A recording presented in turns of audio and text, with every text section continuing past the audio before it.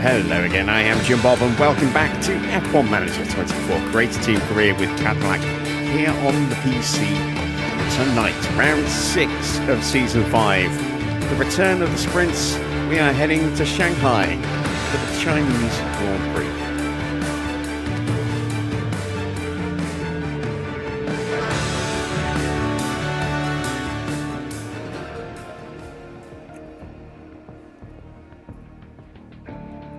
So welcome back, hope you enjoyed your weekend. We had that Bones stream on Saturday where we raced at Suzuka and actually got a fantastic result. And let's see if we can continue that here in Shanghai. We've got ourselves an interesting weekend. We've got new parts on the car. I believe we've got a brand new front wing on the car. You can see our design centre is once again shut down due to a catastrophic error or catastrophic fault in the building, structural issues. We've got a couple of new wings built and they've put them on the car already. We've got 2 more coming. We've got more chassis coming, another suspension coming. Unfortunately, we can't speed that up that 1 extra day to get the new part started now, but we'll just have to wait. We've got parts waiting to be built, so you can see here we've got none of the Mark II underfloors. They are built, no, they're designed, but we haven't been able to start building any yet. So that's next on the build queue, is to get those into production. We'll have to do that when we come back from Shanghai. You can see we're very low on spare parts. Yeah, it's been a bit crunchy with our cars, unfortunately. Let's see who we've got in the chat. We've got Army, we've got Daniel, Victor, and Dino. Good to see you guys. Hello to everyone else who's lurking in the chat as well. Do feel free to say hello. This year, F1 will need to cancel round 4 and 5 of the season for safety reasons. Well, you say that. Maybe not. I mean, it's only a couple of years ago, but there were missile strikes going on during a Grand Prix weekend, about 30 miles, I think it was, from the circuit. So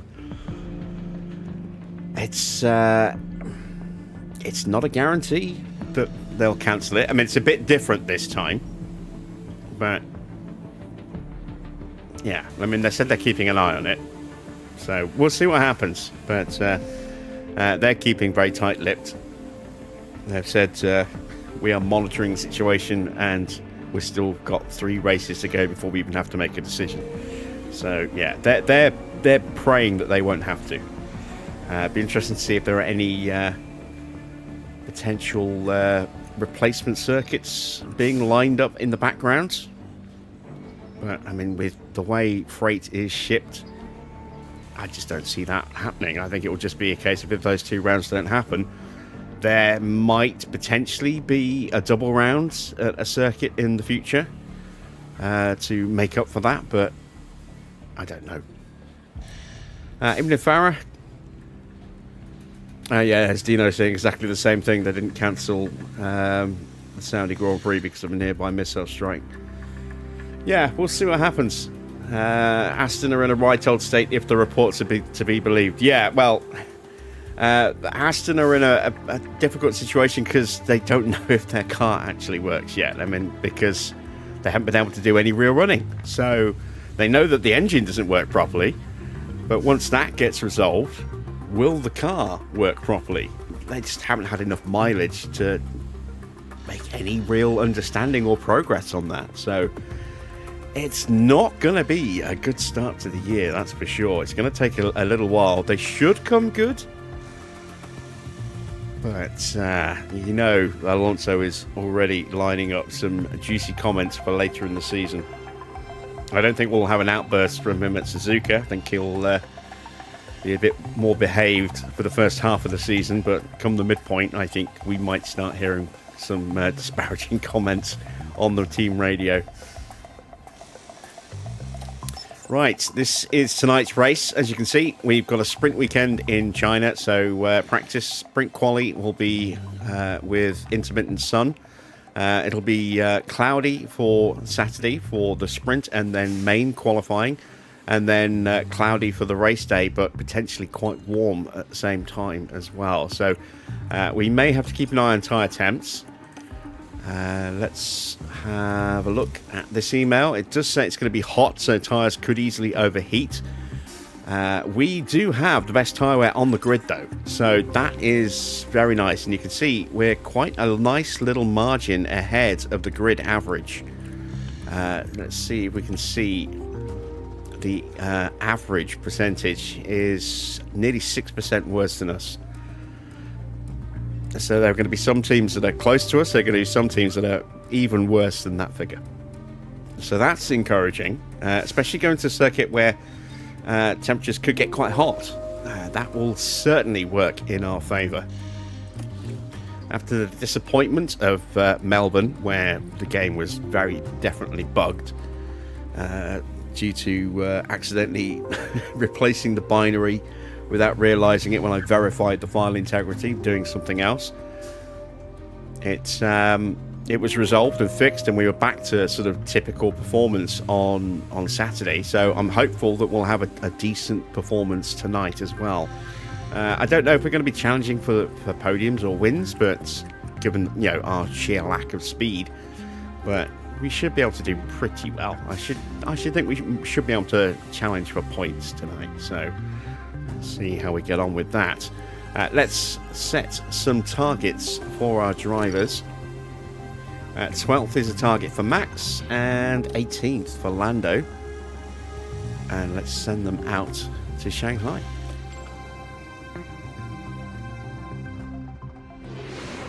We're just getting settled here in Shanghai, ahead of the Chinese Grand Prix.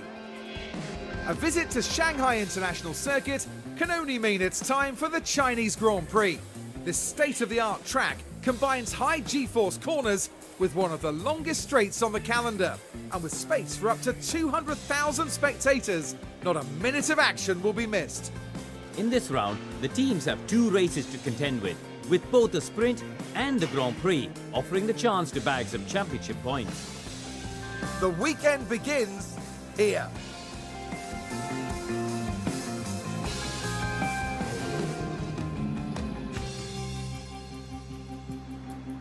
Dino says what makes it more embarrassing is the Cadillac's a brand new team and should finish the race, whereas Aston may not even do that. Yeah, it's not looking good for Aston. It's definitely going to be a very difficult start to the year.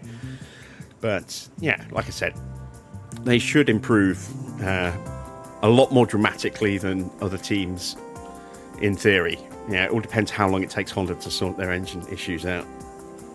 We've been here before. So last time it took them a while. They did effectively lose 18 months worth of development time as well by sort of quitting Formula One, but not really, and then suddenly deciding maybe we should stick around. We're winning.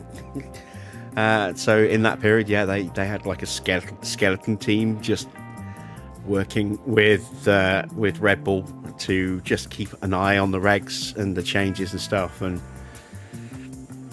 by the time they fully committed back again, they'd lost 18 months. So yeah, that's not helpful at all. But we'll see how things go with that. How you doing, Jelly? Good to see you. Let's get our cars prepped and ready for the Grand Prix, shall we? Have some interesting mod news for you as well. We'll get that discussed while the cars are going around in practice. So let's start with the fuel. So it's normally, I think, 15 laps around the circuit, maybe 16 laps. We'll just leave 15 laps in the car, and that hopefully will be enough. Do I need to do component swaps? Let's check they're both running the same spec where they can. And we don't have anything other than Mark 1 on the floor, so yes, there we go. Right, engine. That is the weakest engine.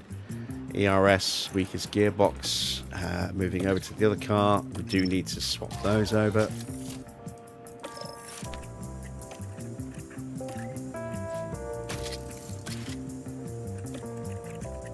And now we need some setups. So It's going to be, I think, an 11.5 is our starting point. Quite low front wing, probably between sort of 2 and 3.5. Let's start with a 3. Let's go 2.8. On the roll bar, we're looking at probably a 1.9 or a 2.8. And then this is usually going to be below 3, so we'll go with that, and then that's usually quite high, so we'll go with that. Let's push it up a bit further. There we go. And that car is ready to go now. There we go. Let's move over to Max's car. And we'll try a 1.9 on this one. I'm going to try with an 11 on the rear wing as well. So let's go with 11. I'm going to drop the front wing down a little bit more as well. We're going to go to a 2.5. We'll go 1.9. I'm going to take this down a little bit less. So we went 2.85 on Norris's car. We'll go 2.95 on Max's. And we'll whack that all the way up. And let's hit the track.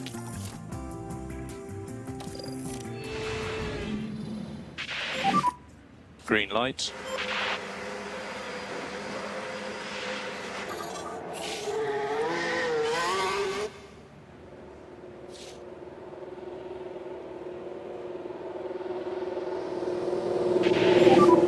Radio check. Yeah, radio check. Good for me too. So we've got plenty of rookies running. Manage your tyres as you wish. Yeah. I say plenty. We've got a few rookies running. We've got a rookie at Williams. And We've got 2 at HiTech. And we got 1 at Aston. That's it, actually. A lot less than I thought at first glance. So, who are they? It's Nicola Lacourte getting a run, along with Suckley Lindsley. Wilson Cairo is getting a run, and so is Luigi Dalla. There we go. That's your list of rookies. We've got a penalty for Pato and a penalty for Kimi to be applied, both for collisions that they caused in the last Grand Prix. They'll be applied after qualifying for the main race. Let's tell them to avoid high curbs. Oops. There we go. Yeah, and let's talk mods. Try to reduce the hit on the curb. A couple of interesting and very interesting mods dropped over the weekend. We have the first parts of the 2026 mod coming. Last time around, the 2025 mod came in bits and starts. We had a few different packs, and then we had some individual car packs and mods, and a pack for helmets and stuff popping up. And then they released everything as a combined package with an updated version. I would imagine that's what they're going to do again this time. But to start with, we have the 2026 UI changes. So this basically has brought in some just little visual changes. So you can see here we've got the new style car on the presets. We've got some updated team names and stuff there. We've got updated names here, but still got the Kick Sauber sponsorship there for some reason. But we do have them now named as Audi, as you can see. We've even got Adrian Newey popping up, and again we've got a new little image here as well. So it's just a few basic UI changes. You can see here what it's done. Time towers from 2026. Recoloring for accurate representation of the 26 colours. This is a little bit more important. They've renamed the engines. So you can see here, Renault has now been renamed as Honda, because the Renault engine's not there. So the Renault engine in-game will now, if you have this mod installed, will now display as Honda. And then the others stay the same, Mercedes, Ferrari and Red Bull. We've now got inaccurate logos for F2 and F3, better race suits. Team principal pictures have updated. UI panels now show 26 cars. So that's the first pack. And then the second pack that dropped was a face pack. So this one, as you can see, adds in headshots for some of the new staff members and drivers as well. So those two will work together nicely. Also, on top of that, there was an update to the database editor. So I'm just going to load the autosave. Honda, for the love of God, give Alonso a good race car. Oh, I didn't see that before. That's new. Modified car performance to your liking. So, yeah, a couple of new things. First things first, if you are using this, there will now be some new turning points in here every third of the season to talk about engines and engine upgrades, which will be available to everybody. Normally, news articles and stuff are only available to those who back the project on Patreon. We have also now got... We need to work on the tires. We go into performance. These are all displayed a little bit easier to see now, so you can see exactly where the engines stand. This is based on the engines we're running in this save file. If we go to mods here, you can see, unfortunately, my save is not compatible because it must be a brand new save, effectively, but you can now choose to either apply the 2025 mod or the 2026 mod, and that changes various different bits and bobs within that, which is really good as well. There was also, if we go to teams, actually take a look at an individual team here, you now have, if we go into performance, you can change it so you can actually change the expertise of every part based on the engineers as well. So I'm very curious actually as to what our expertise looks like. It is lagging a little bit,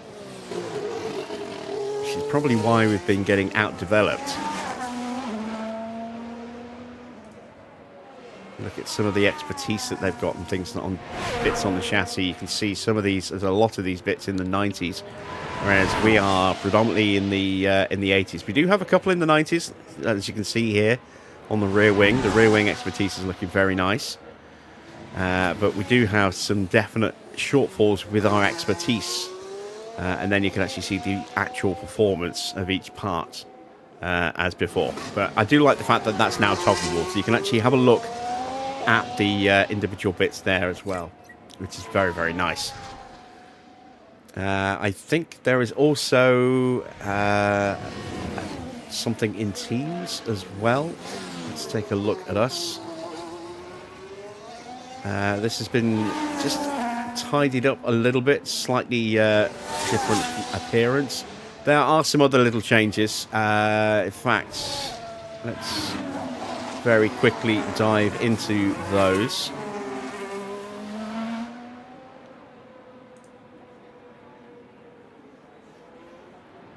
So the 2026 data is just a database mod at the moment. There's no car mods, there's no that are part of the pack, there's no livery changes or anything like that. It's literally just the database with a side Facepack, and then also the UI changes. We don't know when the rest of it's coming yet, but it will be coming at some point. So you can see we've got updated 2026 lineups. You can now time travel from the start of 2024 through to the end of 2025. So whereas before it time traveled you to the end of 2024 to start the 25 season, and then I had to sim a season of results, now you can just sim straight to the end of 2025. 50 new characters added to the driver to the database across drivers and staff. A change to some driver statistics, updated car performance values, engine performances, updated calendar, but without Madrid because no one's designed and built the circuit. And then added the 2025 results and updated records with the data for the 2024 and 2025 seasons. And you can see Renault has been replaced by Honda. Audi has been added as a custom engine. So here you can see You can now time travel the extra drivers to add in, which is academy drivers, F2 and F3 drivers, missing staff, driver lineups, driver staff stats, cars and engines, add the 2025 results in, regulations, calendar. This has all been plopped in. And you can see introduced free engine turning points for everyone as well. This is a bit new as well. Engine improvements and the performance chart. You never saw that before, I don't think, in terms of engines on the graph. You could only see team performance. So let's go back and have a look at the performance graph.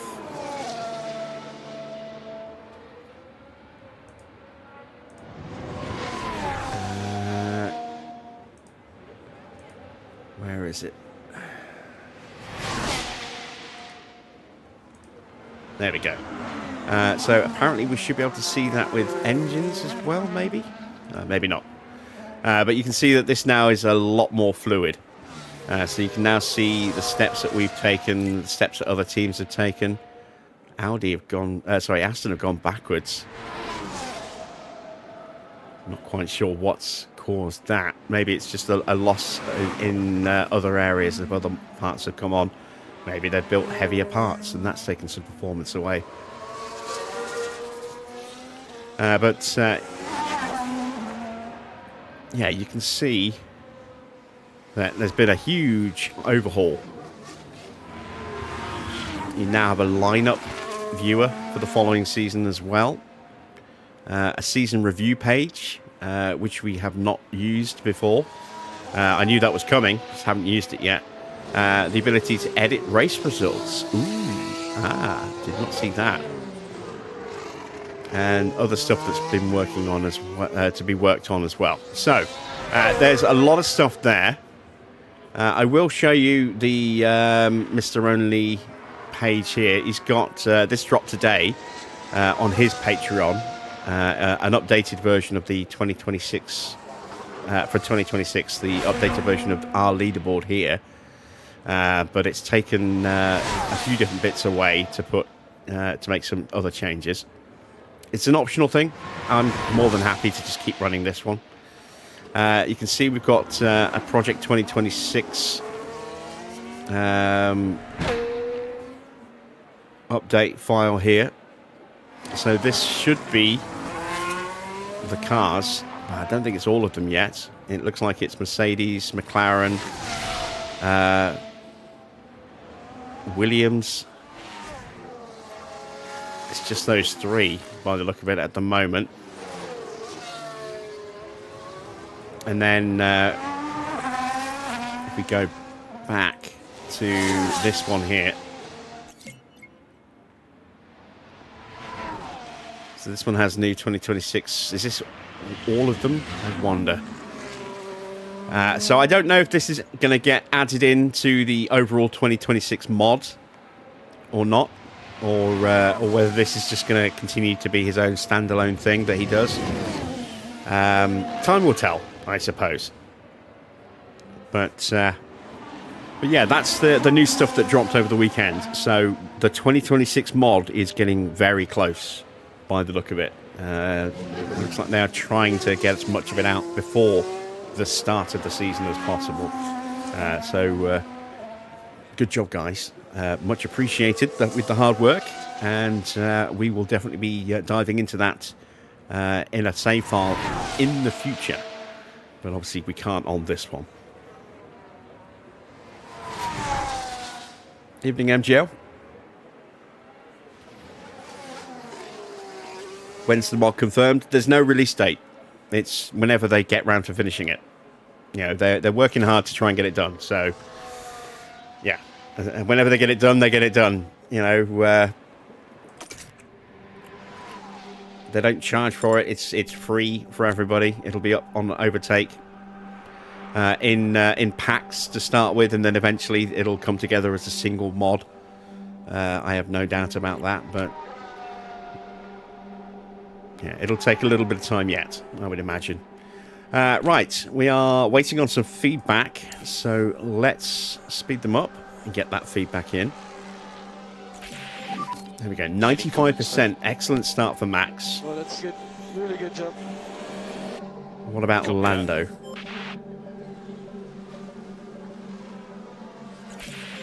76 for Lando. Ooh, that is not so good. It's okay. And copy, understood. Might just be able to call him in time. I did just get him in. Lando can land. There will be speed limiter on. And stop on the marks.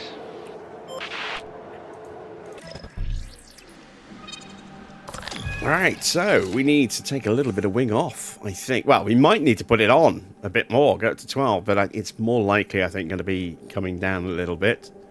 Let's leave that at 3 for now. This could go either way. Let's take it to a 1.9.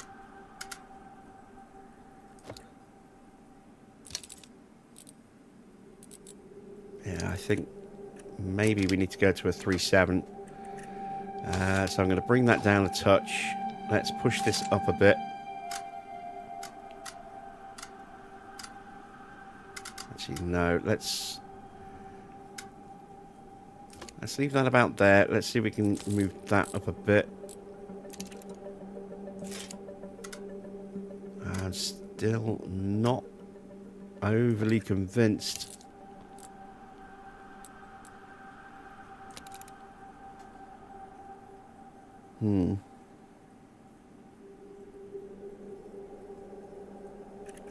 Yeah, let's go to a 1.9. Let's work around that.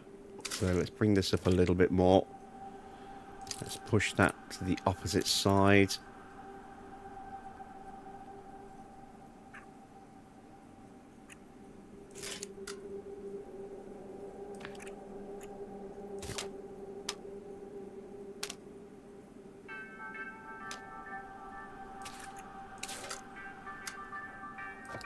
I'm going to try that. I'm not really sure which way to go on this one.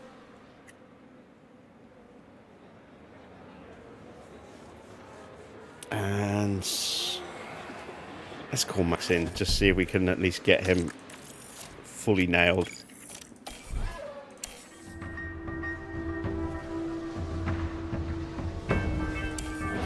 Oh, and I've been busy working on trying to find...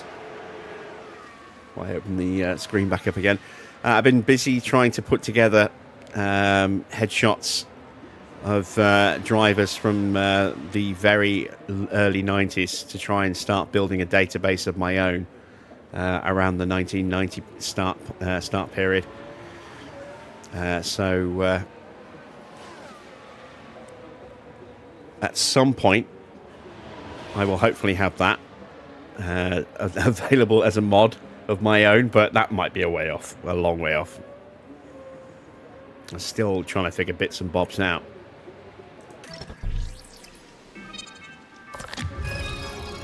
Alright, so little changes that need to be made. Let's bring that down a touch.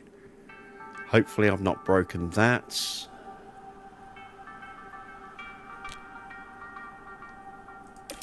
There we go.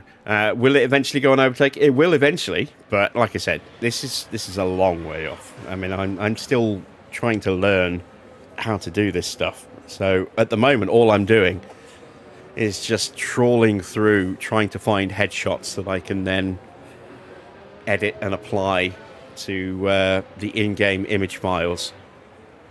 So I need to learn how to do all that properly. I've got to teach myself how to use Photop because I don't have Photoshop. And then I've got to teach myself how to use, Unreal Engine and other bits and bobs to cook files and pack them. So, yeah, this is, like I say, it's a very long-term project.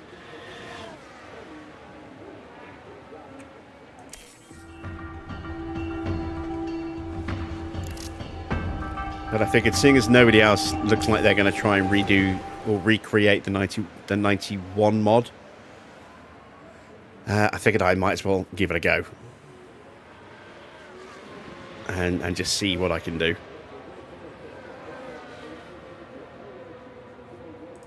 Will the 2026 mod be on Overtake? Yes, that will.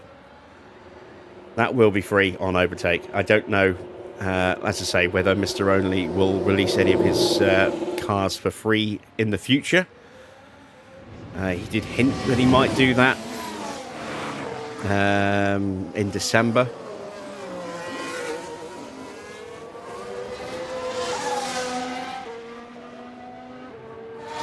But whether or not he does, I don't know. I don't know if he's working in conjunction with the guys put together the 2026 mod or not. I have a feeling probably not.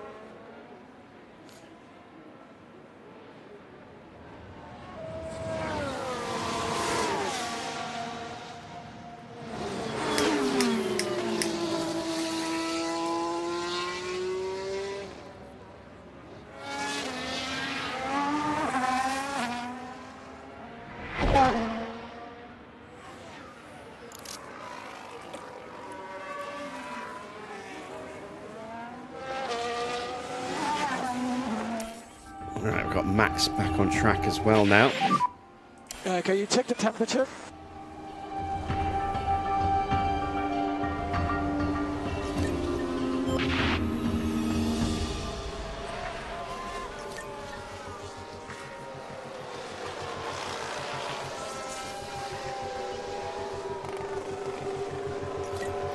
Yeah, we're just a few days away from the F1 circus starting up again.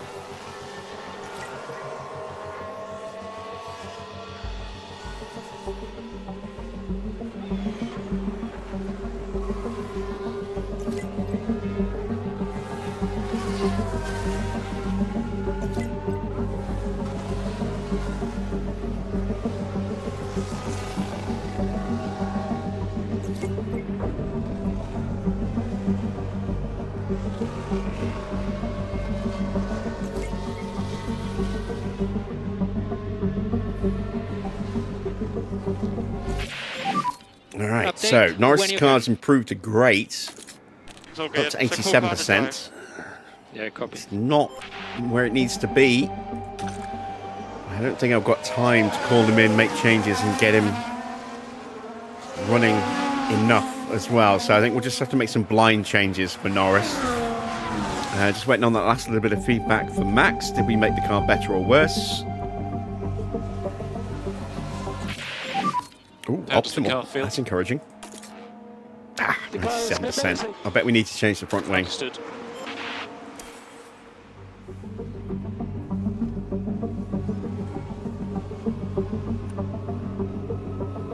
I just thought Norris won't have enough fuel, will he? Well, we'll let him keep going.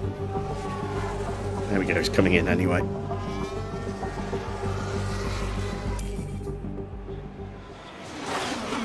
And so is Max. I forgot they only had 15 laps of fuel in the car.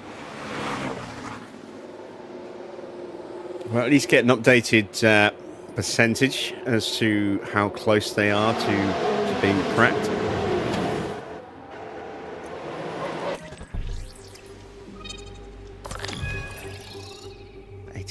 Ooh, okay, well, that is much lower than I was expecting it to be.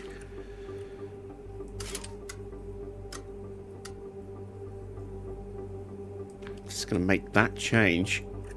Hopefully we can get that turned around pretty quickly. And get him out for the last 10 minutes or so.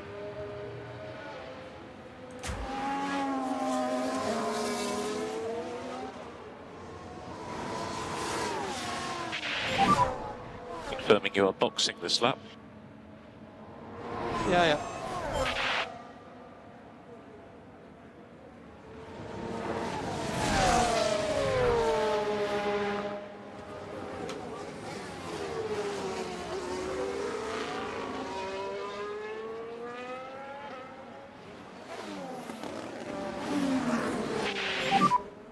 Yeah, I'm in.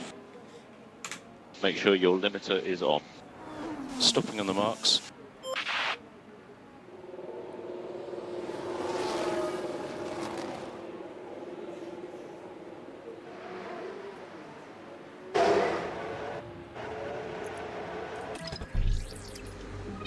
It's the front wing. I knew it. Up or down? Up or down? Let's go down.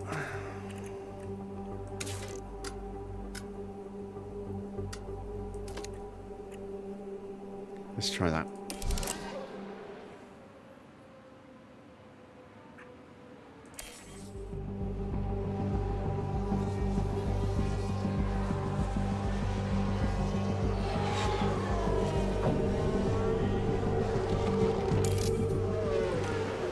I've got about the last 8.5 minutes or so. That's not too bad. Get some extra running in. Max should get about 8 minutes. Ish.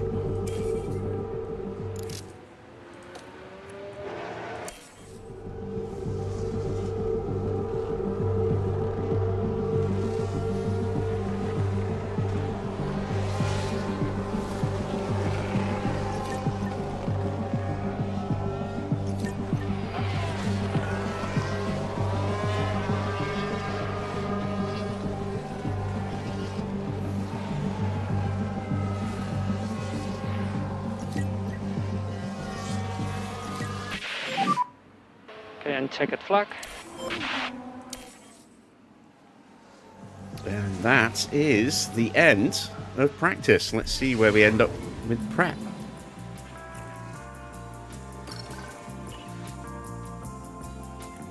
Unknown, because we have unknown setups.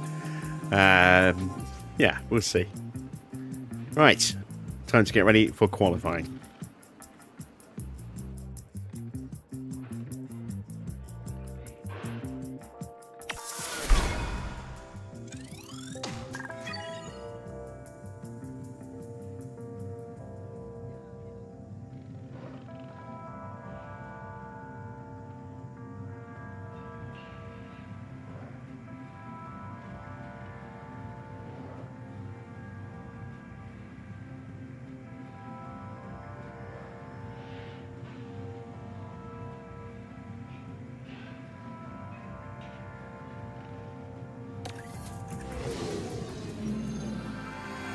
Welcome everyone, qualifying for the sprint awaits us, and we're raring to get going.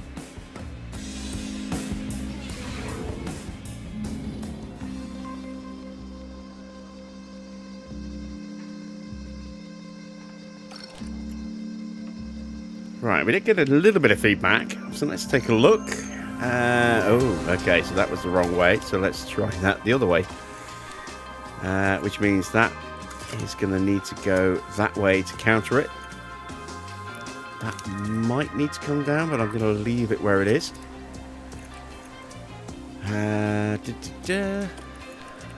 Engine parts. New engine today for Max. We'll stick with that gearbox though, that'll be fine. Norris needs better engine and better gearbox as well. Oops. And let's take a look at his feedback. And so far, so good. We've only got 2 values, but they're both exactly where they need to be. Let's see how the rest of it shakes out. I do think the front wing might be a little high. I'm kind of loath to make yet more blind changes when I haven't got any other baseline information yet. So, we'll leave them like that. Let's hit the track. 4 seconds, 3, 2, 1, green light. First out is Liam Lawson in the Aston. Champion Piastri will be the second out. No, he won't. He'll be the third out. Schumacher's popped out just in front of him. There he is. Disappointingly short first race for Schumacher in IndyCar. Out on the first lap. Not his fault. Had absolutely nowhere to go. 2 cars came together in front of him, and there was just he got caught up in it.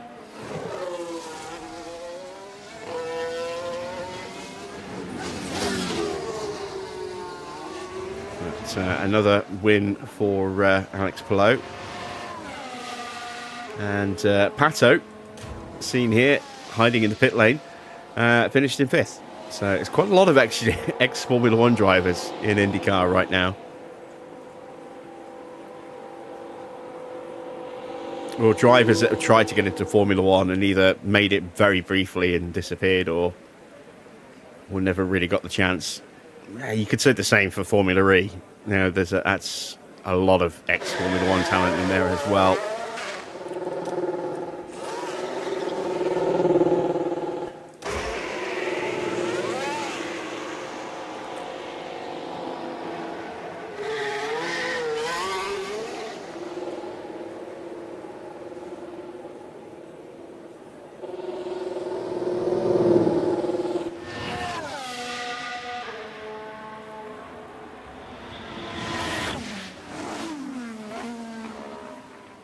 Yeah, it was like turn 4, I think, on that one.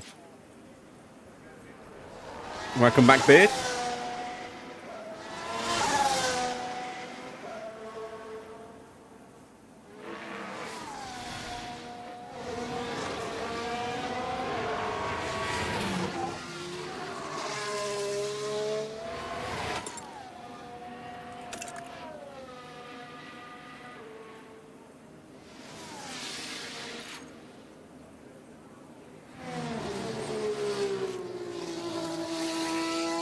What's the aim for today, points position-wise? Just into the points is the target. At this point, anyway. We'll see. That might evolve depending on how we do in qualifying for the sprint, and then how we do in the sprint itself. But for now, my aim is to get hopefully both cars up or around the points.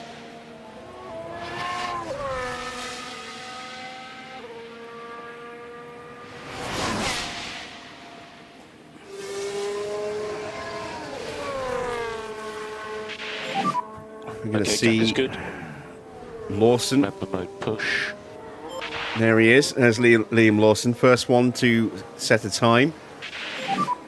Behind him is Schumacher, and then Piastri. Norris will start pushing now, so he's not going to get in the way of anyone. And that's Max disappearing into turn 1 there. Actually, no, that was somebody else. That was George Russell. Max is already halfway around turn 1 at that point. So Piastri has set the benchmark with the 1:31.0. Let's see who gets close. First sector time for Max, 23.7. Quicker than Doohan, quicker than Albon, quicker than Lindblad, quicker than Lawson. On par with Antonelli and Bearman. So not bad. Norris matching him in the first sector as well.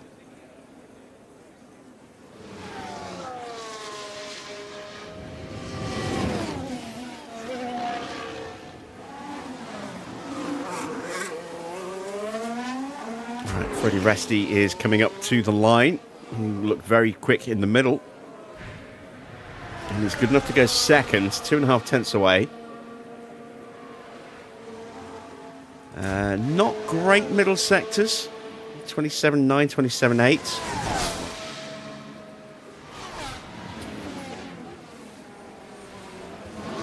But no delays, I don't think. We've got a yellow flag out there. That's, oh, god damn it, Sainz is out. And red flag. But it's just as we're about to cross the line as well. God damn it. So with, oh, wow, he went in hard and fast. Just speed massive. Oh. Oh. So with almost half the session gone, we are still yet to set a time. And clearly then, not what everyone in the garage would have wanted to see.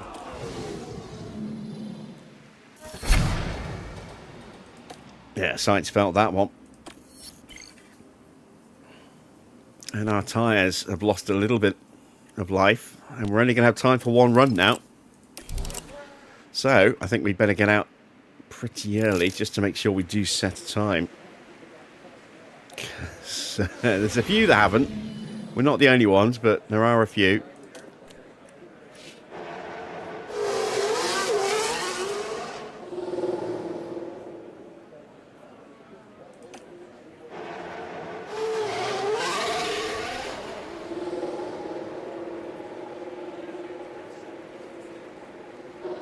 Antonelli's coming out for another run.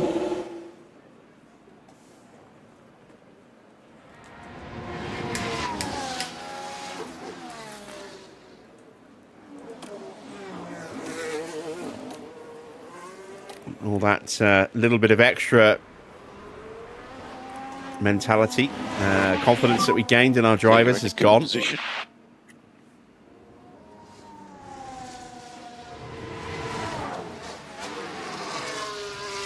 So back to square one again. Setups, I don't know if they're good actually, we forgot to check them.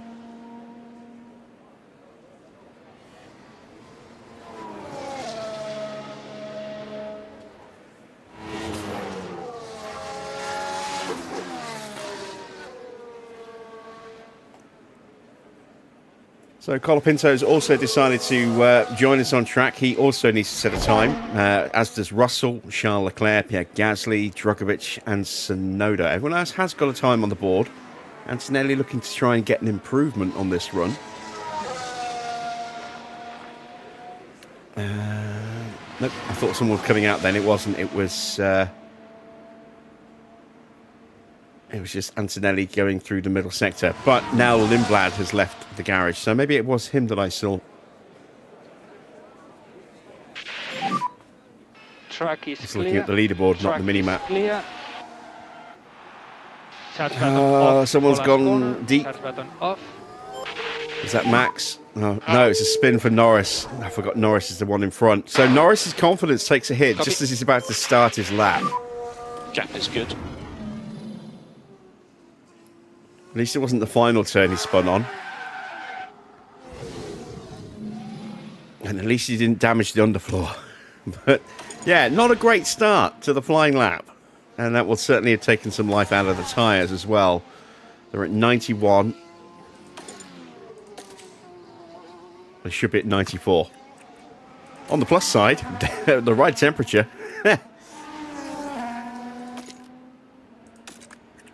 I wonder if that means he'll be quicker than Max in the opening sector. No. It's the answer. 25. No, wait. No, Tsunoda hasn't left the track yet. Now he's leaving the garage. Or is he? No, that's Lawson coming out again. Tsunoda hasn't left the garage yet.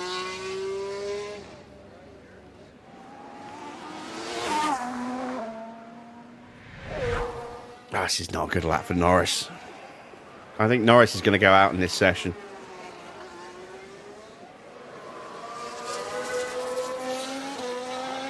Thanks to that spin. We're not going to have time to do another run with him, I don't think. Unless I abort this run and then just send him again. I think that might be the smarter choice.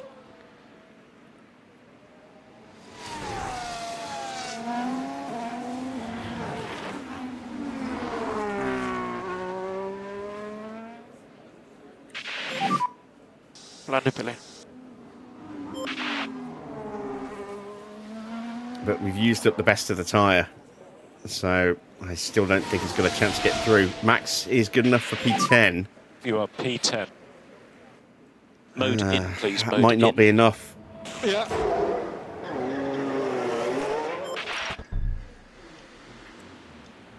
We did Max's setup though, that's good.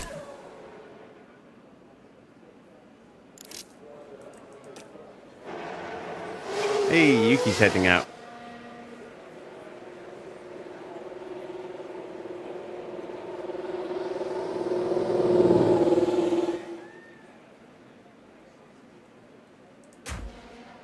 There he is.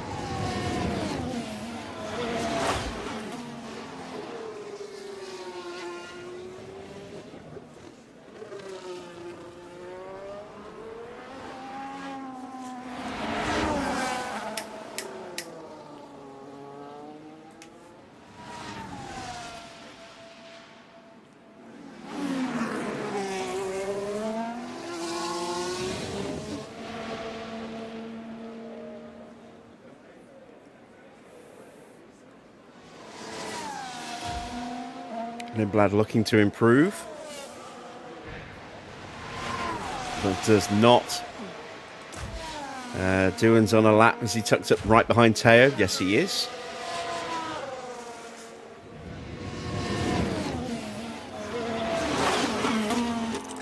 Norris has got his confidence almost back to where it was.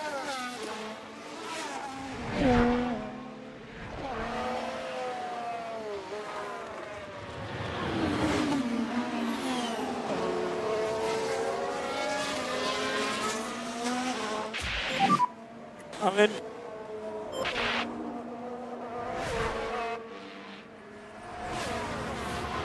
That's Charles Leclerc that pulled over there through the banking. He's going to get a tow off the back of Lando.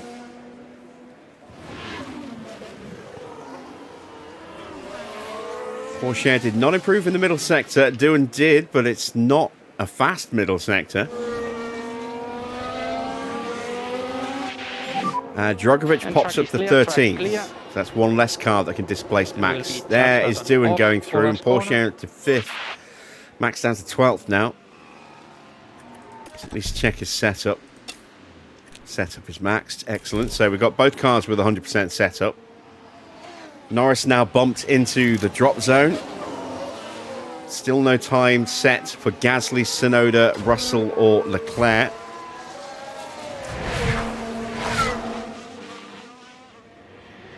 Gasly tucked up behind Tsunoda's going to get a nice tow down this long back straight.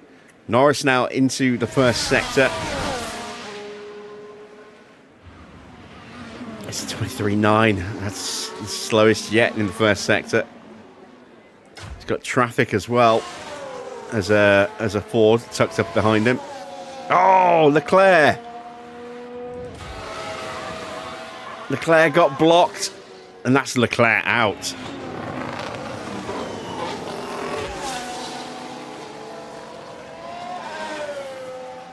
Tsunoda is out.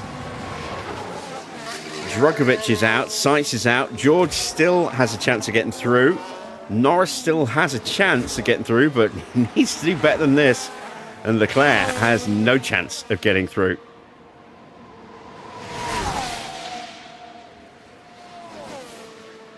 Albon and Lawson are both done, so Max is safe.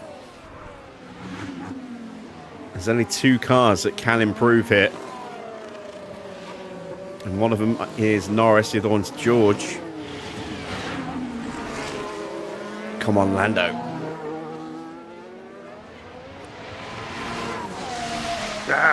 No, he stays 19th. That's a terrible lap. Leclerc is a terrible lap as well.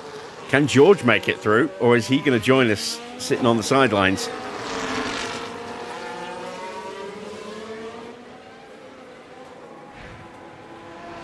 George goes P3. McLaren looking pacey. So, out in Sprint Quali 1, both of the Astons, Lawson and Tsunoda, then Drogovic in the Audi, Norris in his Cadillac, Leclerc in the Ford, and Sainz out in the Ferrari, having crashed on turn 1.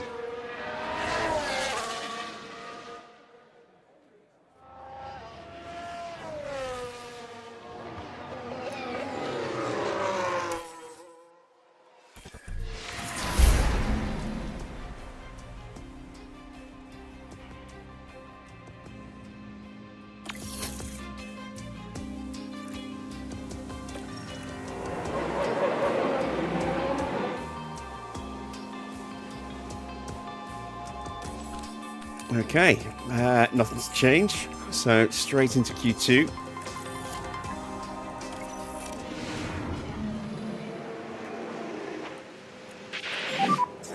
Green light.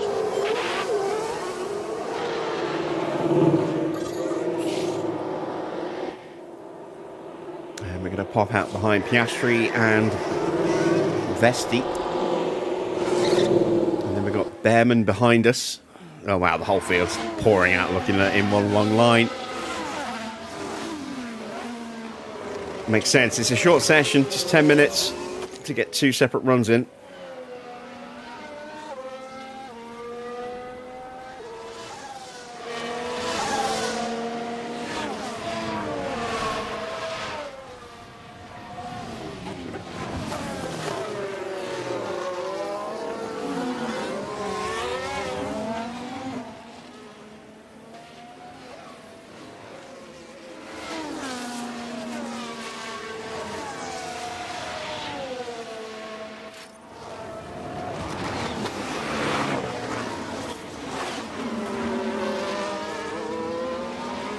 Which version of realistic racing were you running?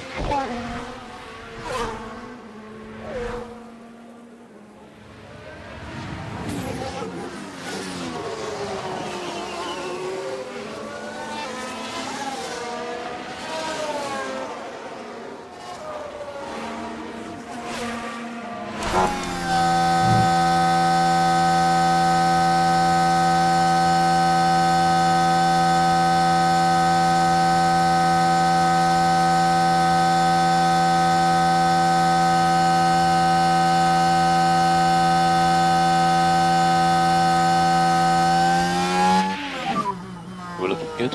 No, I mean, were Good you to running just like the main file, or were you running the modules instead?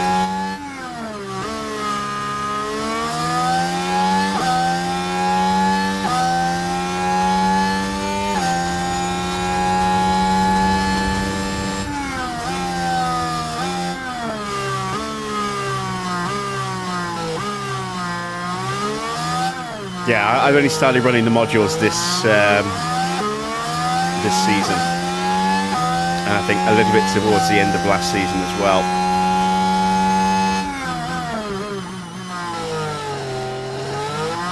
Before that, we were just running the main file.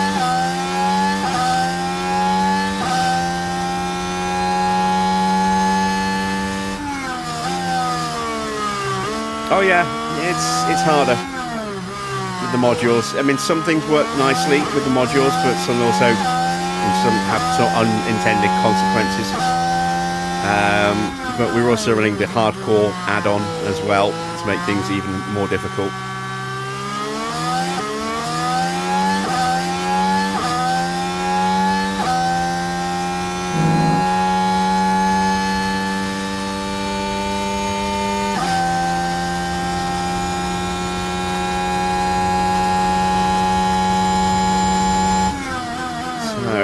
Based on this first run, we could struggle to get through.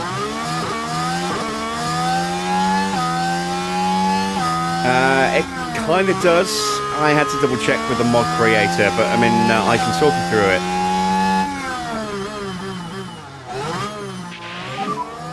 Currently P4. We'll get qualifying out of the way, and then I'll show you my mod setup just before we go into the sprint itself. Yeah, okay.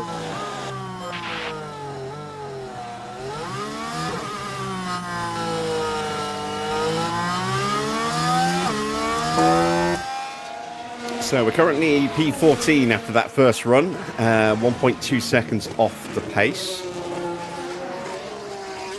We might need to try and get a slipstream if we want to improve our pace.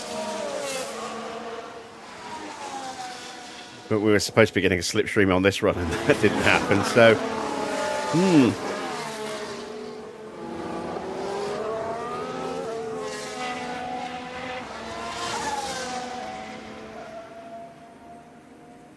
Actually, I can do it now, because we're not going to go straight out. So, open the TV display back up. If I go into mods,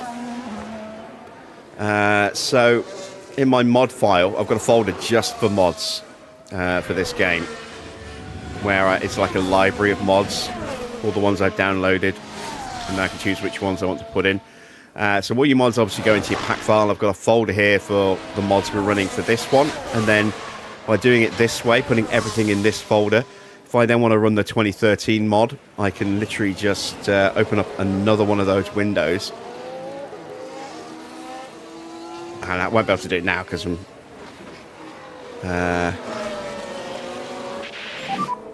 I'm running the game, but I could basically just drag and drop the 2013 season mod file collection in and take that one out, and then that corrects all of the mods. There's a yellow flag now. We've had a crash.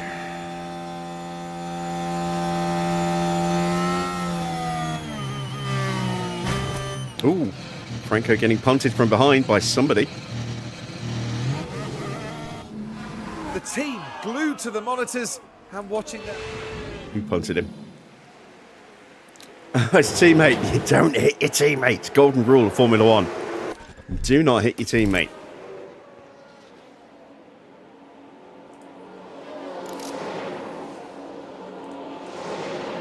Okay, so let's just pull that down a bit so I can see the clock. There we go. So if we have a look here in my current file, go down to realistic racing. I've labeled the folder modular version so I know straight away what it is. So these are the 4 mod files, and then you have choices inside these as to whether you want to have more or less incidents. We've got the alternate hard version that you can see we're running here as well, and then just the normal blue flag. Again, these are alternates rather than the actual ones, and we'll have to leave it there for now because we need to get out and do our next run.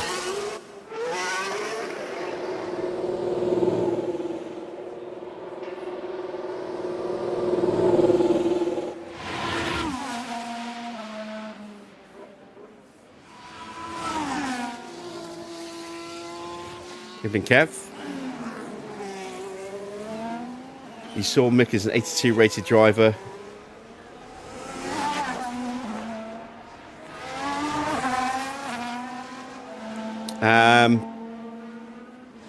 Yeah, I mean this is 2030, so this is Mick having had several years of development, but I also did give him a slight buff at the start of this series.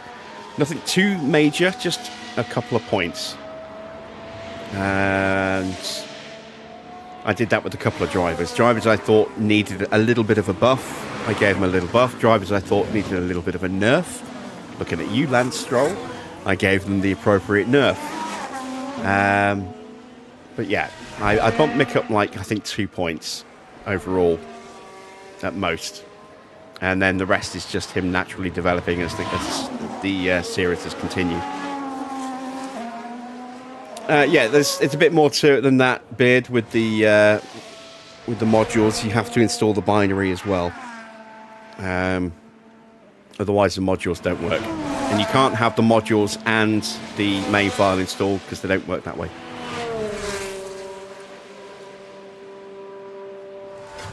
It's a really good car as well. The Alpine replacement HiTech is actually a really good car this year. All right, Max is on his lap, or about to start it.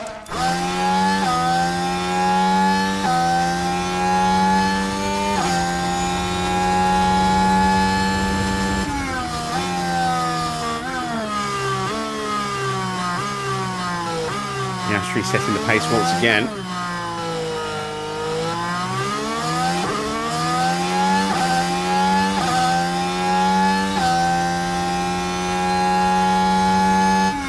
That's not too bad. That's close to some of these guys. If we can get a decent improvement in the middle and final sectors as well, we might be able to sneak our way through. It's going to be hard though. I think we're probably going to just miss out.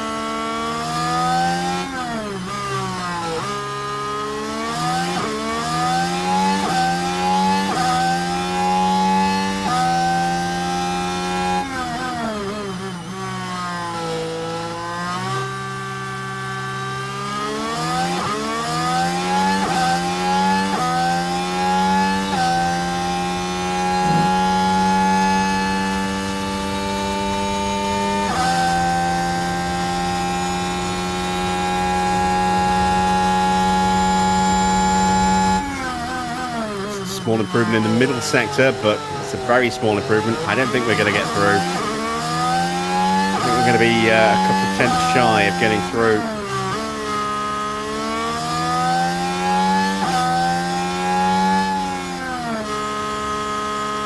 Yeah, Max improves by almost half a second, but it's not enough.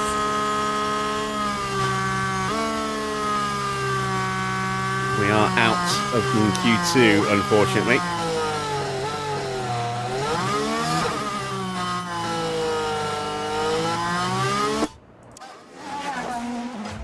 Lindblad looking to make it through. He really has developed well. He's an 86 overall right now.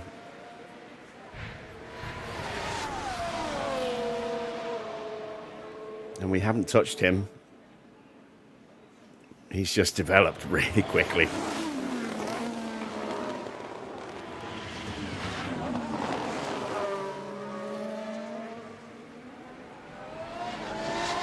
So he's through. Colapinto is out, along with Hadjar, Pato Award, Max, Albon, and Gasly. So, top 10 shootouts will have to be simmed because we did not make it through. Let's see who sticks it on pole position for the sprint.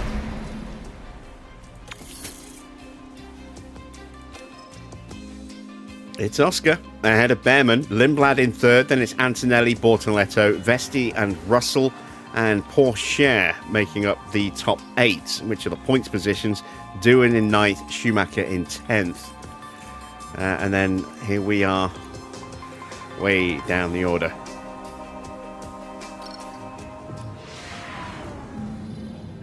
We're back, and the action is set to get even better today as the drivers go racing in the sprint. Of course, this is the first sprint of the season, adding an extra challenge for the drivers and their teams. But as ever, in Formula One, an extra challenge is an extra opportunity. The big draw today is the opportunity to grab some extra championship points. After all, they could make the difference when the season comes to a close. Well, it's not too long now until the sprint around Shanghai, where we'll see who comes out on top.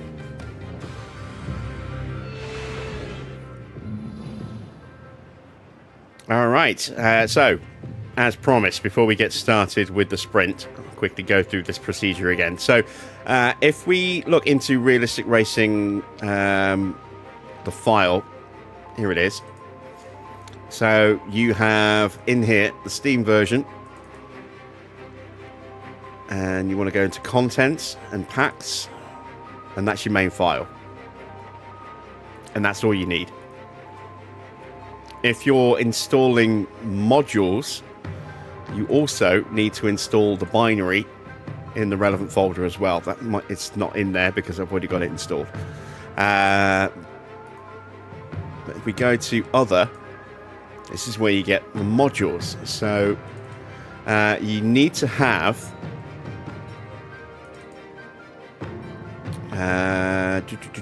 where is it? So in the sim, you need to have these files no matter what, and then those then get replaced depending on what you're doing. So I'm running the alternative hard version, so that replaces these 3 packs here. So if you run the hard version, these 3 files get removed, which is why you don't see them in here. And then these ones here, the sim stats, they are replaced if you want to run blue flags.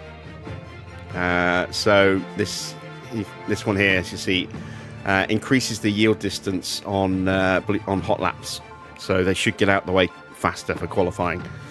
Does occasionally have a negative outcome, but they are there. And then you've also got another version that doesn't have the weight nerf for the racing car stats, but you can't run that if you're running that version or that version. So yeah, to install the actual thing, you need to pick and choose which modules you want to run, and then make sure that you've got some version of these either in or covered by one of the modules that you're running. And then you need to install the binary in the relevant folder on top of that as well. And that's basically how you switch from just the standard version through to the modular version. So yeah, it makes it a bit harder to have it set up the way I've got it set up. But I always like that challenge. So. Lindblad has high, I don't know what it's called. Development is the word you're looking for.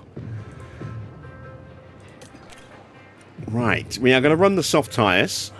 We are not going to change the fuel. And we're not going to go crazy off the line either. We're just going to go straight in and see how we do. So, the start of the Chinese sprint is next.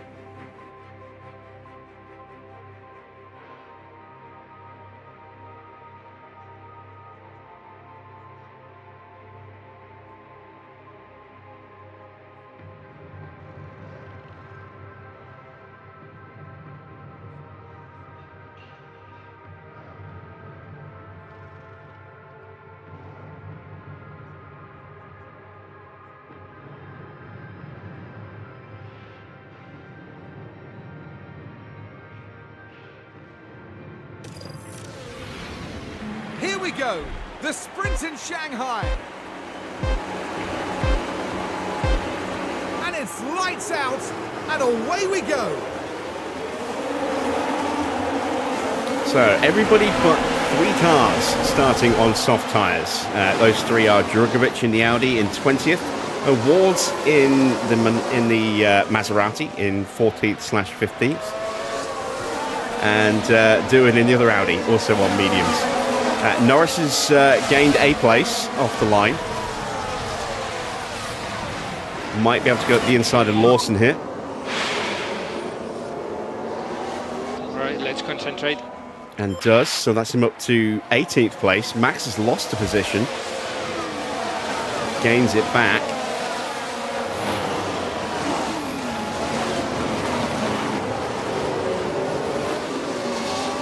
Lawson having another look at Norris again. Content to let the AI try and burn its battery out early. And then try and move forward. I also don't want to push the tyres too hard, given that Race is long. the track temperature is not too bad at 34.6, but I want to see how they heat up, especially in the dirty air, without being pushed. Because that will be useful information for the race itself.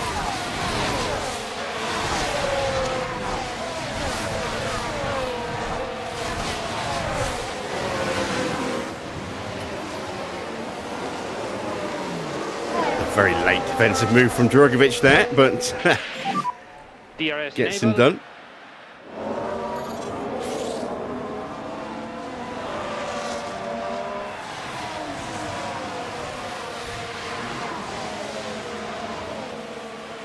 Well, you've got to go full beans if you want to try and keep up with the AI. You've got to do tyres, battery and fuel. One thing to remember as well is the AI generally tends to underfuel their cars. So to give you an example of that, if we go to lap history, you can see we have not touched our fuel load. Thank you. We've not touched our fuel load, so we're at 30.8 kilos at the end of lap 1. Sainz actually overfueled, 34.5. Piastri, 34.3. So the AI is overfueled so that they can push. Actually, were we at 34 or were we at 38? No, we're at 30.8. So yeah, the AI is overfueled, but they're pushing that fuel in the braking zones. So they're able to brake later by pushing the fuel load here.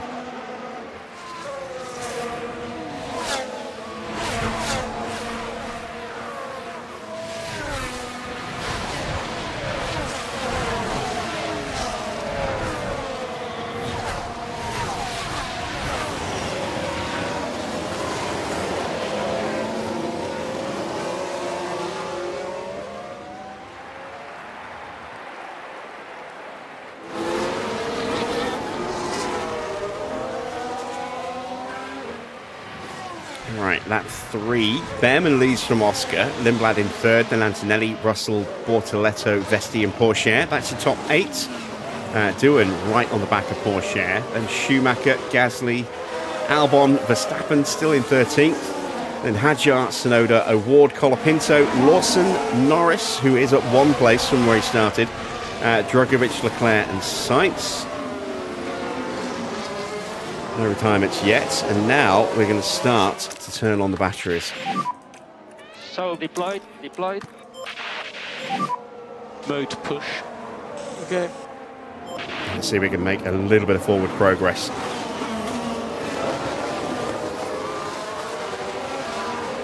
So Max needs to start catching back up. He's been dropped. Someone's got a fault. And it's Lindblad. But it looks like they're carrying some kind of fault.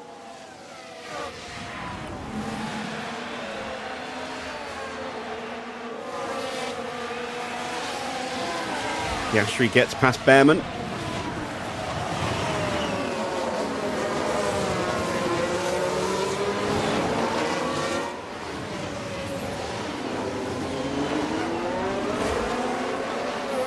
Max is closed back up to the back of Albon now. No way through yet though. New fastest lap for Porsche. You're not going to tell me what it is, are you? All right, let's look it up ourselves. A 133.0 for Teo.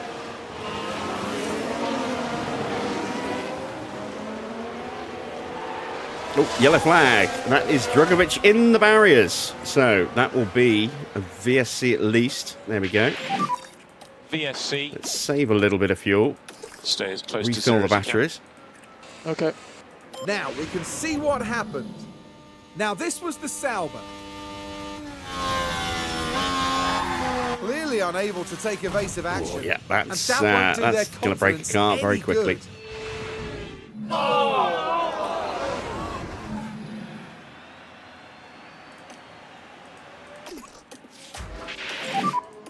Then we need to increase lift and coast. Yeah, fine. Do we have any Drugovic audio for retiring? I mean, they could basically just put any driver swearing in there and just have it beeped and you'd never know the difference.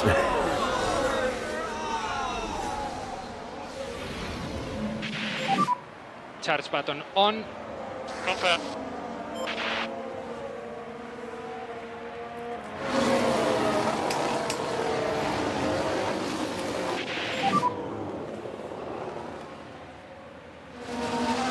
Okay. Energies are good. Confirm.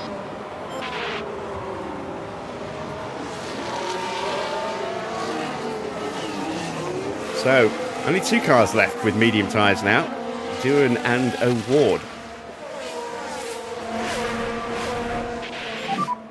A crash in the main straight on the left. Crash in the main straight. Everyone alright? Yes, he seems to be fine. Debris offline.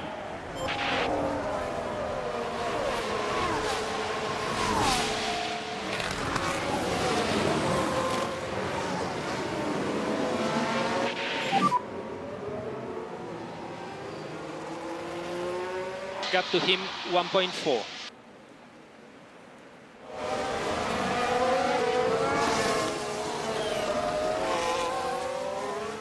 And 16 laps to go. And now we have a little bit of fuel to push ourselves without being too much overweight.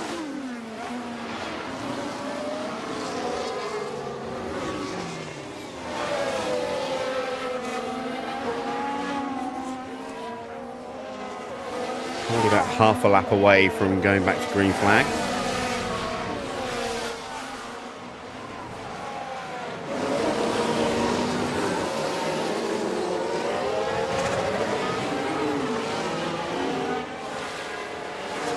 And depending on when it happens, it may benefit us over the cars in front of us.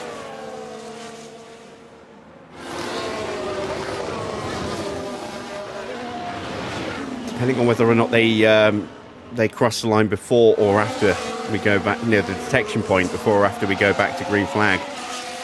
Detection point for this DRS zone is fast approaching. That's it. So no one's getting DRS on the back straight. Virtual safety car ending. Confirm.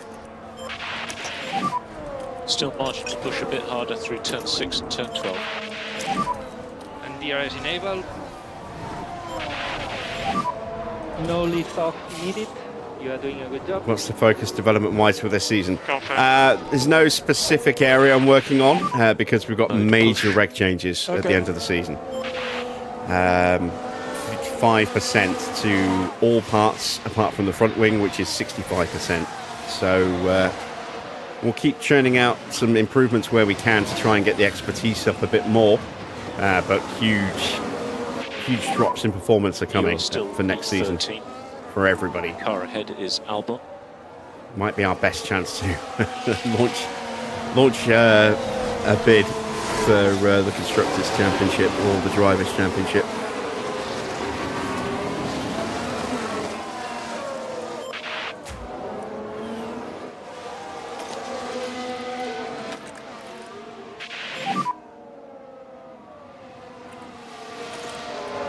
Yeah, confirm. You've got the pace. Okay.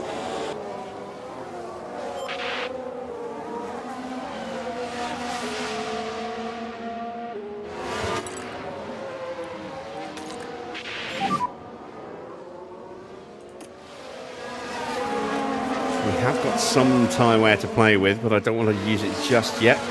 Evening, Arda. Gap to him 0.9.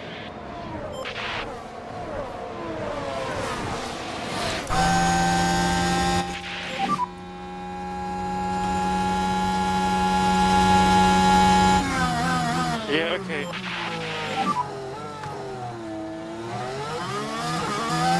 Yeah, we've got Norris through. Confirm.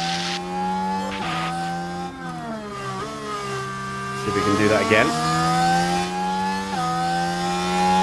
Not too far back.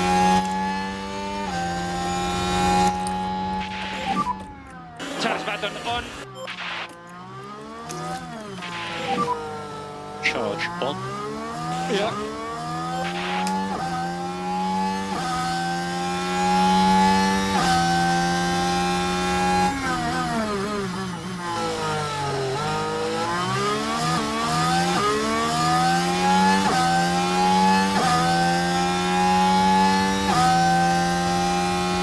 I think our chances of improving our position in the sprint are going to be very limited, but I think in the Grand Prix, with that extra potential heat on track and our tyre management, we could look to do well that way.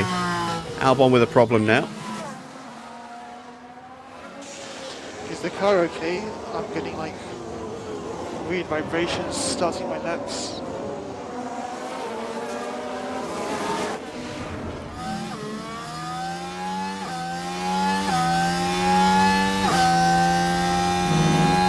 Norris has dropped out of range. Max did not get the DRS, I don't think. No, he didn't, but he has is DRS. just about close enough to get the tow. Yeah, yeah. Let's watch for Hadjar trying to dive bomb us.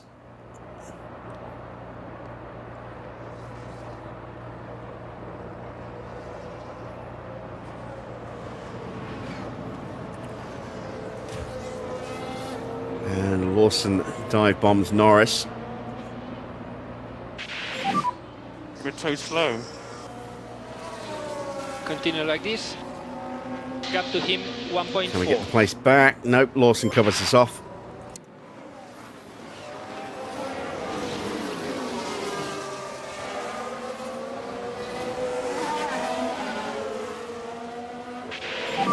It's always hard to push through from the back of the grid in a short race format like this.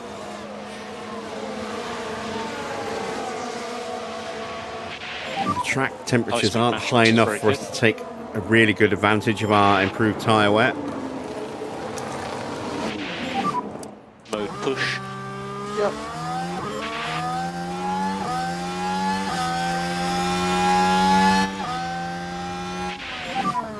Cool the car as much as you can. Okay. Yeah, okay.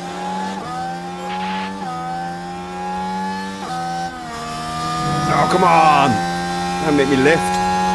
There we go, we're through.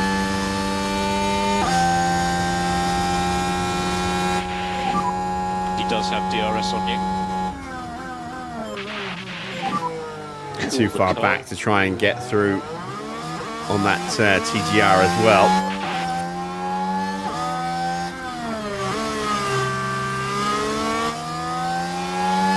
Oh, Leclerc's got past Lando now. Lando's struggling. Meanwhile, Max is punching his way through, or trying to. There we go. Gasly is dispatched. That's P11 now. Chance to try and push on for some points, but a bit of a gap to try and make up. And no battery left.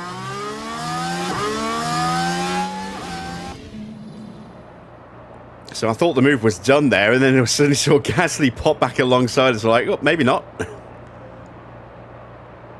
But there, we just shut the line down, made him back out of it.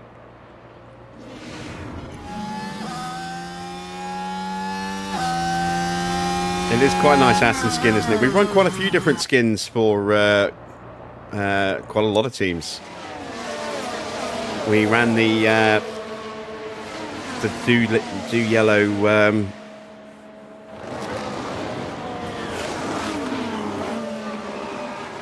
oh, that's a mistake for Colapinto. Locking up. Yeah, we ran the GT GT livery, the do yellow GT livery The wheels just last lock year. up there.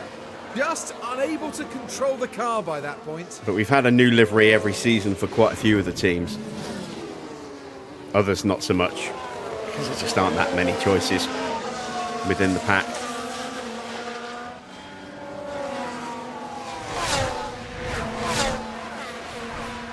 Alright, can Norris keep Gasly at bay and start to close down Schumacher and Doohan? Schumacher gets What through. about tyres? 10 laps to go. I'm And good. we are taking time out of the guys in front of us while they're fighting.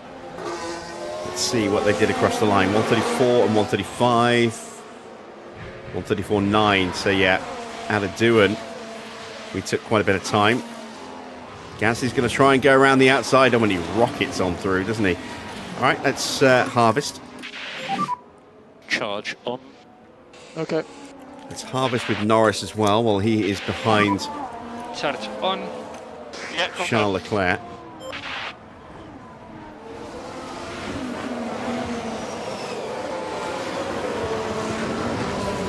There's Hajar, our former driver, ousted to make way for Max.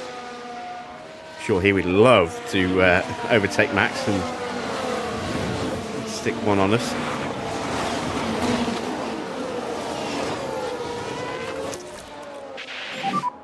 Charge on. Yeah. I may have just given him the opportunity as well. I did. Damn it.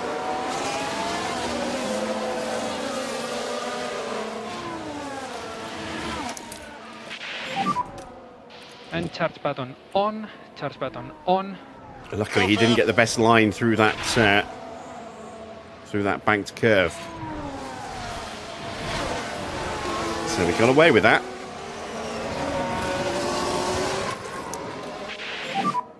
Charge on.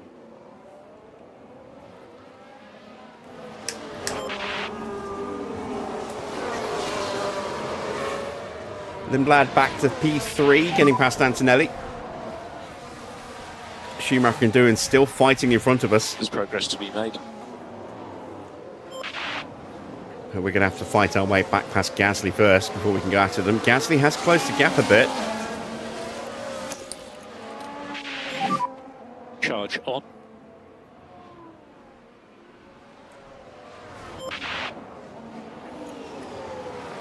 And we're going to try and get Lando back past Charles Leclerc on this lap. So you are currently P12. Okay, next one is going to be Gasly.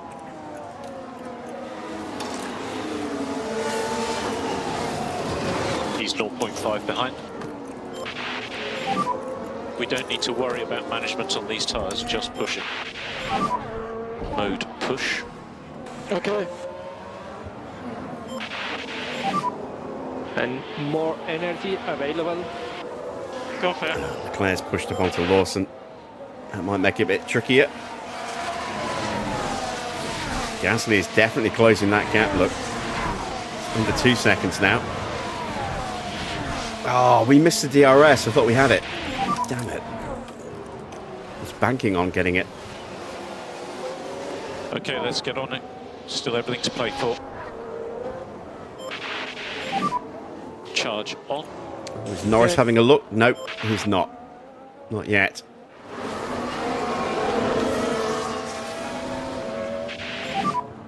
You need to keep your K1 usage down a bit, otherwise you'll just run out of battery and then you'll just be taken by everybody.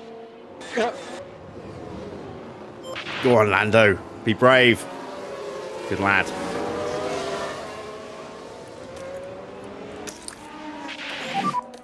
And charge button on, please.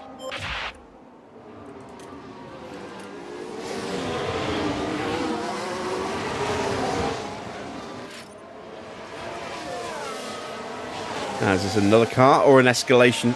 It's another car, Antonelli. Well, yeah, right. It certainly looks like they've developed a fault.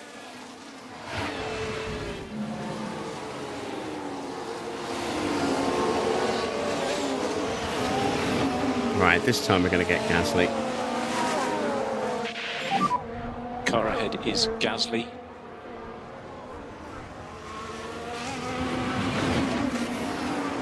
A long way to go. Is changing liveries for teams the same as adding Myteam liveries? It's similar. And will existing liveries work on Mr. Only's 2026 models? No, they won't.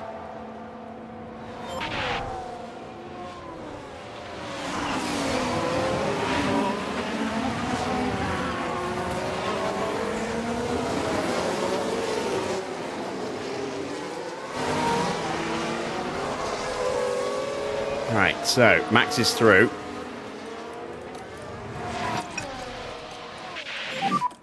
Cool your tyres. Can he stay ahead? Okay. Yes, he can. Good, good, good. And try to cool down the tires as much as possible.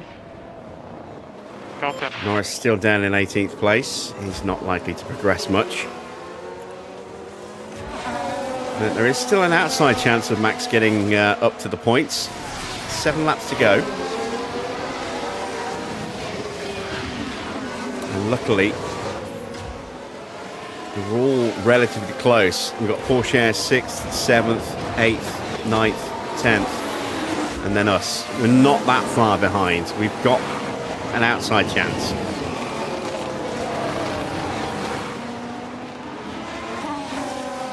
We're going to have to really, really push the tyres hard now just to try and close that gap. We're almost out of spare fuel to push with as well.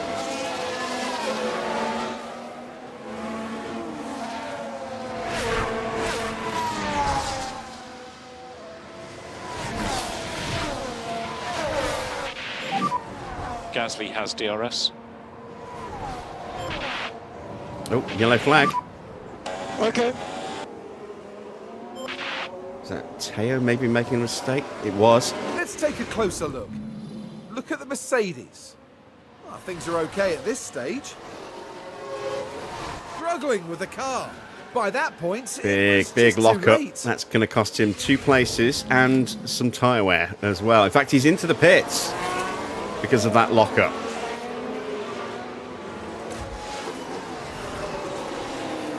So, we're now just 2 seconds away from points. 2.5 seconds away from points.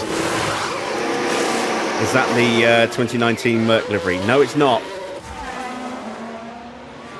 It's kind of an homage, I think, to the 22 livery.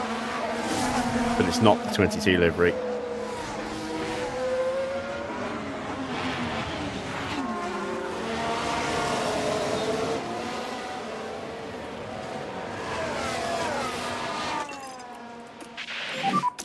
And we need to increase pushing status and remind us on lift and coast. Confirm. So mode push.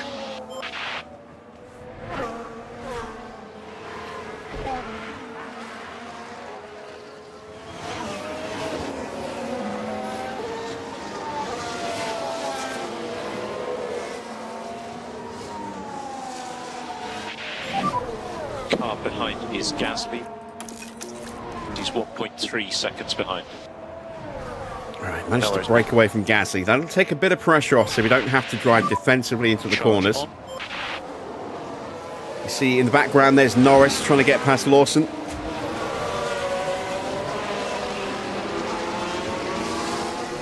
He gets through. And charge button on.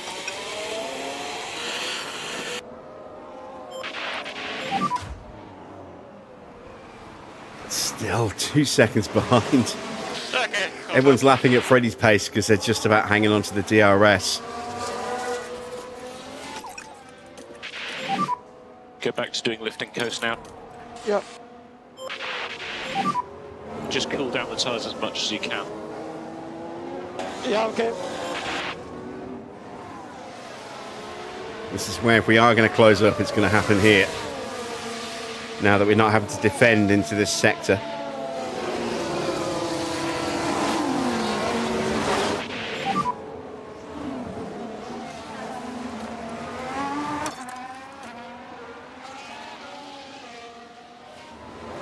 So we're taking about half a second out of them. And Gasly is still out of range. That's good. It does look like he's closed up a little bit. Nice run. Doohan's isolated. He's gone very defensively. It's a very unusual line that he took there. And we should hopefully close up a lot under braking. Ah, we're just out of range. Come on.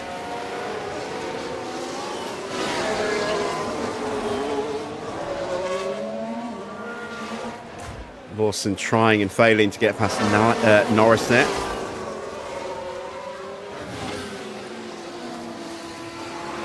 So hopefully this lap we can get on the back of Schumacher and Doohan.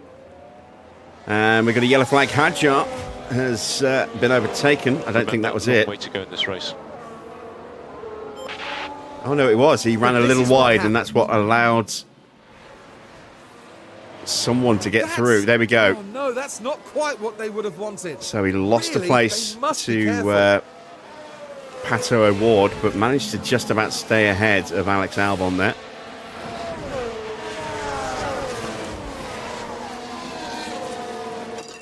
Come on, Max, you can do this. We're okay to push a bit harder if you can. Mode push, please. Mode push. Okay. Come on, Max. Come on, you're so close.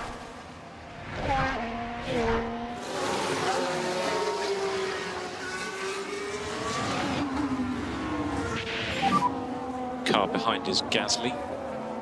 So we're going to have to Gap drain the behind battery, but 1.1. hopefully this will get us close enough to get Do the your DRS at the start of the lap. By giving us that rocket launcher launch out of the banking into the toe. On.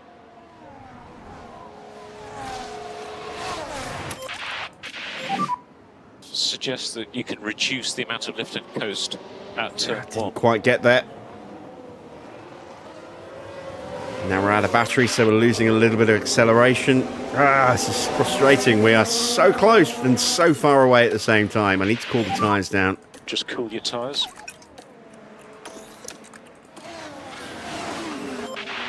I think we're going to miss out. Need to do more lift and coast. Bortoletto Please moves up by into 10%. P6 briefly. Freddie Vesti fights back and shuts the door. There are 3 laps remaining, including this one.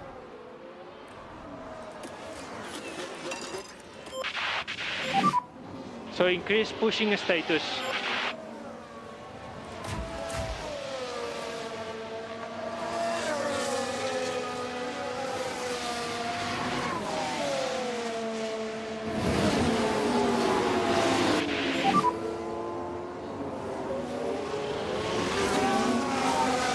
Gasly 0.5 behind.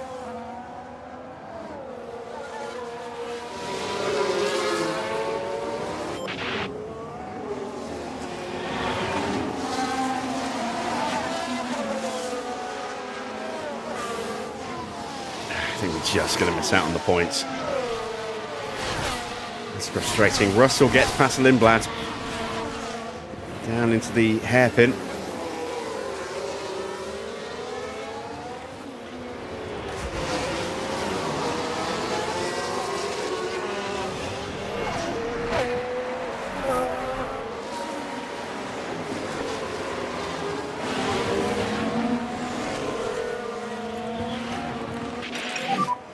Okay, just be aware, Gasly 0.3 behind with DRS. The tyre guys believe that we can increase pace in turn 12 a little bit. Gap's 2 more going laps back to up. go. Okay. Without battery, we can't push to close the gap. And yeah, it's frustrating.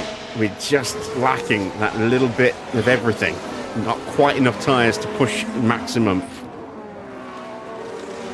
Not enough fuel to push the fuel. Not enough battery to push the battery. It's...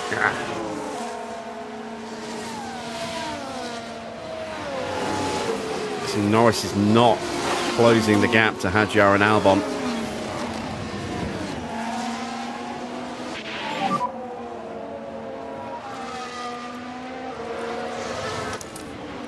Yeah. Okay, charge on. Yeah. Okay to push harder through 6 and 7 if you can.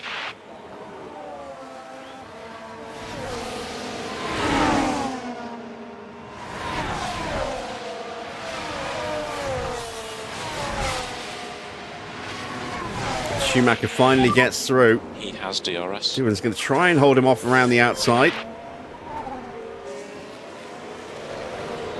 Can't get through. I need these guys to be side by side for about half a lap to slow them right down. Give us a chance to get onto them. This is it. Starting the last time lap. Last chance. Okay. Mode push.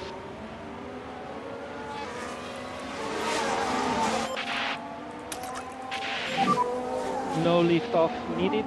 You are doing a good job. Yeah.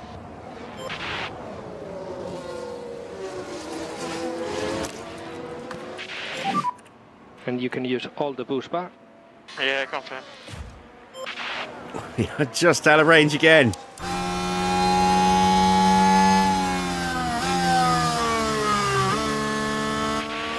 Go on, Max, you're almost there. You've got to get both of them. I don't think that's going to happen. Just do your best. I don't think I'm going to get either of them, if I'm honest. We will give it our all. We are in range for DRS.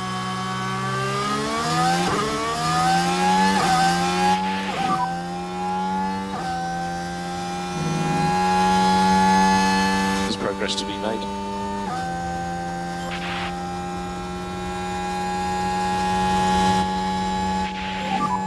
Cool the car as much as you can.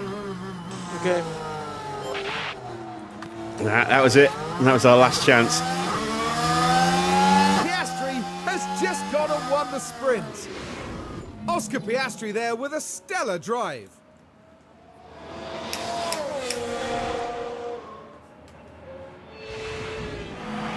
And their hard work is rewarded with maximum points.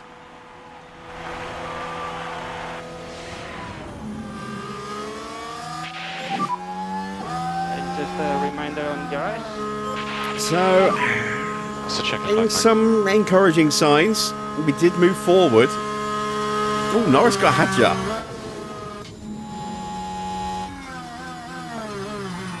Got him up the inside.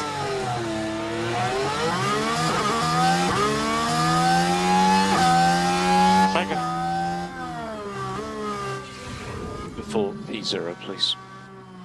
But we just didn't quite have enough in this particular event to really push on. If this was the Grand Prix, 10th would have been a point. It's a sprint, so it's worth 0. A bad day for Lando Norris, who was unable to secure any points in today's sprint. At the end of that, it's a 15th place finish. Confirmation then of the sprint results. Oscar takes the win ahead of Ollie Bearman, Antonelli in 3rd. And then it's George in 4th, Lindblad in 5th. Freddie Vesti takes 6th, 7th for Bortoletto, and 8th for Jack Doohan. Schumacher and Verstappen both missing out on points in the end. Gasly was 11th, then Pato O'Ward, Yuki Tsunoda, Albon, Norris, Hadjar, Leclerc, Sainz, Lawson, and Pourchaire. Colapinto bringing up the rear, and one retirement, Felipe Drugovich locking up and spinning out at turn 1. Next up is qualifying for the main Grand Prix.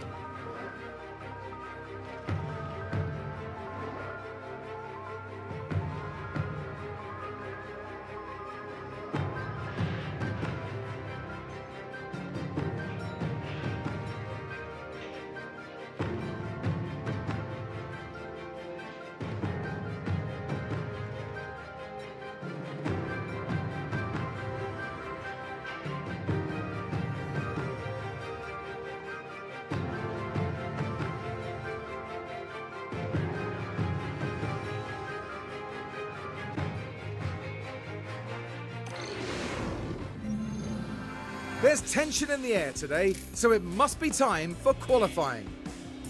Qualifying consists of 3 periods, with the slowest drivers eliminated after each one. With the pressure mounting, who can secure a strong starting position for the race?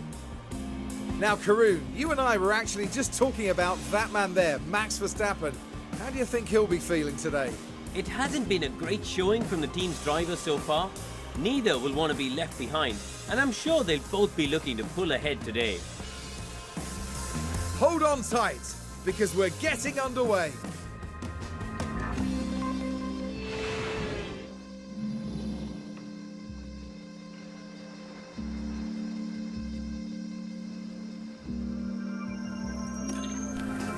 Okay, main qualifying time. We're going to start with a set of mediums just to get an opening lap in.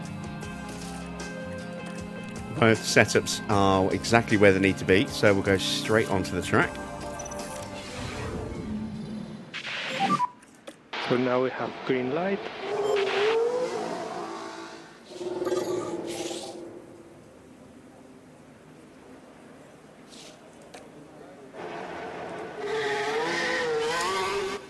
Put a little bit of clear air between them. Let's see what we can do. And if you want, you can go to mode warm up. Yeah, confirm.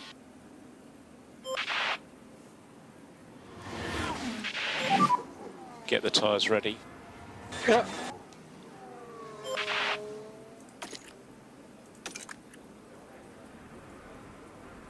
So we've got a couple of cars with some engine damage that's been carried over. Lindblad and Albon have both got their faults translated into actual wear on their engines now.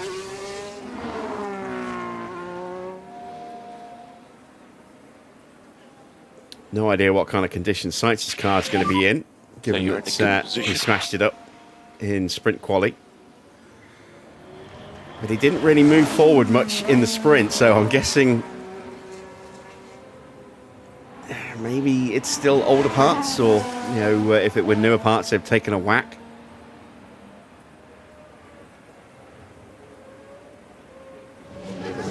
We'll actually take a look at his car at the end of his lap here. Got to wait for him to cross the line first.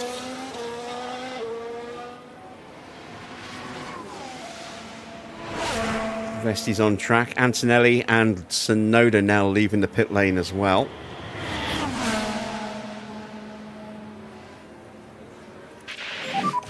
And track is clear, track clear. Will be mode push for last corner. Track should be clear So there goes Norris to start his lap. and good to go. Max a little bit further back, just about to hit that last corner now. And who is that? It's Lindblad popping out in front of us. Does Max get held up? Oops, no.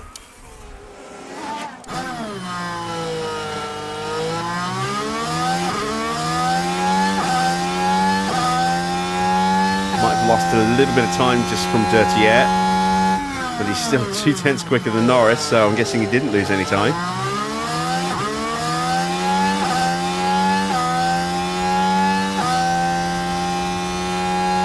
Switch back to Norris because he's going to be coming up against Antonelli. Tsunoda should start pushing before we catch him, I think. Maybe.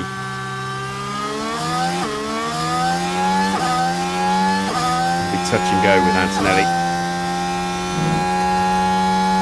And Max won't catch either of them.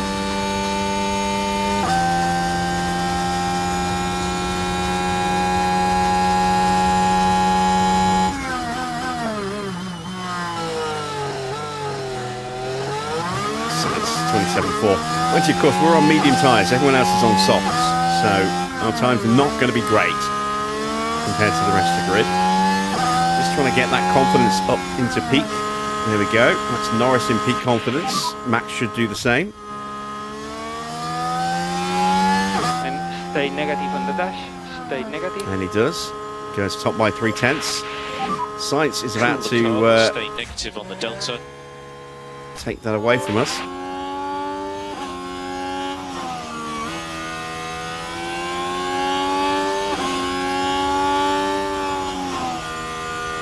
does by a second, but again, softs against mediums. And let's take a look at Sainz's car now and that repair job. So, yeah, bad engine, new gearbox, and definitely taken some extra damage on that ERS unit. I say bad engine, it hasn't developed any issues yet, but 40% means it's definitely going to be down a little bit on power. And could potentially develop into an issue during this Grand Prix. Right, Antonelli looking quick.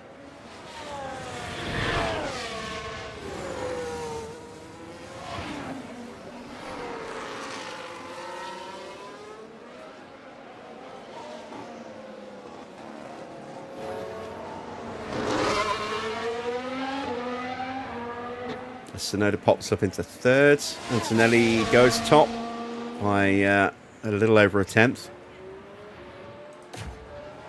Here comes Lindblad.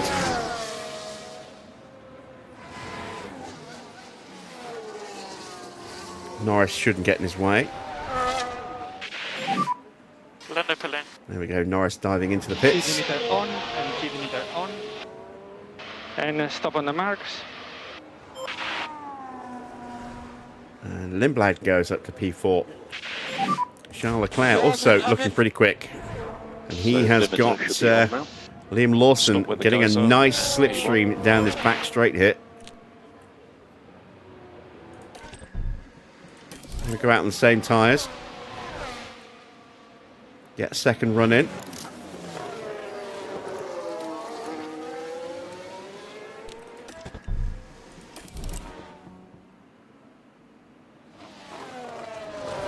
Hadjar just went purple in the middle sector.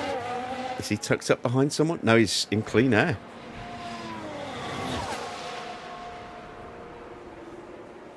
So Leclerc now in P2.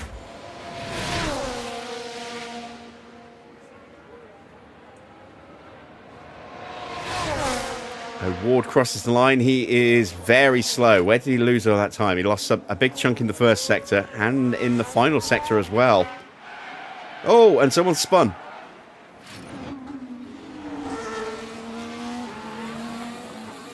And there we go. It was Porsche. Let's see what happened there. Heading down the straight. Oh no, that's not how to do it. And I wonder, could they have done anything about that? No, could have not spun it. So, not exactly covering himself in glory. More covering his tyres in bits of crap on the off the track and the grass.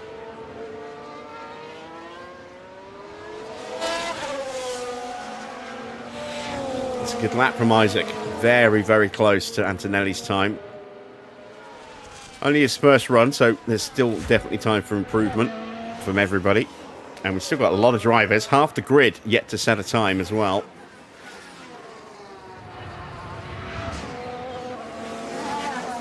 Bortoletto is about to cross the line. Nope, not Bortoletto.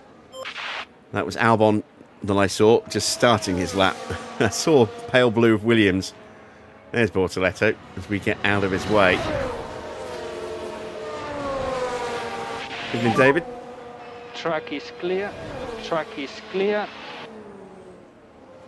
And charge button off for last corner. Charge button off.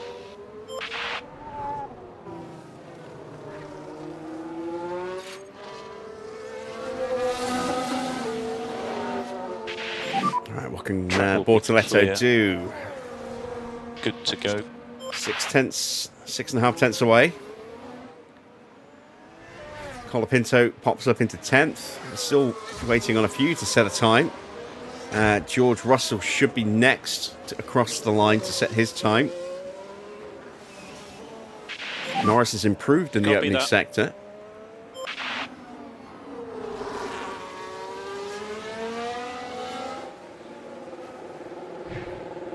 And Russell goes top with a 130.9. New benchmark set. See what Bearman can do. Porsche's time is going to be miserable because of that spin. In fact, he's aborted his lap, which is why it's 33.5 seconds off. Bearman's lost time somewhere. First sector and middle sector and final sector. He's just down in all sectors. I wonder if any of that's down to traffic or not. Let's see how Max is getting on as Norris is closing in at the end of the lap. He's gone purple in, well, purple. He's gone personal best in both sectors, as has Max. Max still a couple of tenths quicker. But potentially going to have some traffic here approaching the hairpin.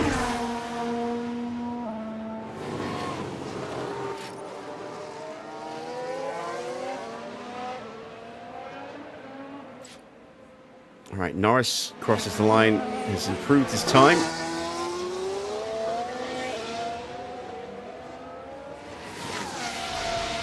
And Max finds about a tenth and a half as well. P12.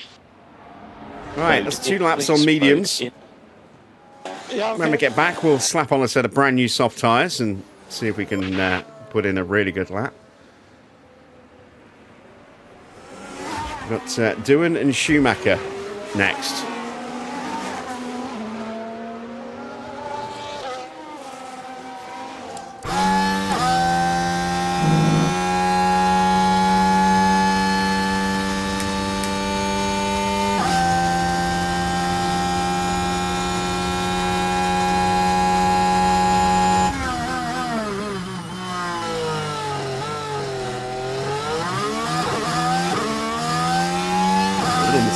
For Felipe. Right then, we can take a look now. Here we are going into turn 9. Oh, yeah. Oh, and they need to be watching. That will cost him a little bit, but not too bad. Be careful and watch the car there. He's lucky he's got a slipstream off the back of Piastri to help him out and recover some of that lost time. So Doohan goes to P9, Schumacher to P13. We're now straddling the danger zone.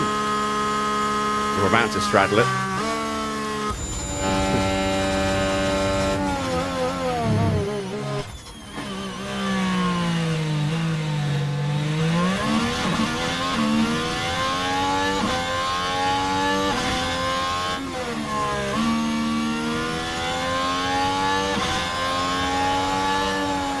P2 for Piastri, P10 for Drogovic. Max now in the danger zone and Norris in the drop zone.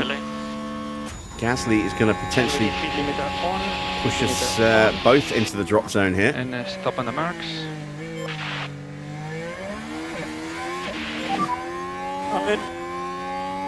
Watch your speed. The pit lane. Stop on the marks, go to P1 please. Gasly only just gets up to 16th, so not the best lap from Pierre. Porsche, the only one who's yet to set an actual time because he aborted his push lap. But O'Ward, Bearman, both getting badly blocked at points on their lap, or just losing time everywhere for Bearman. Assuming that was down to traffic. Don't think the Ferrari's in that bad shape. And we ran on mediums, so definitely room for improvement for us now that we've got soft tyres at the ready.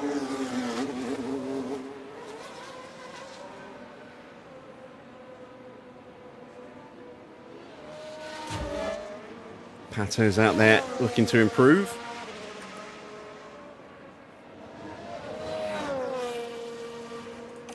And I'm going to go early. Just hope that we can get a lap in that's clean.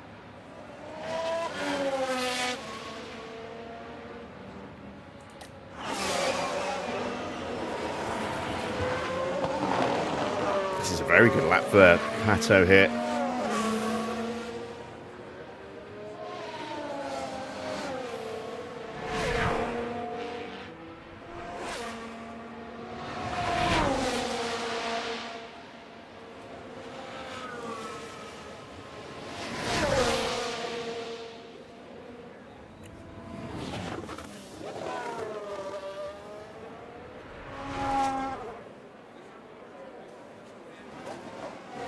Final corner.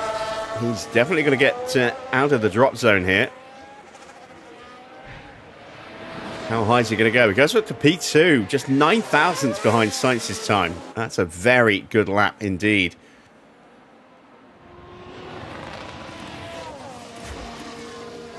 Norris building his way up back to hit the second sector.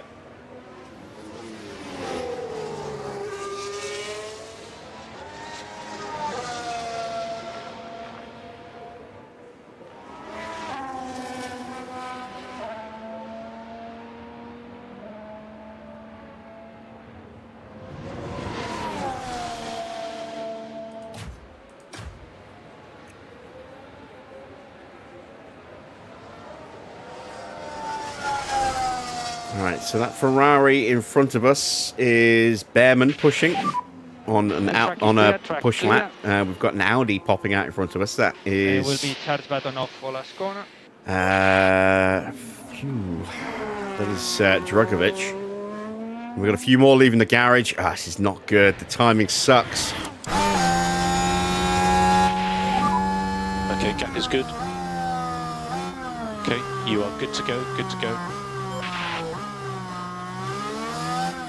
Traffic. Leclerc's gone purple everywhere. 130.2. We've seen it. We definitely got compromised a little bit here in the first sector. 23.7. It's a personal best. That's not saying much. And our first two runs are on mediums and warm mediums at that. Ooh, Albon's car has just ticked over to an extra bit of wear. Oh! Was that Albon? No, that was Charles Leclerc getting out of our way badly. It might even have been Piastri. It was Piastri. No, it was Leclerc. So Max losing a fair amount of time in the first sector there. 24.0. That's not good at all. Looks like Max might not make it out of this session. Albon is going to have a pit lane start to replace that engine part. So it doesn't matter if he gets out of this session or not. Alright, let's see what Norris can do. Can he get out of the out of the drop zone and into Q2? Temporarily, maybe. That's P12. I don't think that's going to be good enough. Do we not know yet?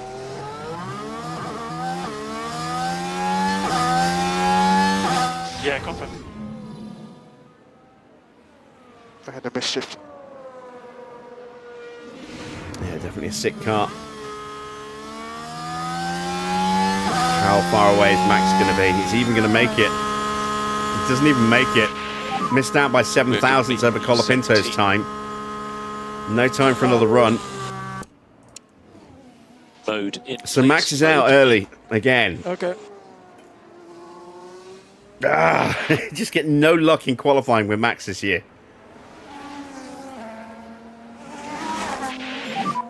Watch for traffic. What we can do now is wait and see what happens. Porsche is absolutely going to improve. Albon might get through and then not take further part. Bortoletto's improving. Schumacher is coming up to the line now.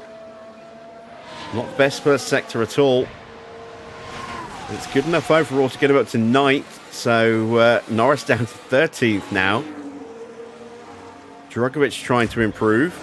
Tsunoda's out there. Bortoletto's out there. Porsche goes second.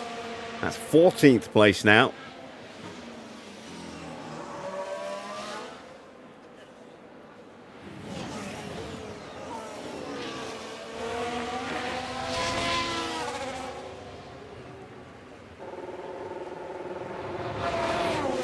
Drugovic jumps us and us only by 4 thousandths of a second. We're down to 15th. Bortoletto improves. We're in 16th place. Hadji improved to P8, but he was already above us. It's down to Yuki, and Yuki's absolutely going to improve here. Oh, Gasly's still looking to improve as well. That's it. Norris is out as well. God damn.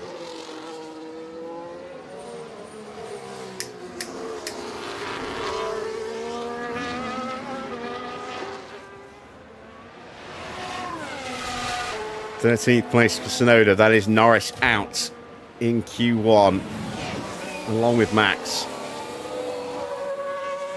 It doesn't really matter now if Gasly improves or not. Damage is done.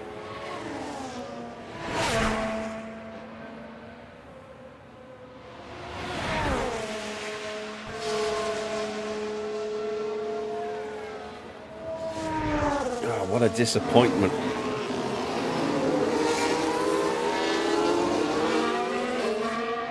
Let's just have to hope our tyre wear will come to our rescue. We are expecting track temperatures to be in the 40s. Gasly gets up to 14, so he makes it through. It's Drugovich, Norris, Doohan, Colapinto, Verstappen and Albon eliminated in Q1. And Albon will have to make a pit lane start to change that engine part.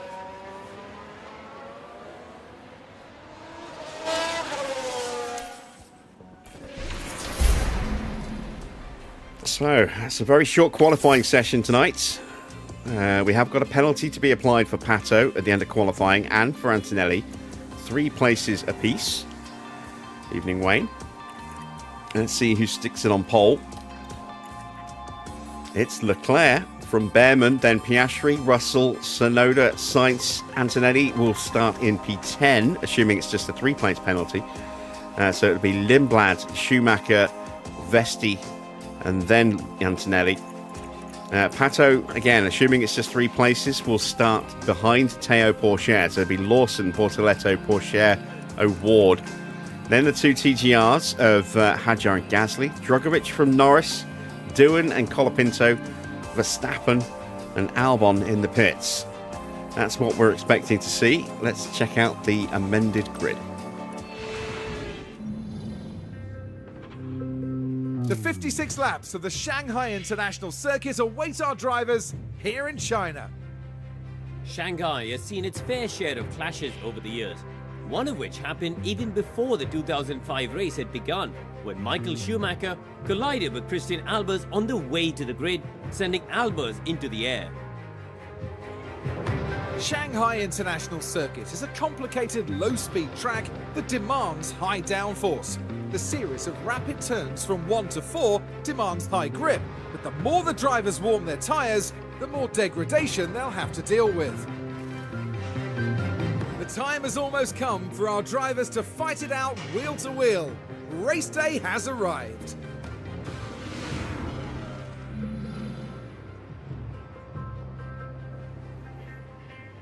So let's check that grid then, shall we? So Antonelli is in P10, O'Ward is in P14 as expected, and Albon is starting from the pits. So 18th and 21st for us. A lot of work to do. I am wondering if we want to try the 2-stop.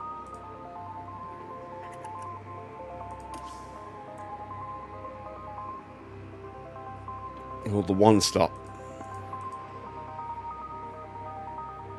If we were to go to, say, lap 20, that would give us a decent run on those tyres.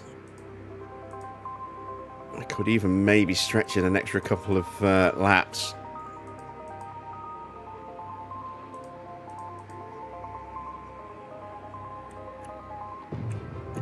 Could I make a medium set of tyres work?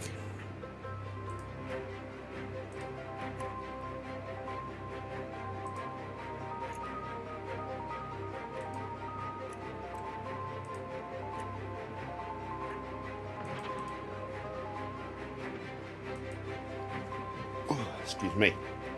I think lap 25 is probably our optimal pit window.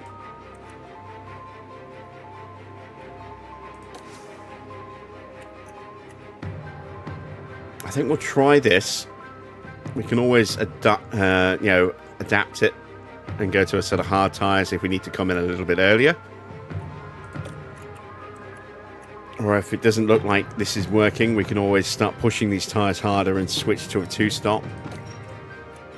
Can we do the same with Norris? I'm not sure what his tyre wear is like.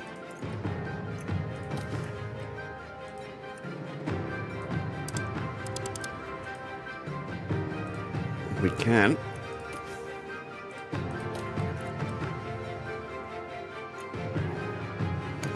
Let's put in... No, let's take out a couple of laps of fuel.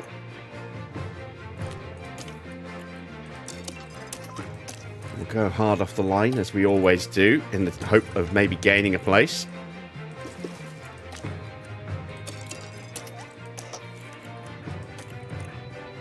We are expecting it to be a fair bit warmer today. You see the ambient temperature 32 degrees. It was, what, 26, I think, on the Saturday. So that should translate to a little bit of extra...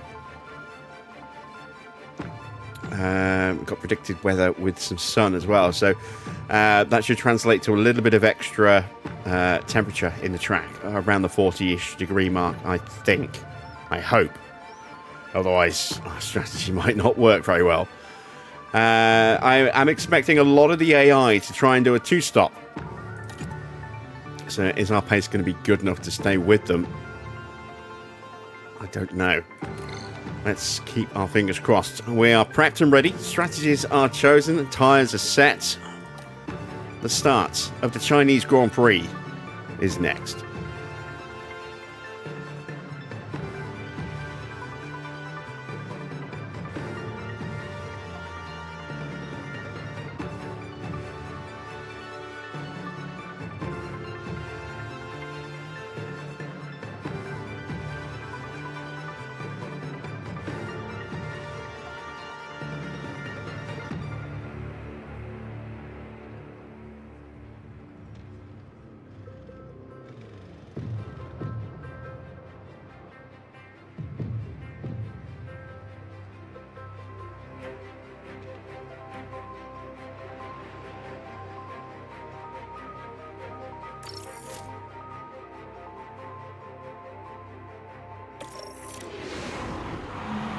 Well, it's great to have you with us, folks, as we settle in for the weekend's Grand Prix action.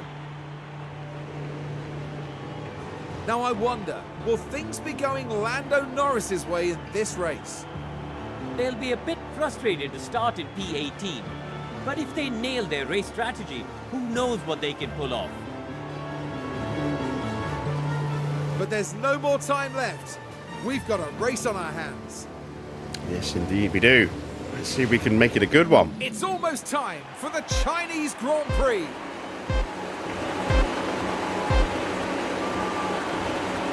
And it's lights out, and away we go. Looks like it was an excellent start for Piastri there behind Leclerc. Side by side with Bearman, but Bearman's going to hold the line and keep him behind, it would seem. Here comes Albon out of the pit lane. Everyone very slow through the opening corners as the whole field concertinas. Norris trying to get past Drugovic, has to back out of it. He's going to have another look, maybe. I'm pushing as much as I can. And he gets him. Right, let's And almost gets Gasly as well. In fact, does get Gasly as well. Excellent. Sega. Excellent move. Overall, good job. Try to take care of these tires. Confirm. We need to do the full management on this set. Yeah. No lift off needed. You are doing a good job. Right, so now we need to just settle in for a moment. We've Now got we need to a mixture of softs and mediums. By 30%. Bearman, Sainz, Lindblad and Schumacher. Button on. Button Vesti, Porsche, Bortoletto and O'Ward are the medium runners. Everyone else on the soft tyres. Nobody taking a gamble on the hards to start with.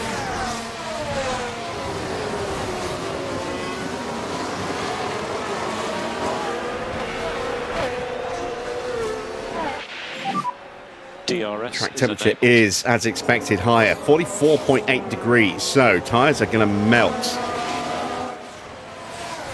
in dirty air. You see our tyres at 110 degrees, just about to start overheating. There we go. Car behind is Albon. I'm not going to drop the push rate down just yet, because this is the lap where inevitably the brakes start happening.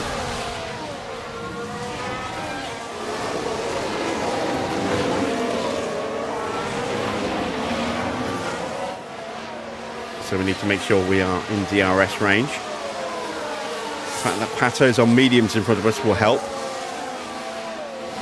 fact, we might even be able to try and jump him. A little bit of pressure on him.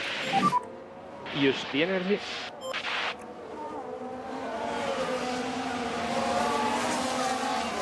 Same with Doohan, Mode ahead of Max. Yep.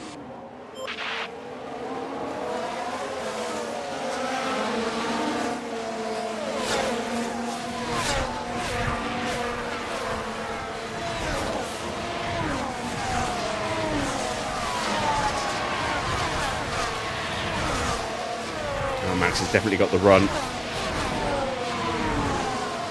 Steps out.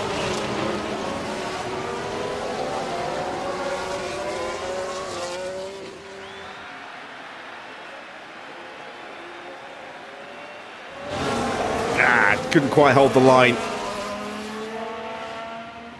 But Doohan missed out on DRS again, so we've got another chance into turn 1 here.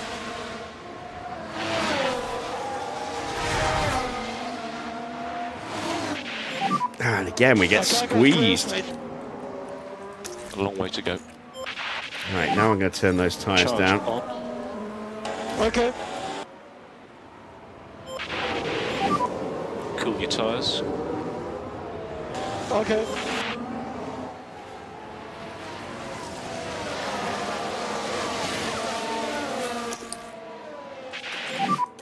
Charge on.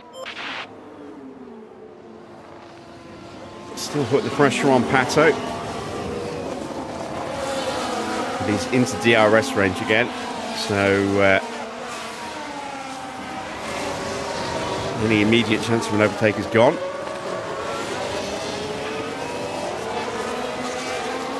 And Max has been dropped.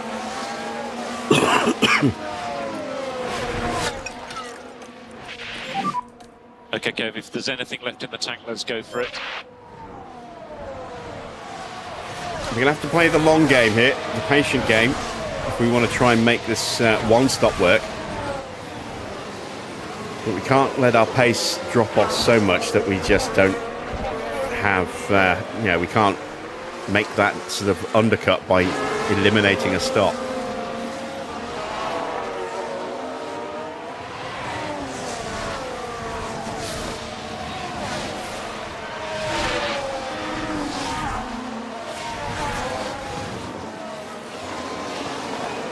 Albon gets through.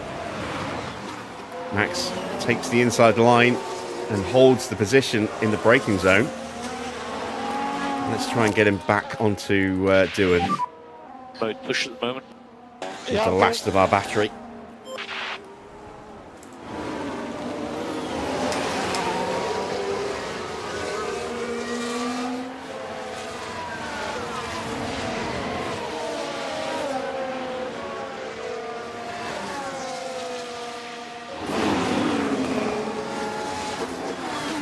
So right now Piastri is in the best position because he's not got any dirty air to impede his tyres. Everyone else is going to be getting some form of dirty air, adding extra heat into their tyres. So if they're not conserving like we are to manage the temperatures, their tyres are going to start to degrade very quickly.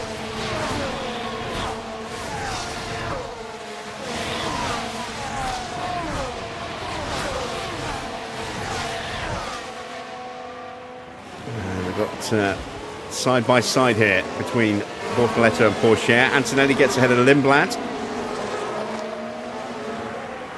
And Max is back into DRS. Charge on. Yeah.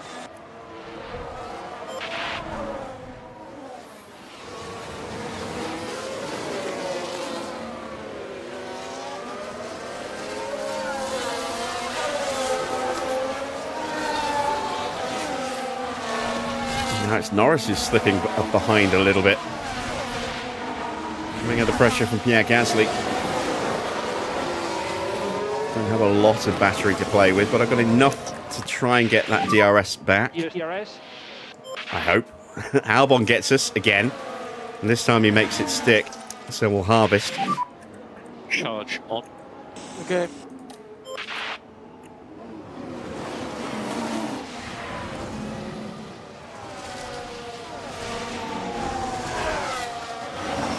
Oh, he came from way back, look. Wow. Last of the late breakers there from Alex Albon. Yes! And he's knee happy, buddy.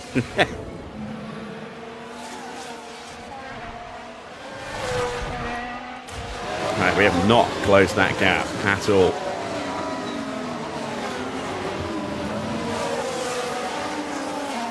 We can't push the tyres.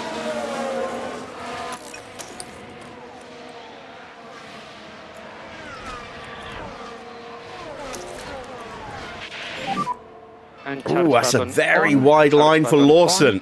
And everyone else is kind of drifting out the position a little bit. And that's led us right back into DRS. That's very nice.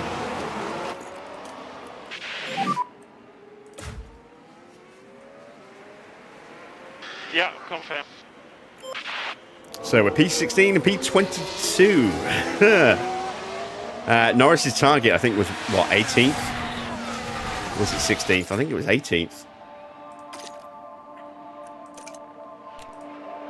Yeah, 18th. So Norris comfortably where he needs to be at the moment. Max a long way behind where he needs to be. Hopefully he'll come good.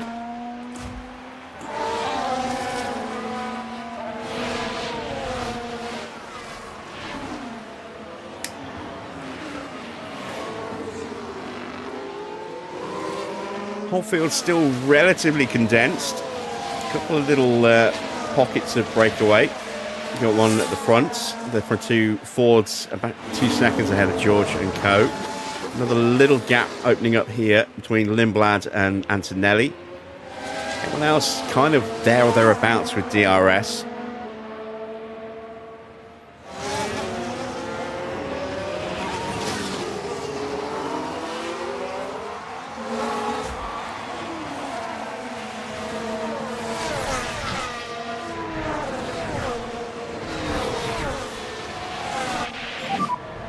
And Gasly behind you, DRS.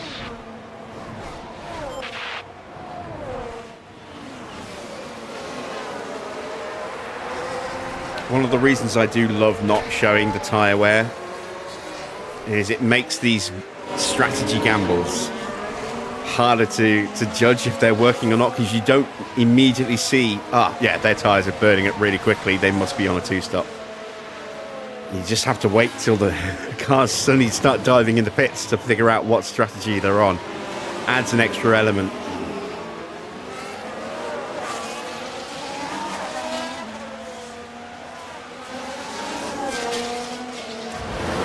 Wilson and Vesti side by side. That will slow them down slightly. Porsche a chance to try and close the gap back up.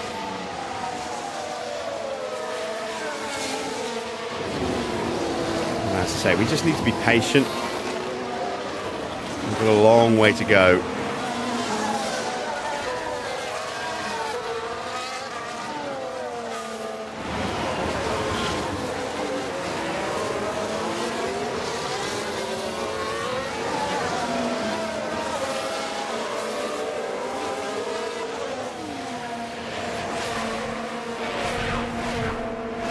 Let's turn our attention to the front. Two Fords starting to really break away from Bearman now, nearly 3 seconds ahead. George and Ollie had to go side by side. Sainz and Tsunoda fighting.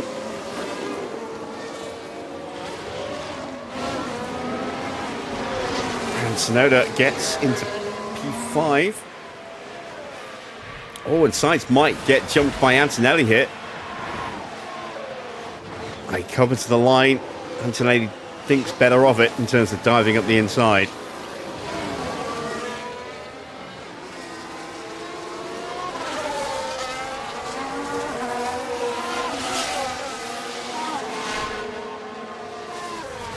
Oh yeah, with the tyres, especially on realistic racing, you've got to be really careful with the tyres.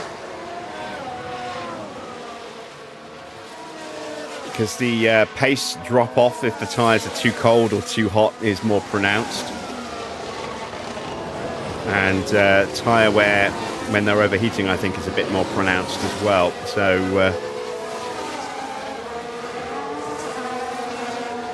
yeah, hot wets will melt and fall apart insanely quickly. When it gets down to about 2 mil left on the track, you can expect to lose about 5% tyre wear per lap, at least.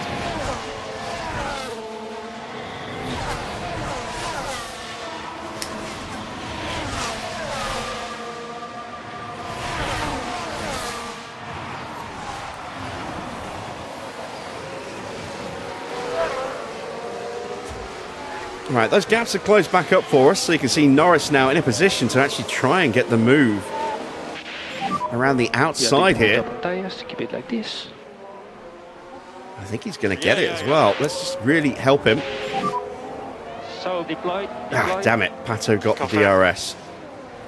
Right, let's go harvesting then. And charge button on. Max is back into range where he can start banking some battery again. I'm pushing as much as I can. Race is long. Charge on. Yeah.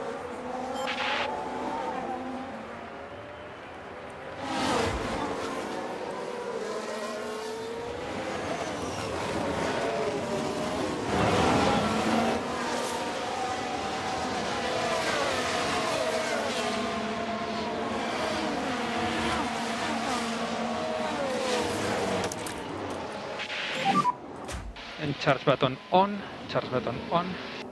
Confirmed. We should theoretically start to see a noticeable drop-off in performance from the softs if they're two-stopping.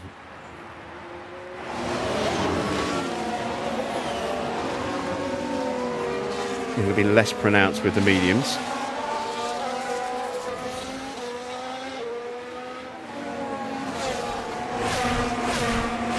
Sainz and Tsunoda swap places again.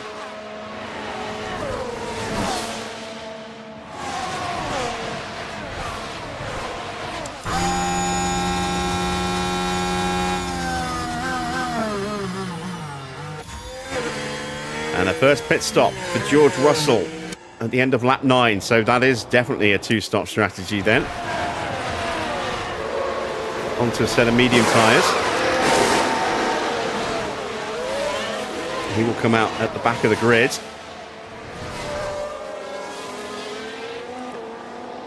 And I think it's now time to start trying to edge our way forward with Max. Yeah.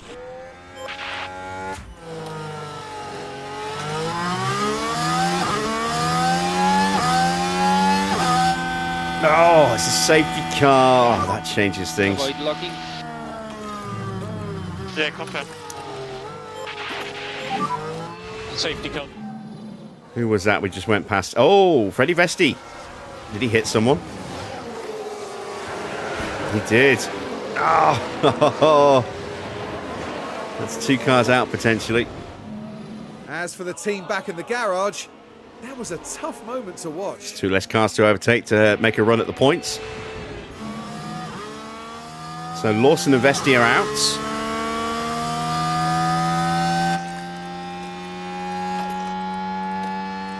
Now, would there be no audio for Freddie?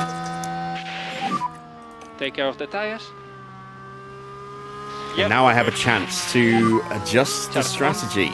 Yeah, confirmed. Or do I stick with it and gain track position? I think I'm going to stick with it and gain track position. Because I expect quite a lot of cars to box here. A crash in the main straight on the left. Crash in the main straight. There is debris on track over there. Let's see who boxes and who stays out. There we go. Into the pits for both of the Fords. And the Ferraris are boxing as well. So I think everyone's going to box, apart from us. It'll be a 5-second penalty that can't be served. Slight delay there for Charles Leclerc. having to wait. And Gasly is stopping now.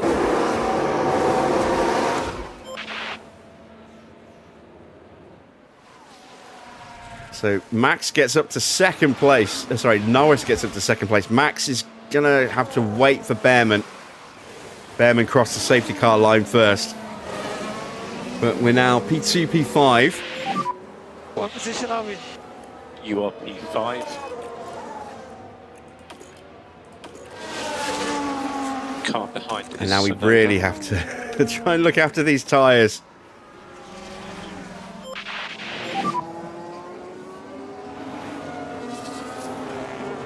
Okay. Try to reduce curb use and it's unsettling the car. Yeah.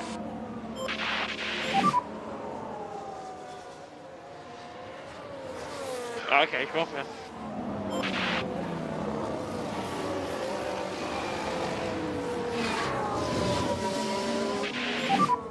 Energies are good. Cool.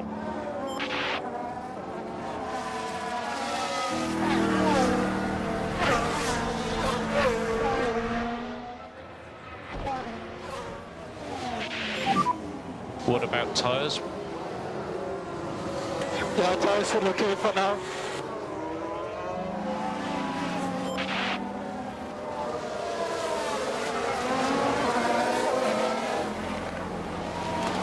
So we have gambled for track position. I don't know how long we're going to be able to stay in these positions, but we will do what we can.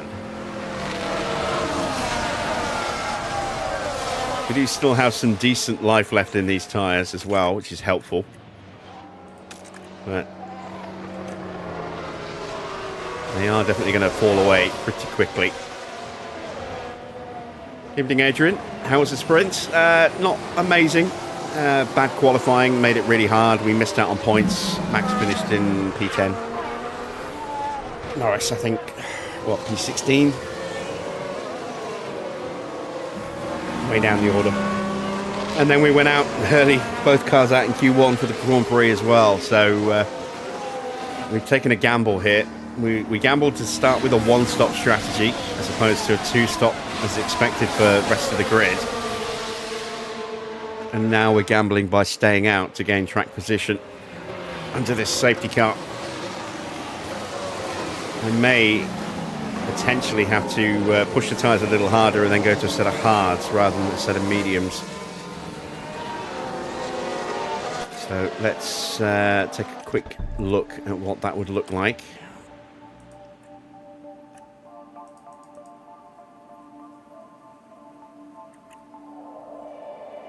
It's not something I'd prefer to do,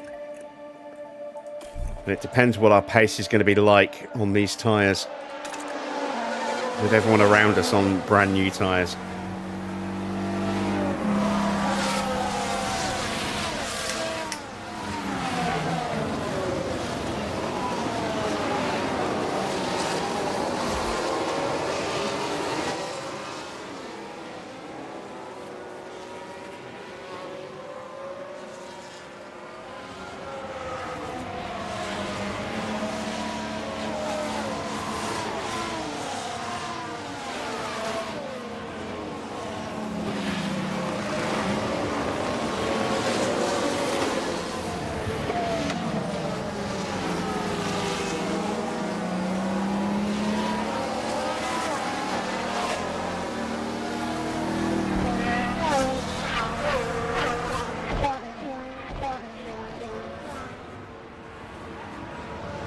Clearing out that fuel deficit. Keeping the engine temps down and the tyre temps down by avoiding curves and driving in clean air behind the safety car. Try and keep us out of the dirty air of the cars in front of us. Anything we can do to just eke as much life out of these tyres, or take as little life out of these tyres behind this safety car we can do, we will do.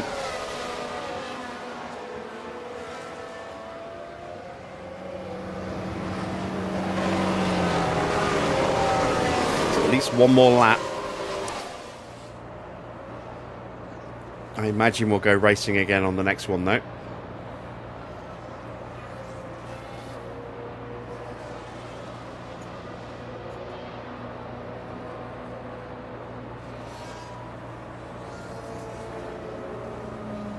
So at the end of lap 12, behind the safety car, it is Oscar leading from Lando, Leclerc in 3rd, Bearman 4th, Max in 5th, Yuki 6th, Sainz 7th, Antonelli 8th, Schumacher in 9th, George Russell in 10th for the final point as things stand.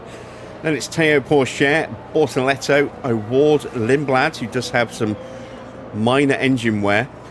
Hadjar in 15th place, Colapinto 16th, 17th for Gasly, 18th for Albon, and then the two Audis of Drugovich and Doohan 19th and 20th. 2 retirements so far, Liam Lawson and Freddie Vesti. Vesti locking up at turn 6, the one we're just coming up to, taking out Liam Lawson. Vesti will have a 5-second penalty that can't be served, so that'll be 3 places added to qualifying for the next Grand Prix. I'm trying to remember where we're going next.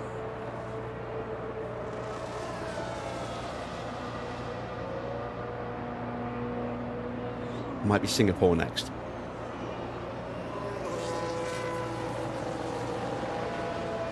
Got an interesting mix of tyres. We're still on the softs we started on. Bortoletto's on a set of softs. Bearman, Sainz, Schumacher, Pourchaire, O'Ward and Lindblad have all gone for hard tyres. Everyone else has gone for another set of mediums, or a new set of mediums.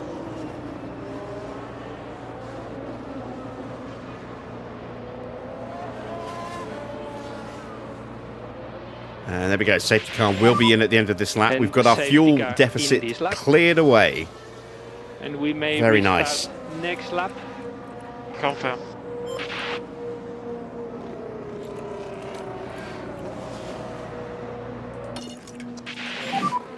If you are able to increase pace, it would be a good time to do it.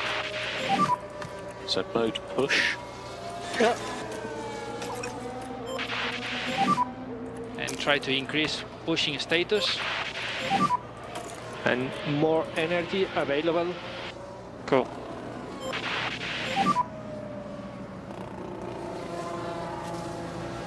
Okay.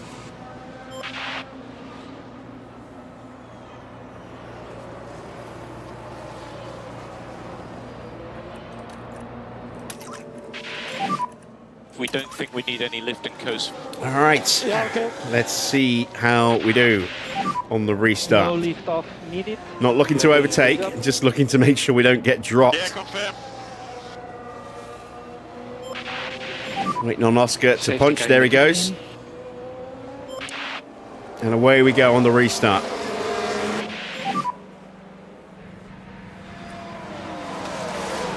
Oh God, he's still trying to drive in clean air. Turn that off quick. I thought I had turned that off. Whew, that could have been Yeah, bad. confirm. Welcome to the stream.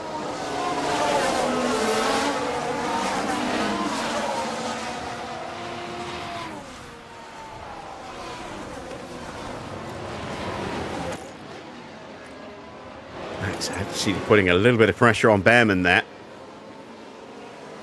Wouldn't be bad if we can get past Bearman because he's on those hard tyres. And that's exactly what Max is thinking. He's trying to get through.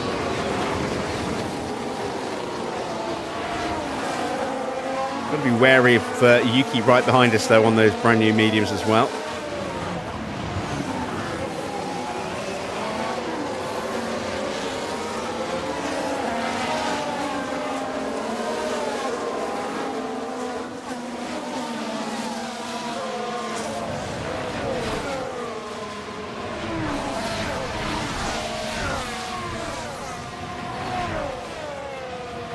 Piastri's checked out. He's already 2 seconds clear of us.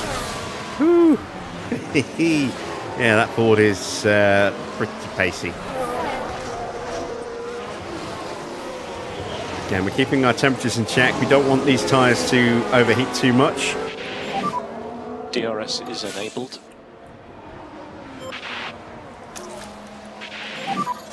Charge on. Yeah. And charge button on, charge button on. Yeah, confirm. So we're looking at stopping somewhere between lap 25 and 30 for a set of mediums. So we're going to get an undercut on everybody who's currently on track, but we are going to end up isolated from the field. May or may not be a bad thing. Depends what our pace is like on brand new tyres compared to everyone else.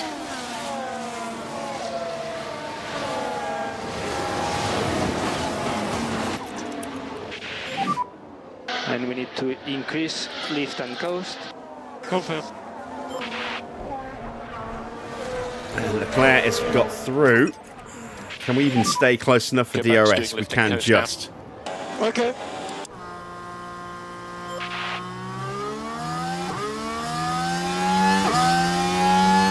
But they're all going to start piling past us now. See, Bearman's already taking a look at Norris. Norris didn't get the DRS. Snyder has What? DRS. Yeah. Will at least block Bearman.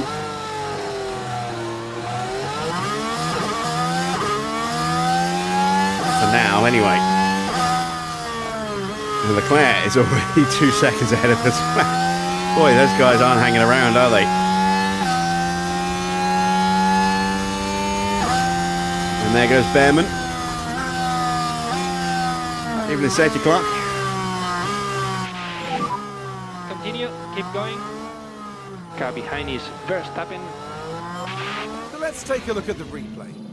Now this was at turn 1. And they squeezed by.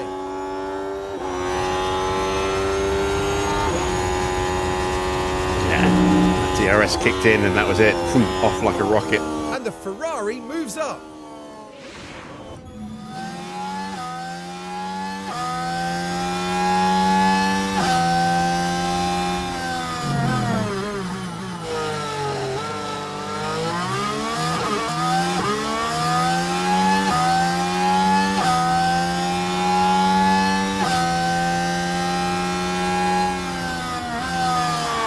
Oh, there goes there goes Sainz. A big lockup for Carlos.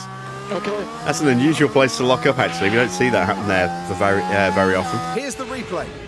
Here we are down at turn 7. And the car fails to respond. And they ended up their own passenger. So Sainz is down to 11th place and will have lost some life out of his tyres as well. Charge on. Okay.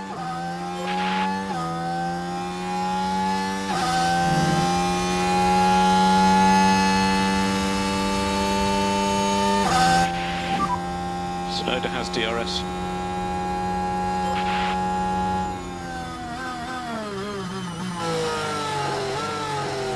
Oh, look at that view to see Antonelli trying to punch his way through.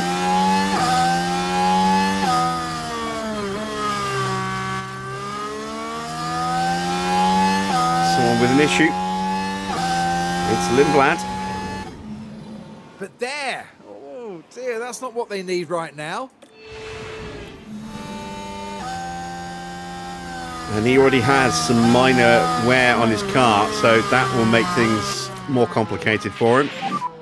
Okay, charge on. Yeah.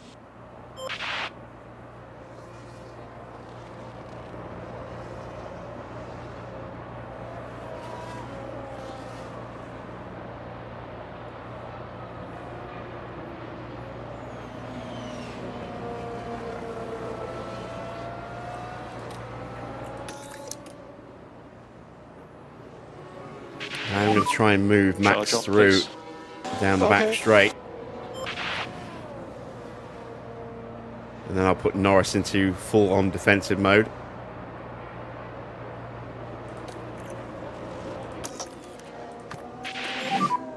Mode push.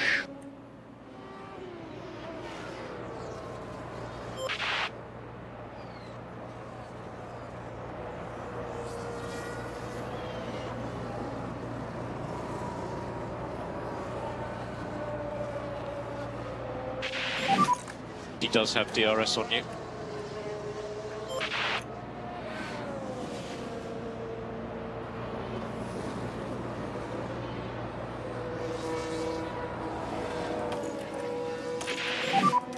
Try to stay in front.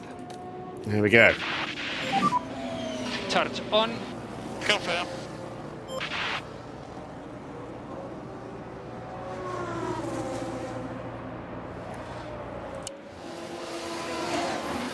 So, 4th and 5th. Max ahead of Norris now, and I've done that purely for the sponsors. Max's target of 12th is definitely a lot harder to guarantee than 18th for Norris. So let's see if we can maybe stretch Max away a little bit. You should be mode charge. Build up a little bit of a gap between our two, ready for when we do start to think about pit stops. We're okay for now.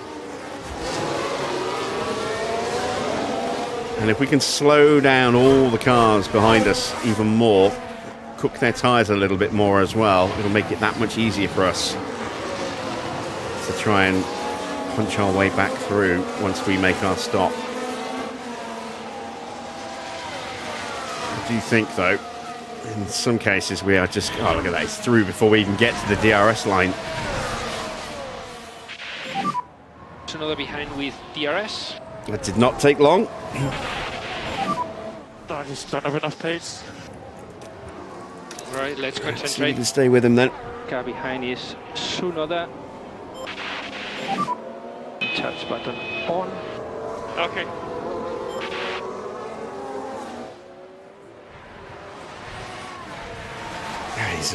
He's just about dropped us already. Oh, Lindblad, another issue. Evening, Nigel. So Lindblad's getting closer to a potential retirement here.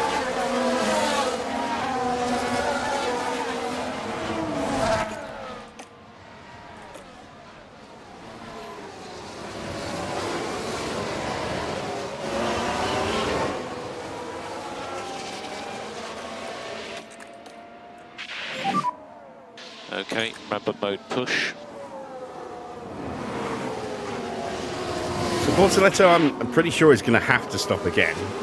I mean, on those soft tyres. I think anyone who's on the mediums is probably going to stop again. The hards could try and go again, but I mean, they're going to be struggling.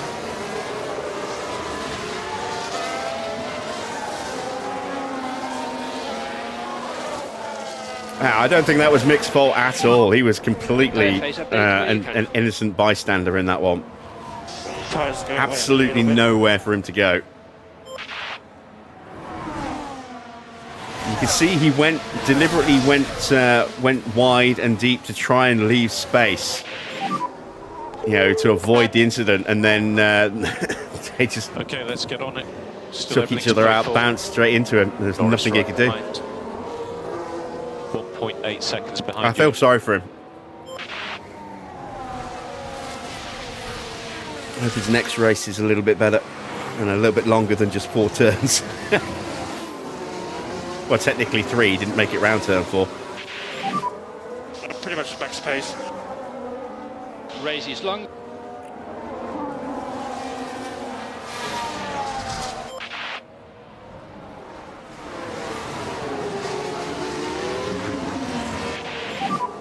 I'm trying, but I just can't.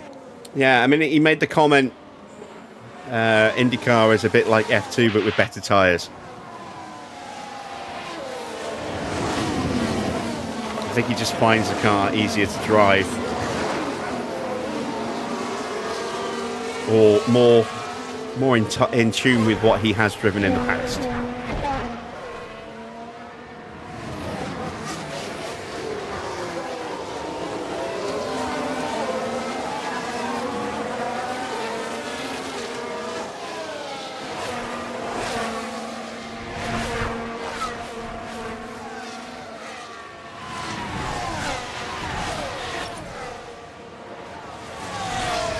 I'd like to see more IndyCar talent trying to make their way over to Formula One.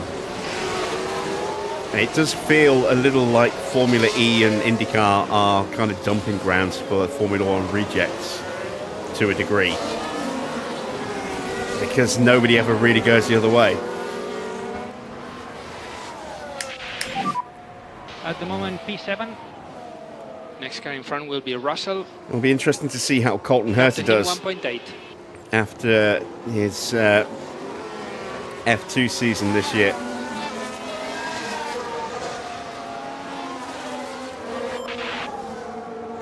So Norris down to 8th.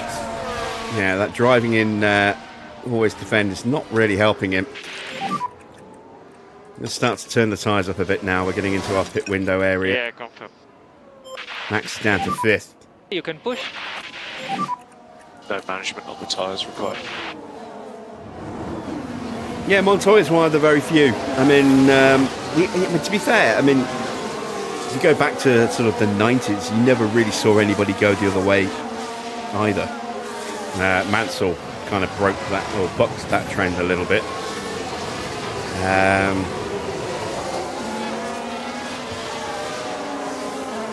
Going there and winning the championship in his rookie season.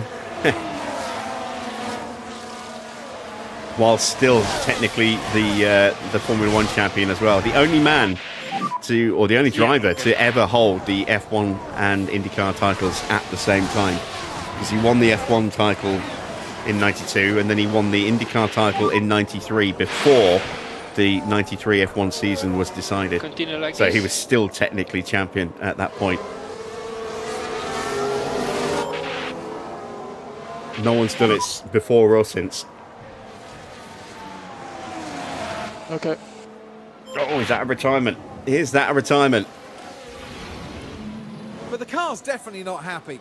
Surely some kind of fault. Not yet, but it must be. It must be on its last legs now. That car.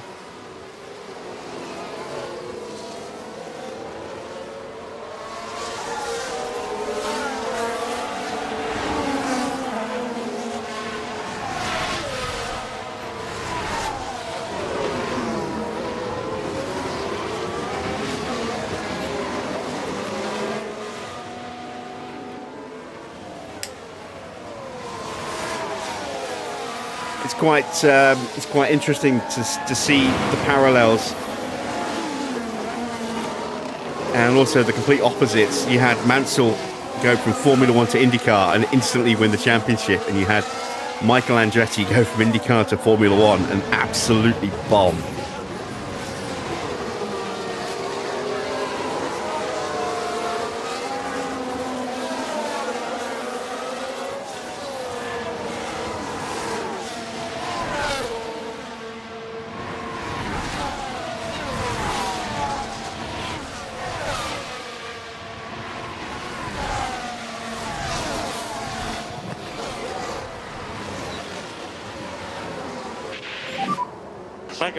All right, so that's a successful overtake for Norris.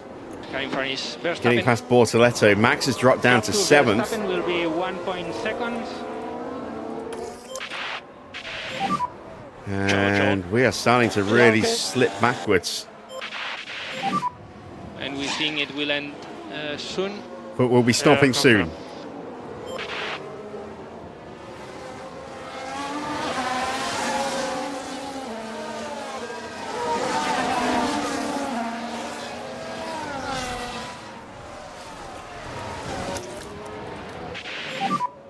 Charge on. Okay.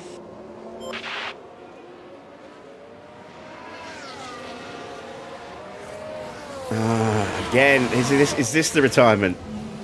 And as far as we can tell, they've got a fault with the car. How is that car still going? I've got to look into this car and see what the hell is going on with it. This is something I don't like to do while we're racing, but it's had so many serious issues popping up. Oh, there we go. Engine, gearbox, and ERS are all playing up. And we had a yellow flag pop up there briefly. Lock it for Isaac. Right, let's have a look here as we go into turn 8. And the car just locks. Now, they did leave it very late. It just drives through the foam bollards there. Advertising hoardings. Then that car is falling to bits before our eyes. He's got no battery. And did I just see a bit of smoke coming out the back of that car? Or was that me? Nah, I think it's just me. Look at them all trying to find their way past him. He is so slow right now. What's his lap times? Yeah, lining up to take him out.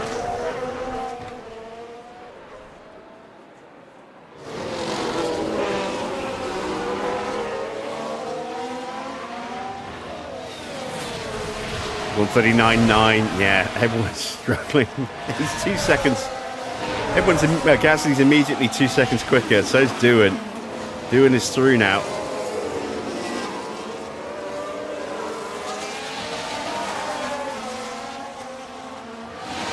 Antonelli gets ahead of Bearman. Bearman gets back ahead of Antonelli.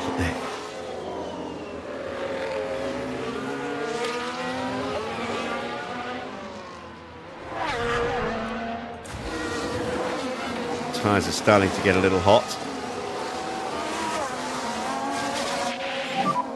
We're going to go 2 more laps. Not this lap, but the next lap we're going to box Max, and then we'll probably box Lando the lap after that. And try to cool down the tires as much as possible. Yep.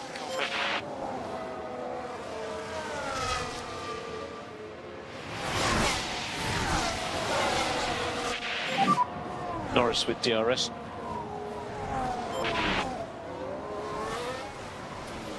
In fact, no. Let's box Max this lap. Let's get after these cars in front.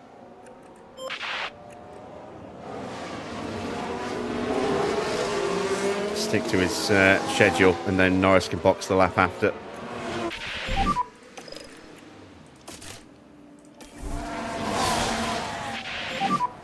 Boxing this lap. Okay.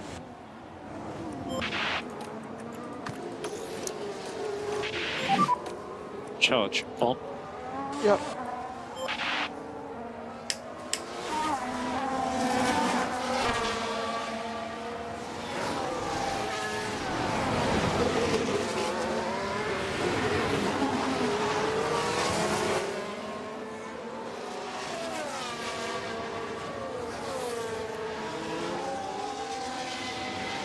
All right, Hadjar's into the pits. He's gone with a set of soft tyres. He's going to have to stop again. There's no way they'll go the distance.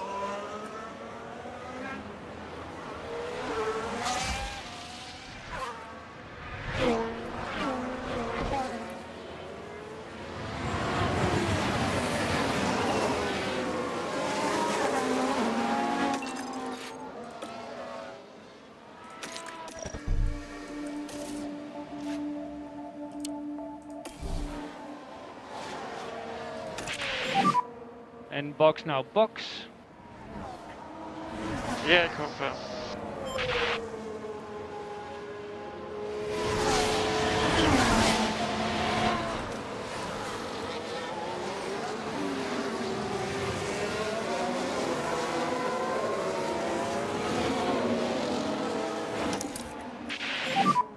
Charge on. All right, into the pits then for Max. Our one and only stop for Max.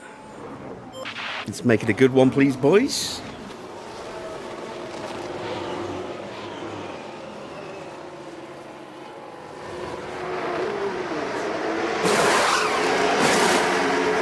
Ah, 2.2. That's not good at all.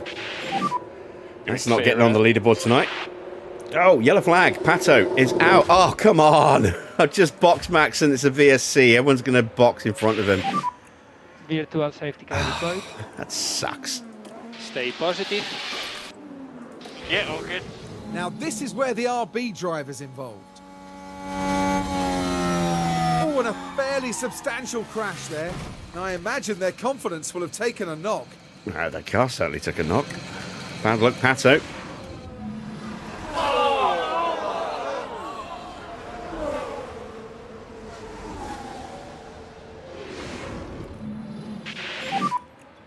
So currently you are P18.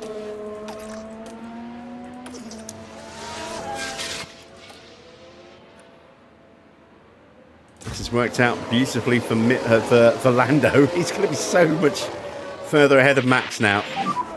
No management required. Okay. So he was, say, what, a second behind Max going into the pits as Max went into the pits. I think just missed the DRS by like 200ths of a second, if that.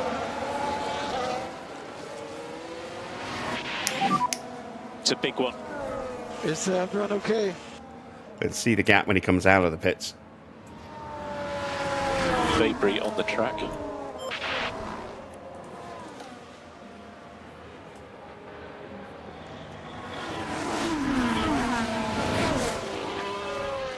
Actually, this might work out really well for us. It's a shame I didn't go that extra lap with Max. Next guy in front is Tsunoda.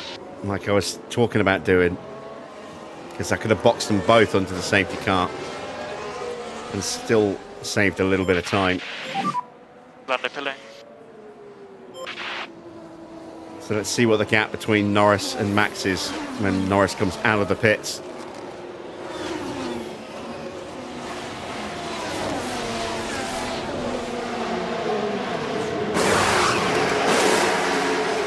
.9, not amazing, might be good enough for points.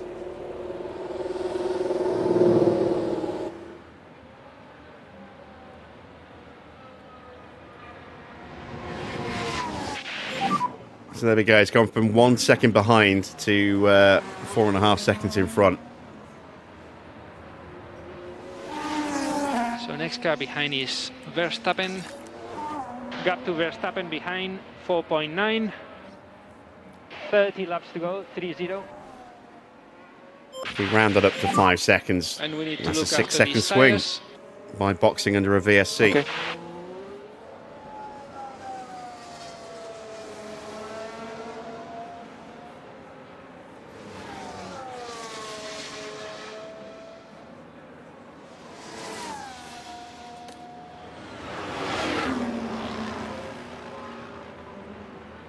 So we're going to the end now. I wonder how many of these guys are going to think about going to the end. Maybe the guys on hards. Maybe. Even then, I doubt it. Virtual safety car ending. Yeah.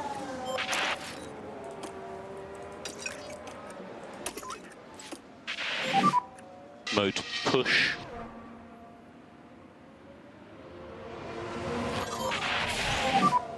DRS enabled.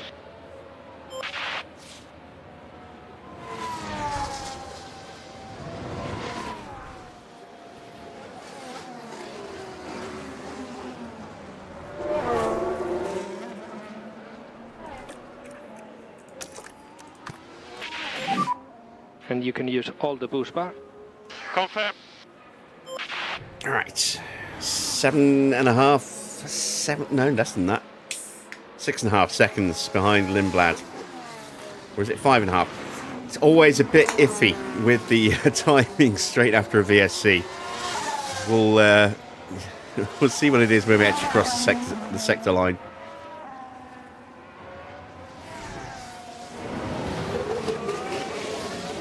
Of course, it might just be that we were blisteringly quick in that sector. Oh yeah, it's Lindblad. Of course, that's why we closed up so much. Lindblad, who somehow is still managing to drag that car around the track.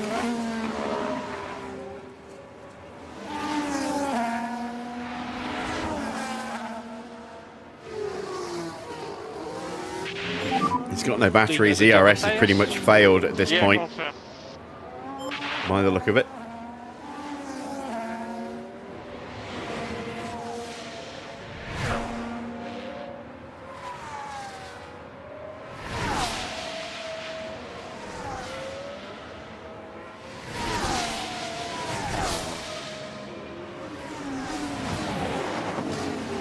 New fastest lap for Mick Schumacher.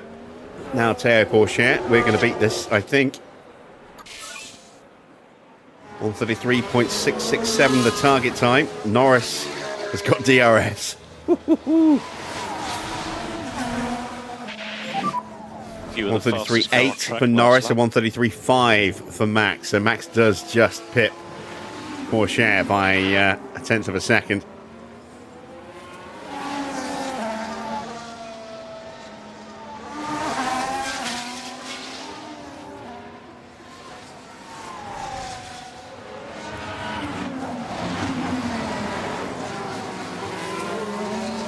Norris goes around the outside. Swoops on through.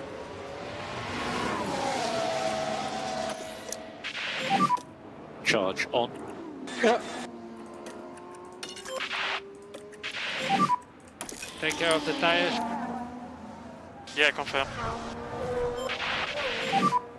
Charge button on. Confirm.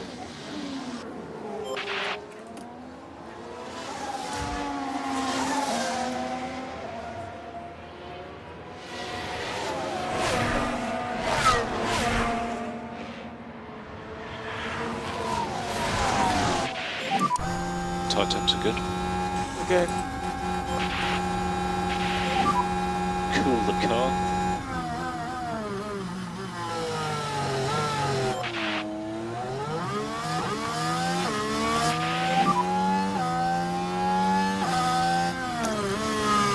Okay.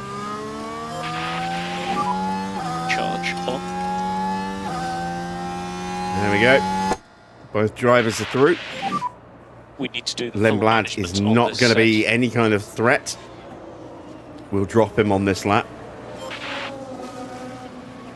Now we can start to try and close in on everyone else.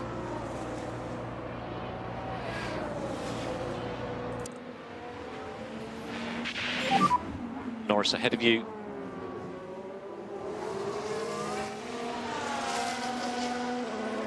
Remember, long way to go in this race.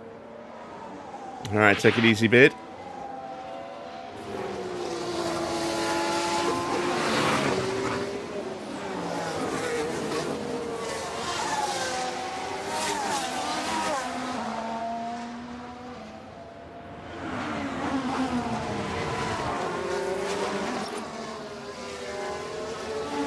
Oh, is this now Lindblad retiring? No, it's Schumacher. How is that car still going? My engine doesn't want to, it doesn't react to the throttle.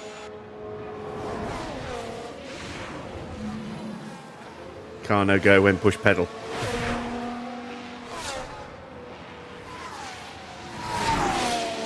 Max is closing in on Norris. Okay, next car, Norris.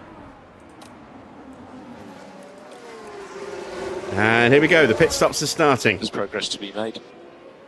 So we're going to jump both of these guys.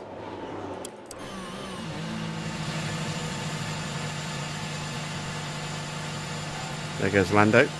There goes Max.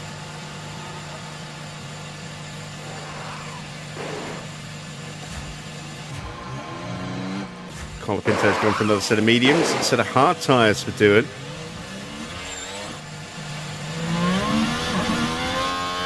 And Lindblad's got out. And Hadjar's got through as well. Hadjar, I'm pretty sure, is going to need to stop again, so that's good.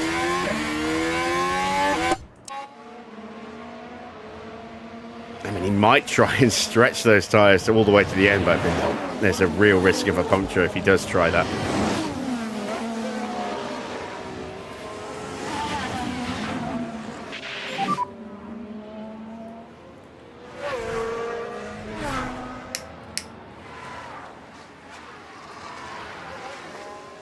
A long way to go. Antonelli and Bearman still fighting away over the final podium position. And Antonelli's into the pits.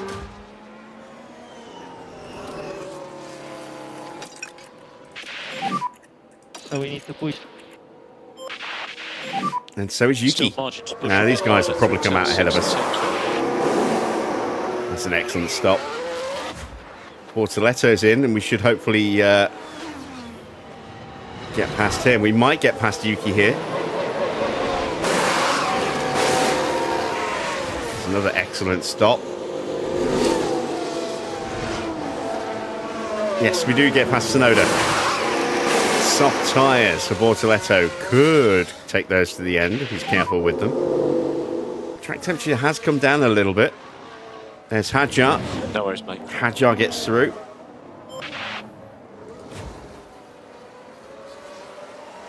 So, of all the cars that were in front of us, Antonelli's the only one who's stayed in front after the pit stop so far. That's encouraging. The undercut has so far proved to be working.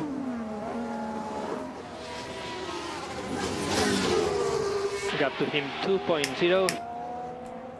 Continue, keep going. Given that everyone is starting to make stops as well, that's why I turn the tyres up a little bit. Oscar's boxing.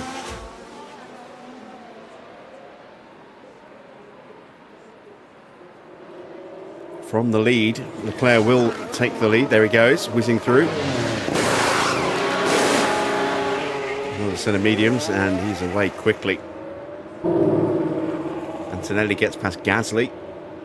We're on the back of Drugovich, with Norris at any rate.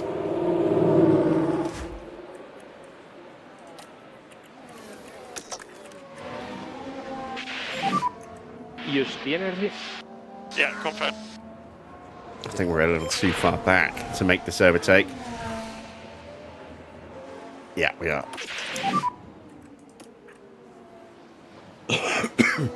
So we'll charge up. Alright, let's concentrate. Charge button on. Confirm. Hajar gets past Lindblads. Surprised that didn't happen sooner.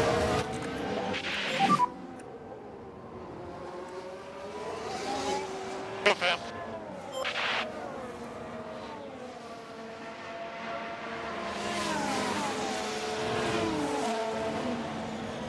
I'm assuming Norris doesn't try and punch his way through beforehand. We'll get him on the back straight.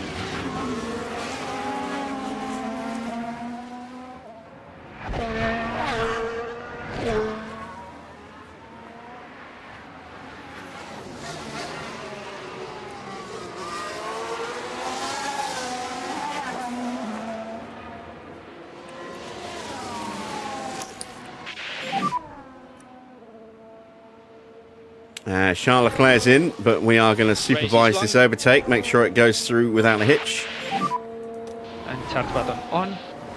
Confirm. There we go, Norris up to P11. Russell is in as well. Mega. Have we actually got a chance of You maybe are jumping doing a good George? job. At the moment, I think we do. Gasly is It's going to be front. tight, but I think we'll get him. And Drugovich is into the pits.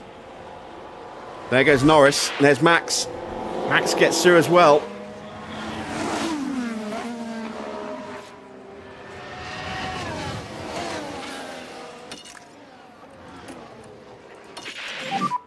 Slow down now. Yeah, okay. And we need to look after the rear tires. Set of softs for Drugovich. Yeah, He will be confirm. good to go to the end at this point. But he's at the back of the grid now.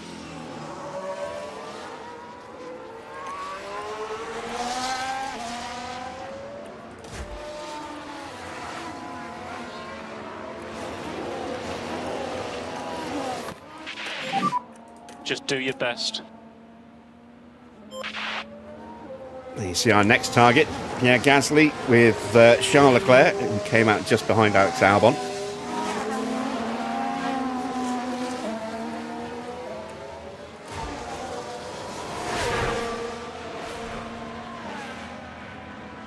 So we are in the points at the moment with one car. And we are potentially looking at a stop for Bearman, Sainz, Schumacher, Now next car Porsche, behind is Albon and Verstappen. Gasly. Gap to Verstappen behind 1.3. I don't think we're going to jump Continue Bearman. like this. But everyone else is on the cards.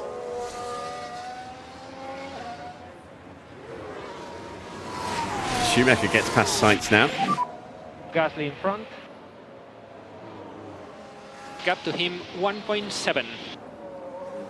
And we're lapping almost 2 seconds a lap quicker than Gasly at the moment. Over 2 seconds with Max. But we have got George and Tsunoda closing us down a bit.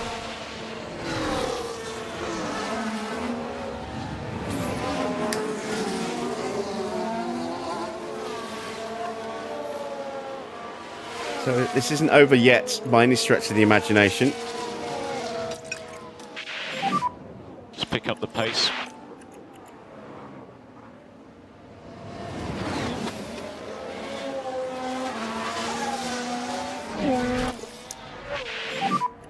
charge button on. Track temperatures are Yes, definitely coming down. You can see how overcast it's got. A lot of cloud cover at the moment. Okay, next car in front is Gasly, Right, did Max Got to get the Gasly. DRS as well? 0.9. Please say he did. Yes, he did. Fantastic. George is absolutely on. flying up to the back of us here.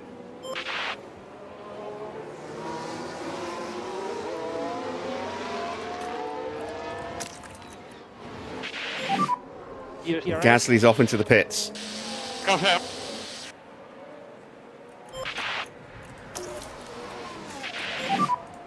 And charge button on. Charge button on. Yeah, confirm. Lift off needed. Confirm. So, P8, P9. There's Albon's in as well. No management required. Soft tyres and soft tyres.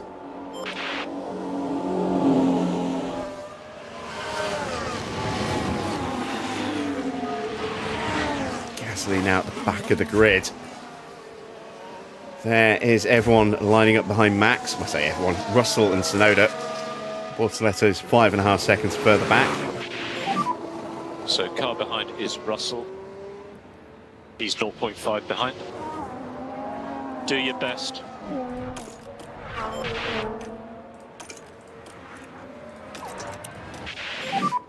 And we need to increase lift and coast by 30%. Yeah.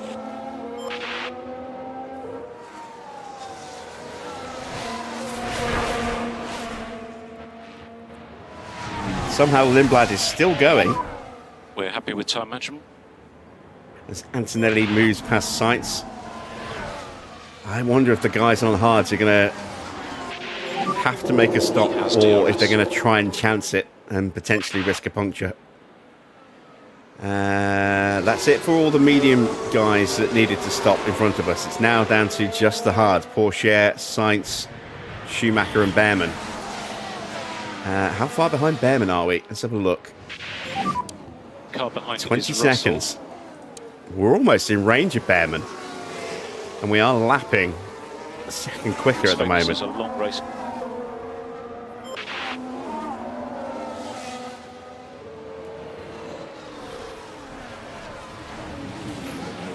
There's Hadjar making his extra stop. I told you those softs wouldn't go the distance. He's put a set of mediums on. Now he's good to go to the end. 20 laps on those mediums. And that has pushed him to the back of the grid, albeit temporarily. He'll easily catch and pass Lindblad again. Back to Max. You can see how overcast it's become. Just 36 degrees on track now.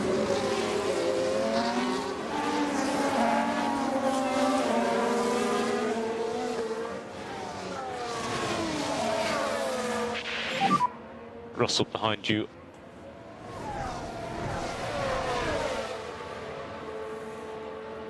Remember, long way to go in this race.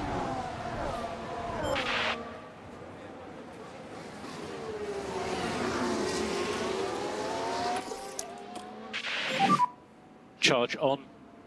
Okay.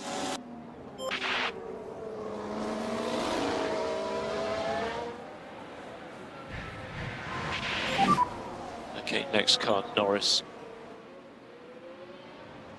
And with the exception, I was going to say, with the exception of Bearman, Okay, let's get on it. who, as I was Still about to everything say play his for. name, immediately lost the place to Piastri.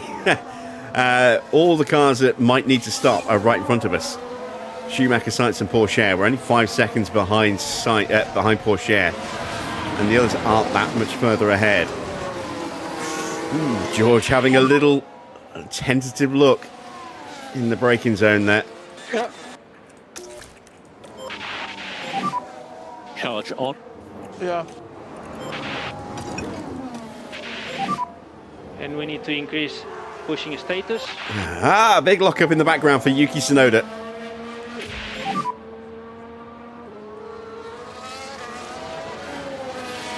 Let's have a look at that. Now we're down at turn 9. Oh, and the car locks up. But that's just the risk you take. The later you leave it. Gets back on in front of Bortoletto, but he's lost 3 seconds to George. George might try and push past, but he's going to pull out the slipstream and lose a huge amount of time. Is Max going to make the move? A long way to go. Little half look. Norris immediately covers it off. I'm quite content for them to stay in this position order. Max might be better defender than Norris. Surely now. Surely. But it looks like they're carrying some kind of fault. How is he still going? All right, we need to investigate again as soon as he crosses the line. Find out what the that latest fault escalation is.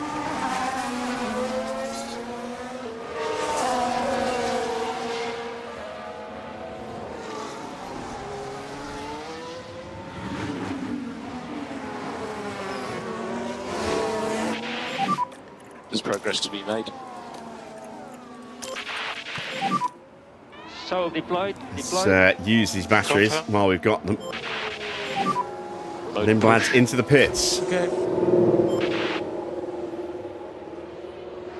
For a set of soft tyres so he can go slightly quicker than he's crawling around at the moment. Right, so what is going on with that car? How is it not retired yet? Ooh, look at that. Major issues. His engines just went orange. So the gearbox is hanging on, the ERS is hanging on, and now the engine's hanging on. So one more fault, as long as it's not the ERS, will probably force a retirement. If it's ERS, he'll still be able to keep going.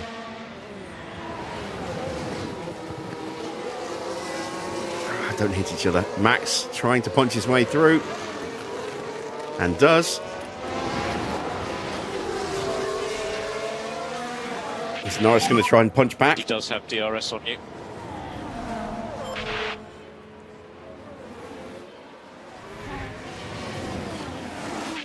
He does. He rockets on through. Russell. He hasn't completed the move yet. No worries, mate.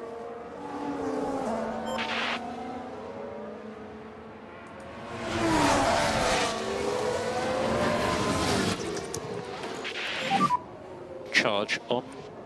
Okay. Charge on. Right, we've used some of the battery. We've closed the gap to Porsche by another couple of seconds, effectively. Down to just 2.8 seconds now.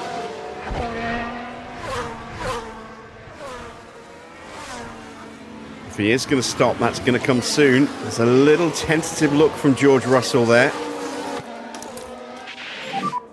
Charge on. Yep.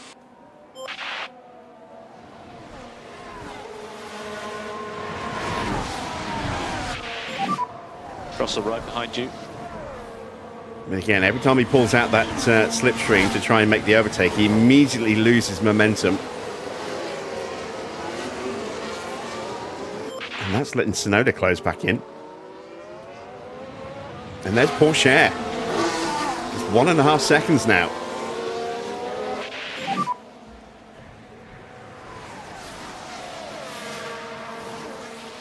Yeah. Charge on. New fastest lap for Alex Albon, a 1:32.004. That's, yeah, much quicker than us. Antonelli has got a fault. Well, yeah, right. It certainly looks like they've developed a fault.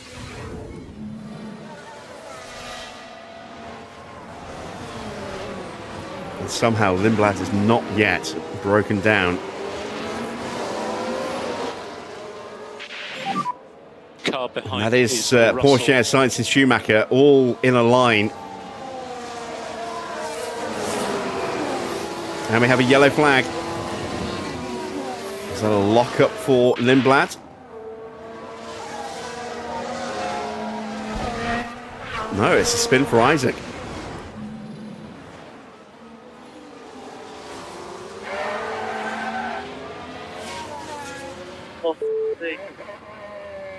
not had a great weekend, has he?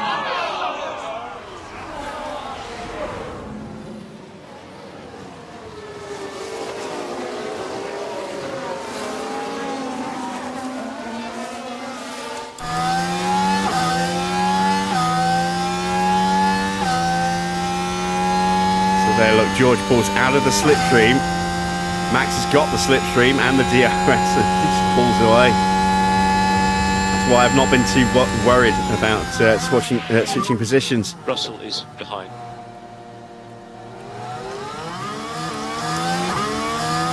Right, 15 laps to go. Any of them boxing? No, they're all staying out. And charge button on, charge button on. Confirm.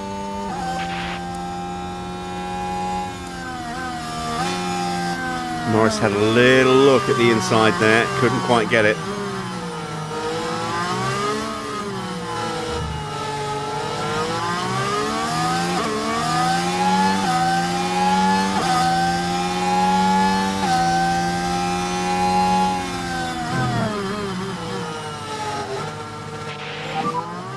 Yeah, okay.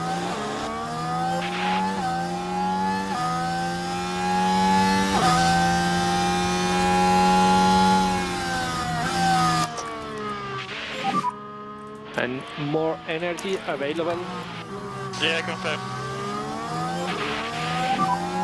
Okay for mode push.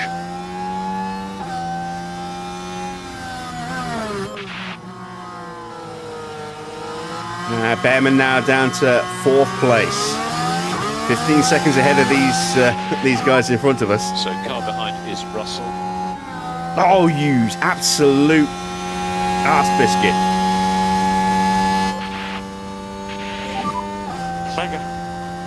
There goes George. Good job there, keep it like this. God So damn we it. are P7. Next car in front is signed.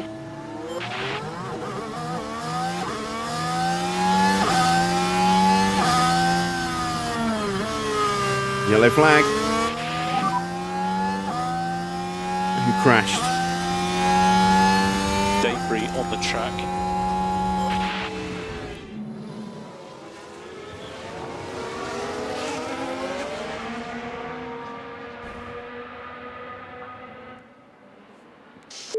Dangerous. Just a little love tap there between Albon And look at the team there. They all and one of knew the what that Audis. Not sure which one it is.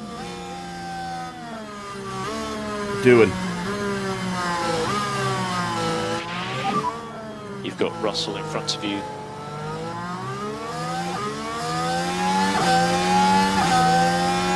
Just do your best.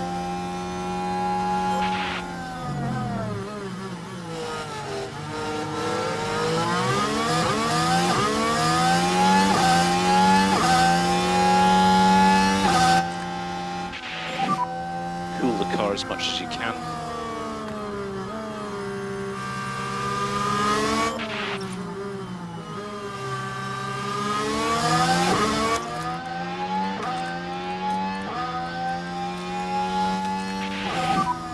Charge on. Oh, Jesus, George. Cool the car.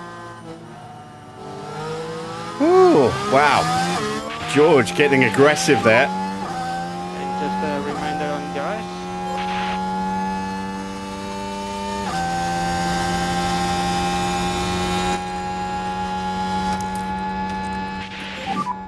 Charge on. And Max sees an opportunity to get through on Norris and We takes don't it. need to George worry is still about on management on these sight. tyres, just pushing. George has just muscled his way through past everybody there.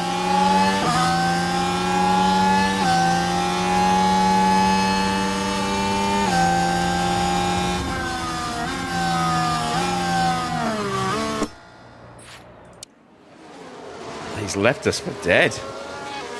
And now we've got Bortoletto right on our backside.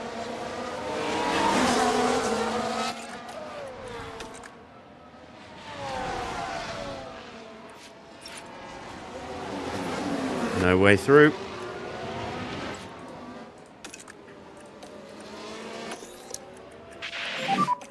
Charge on. Charge button on, charge button on. There we go. Max gets through. Sainz really struggling for grip now. That was good racing. We're 4 seconds behind George Russell already. Doing a great job, mate. How Car are we ahead, 4 Russell. seconds behind? We're almost a second ahead of. We are a second ahead of Sainz.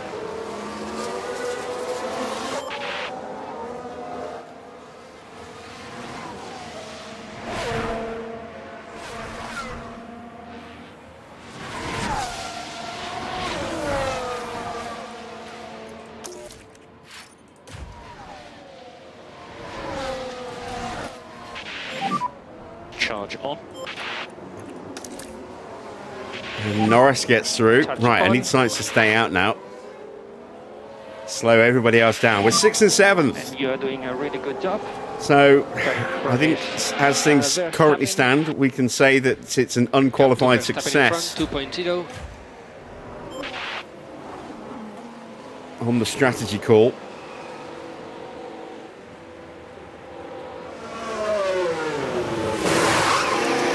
Instead of sauce for Teo.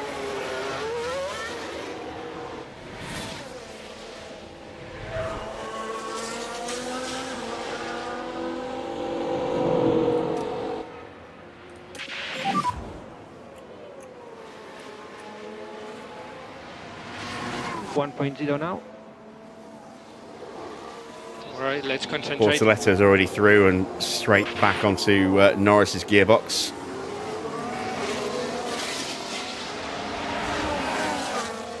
The track now down to just 35 degrees. Is it going to get sunnier again? Nope, that's it. We've had all the sun.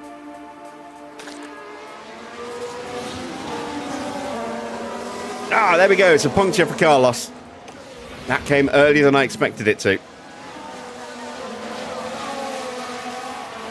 I knew he was struggling because his pace had dropped off so much, but I didn't think he was that close to a puncture. Not with 11 laps to go. Okay. So that's it for Sainz. His race is toast.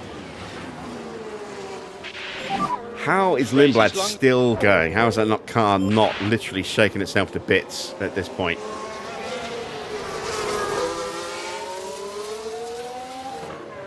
This is a warning for Schumacher and for Bearman.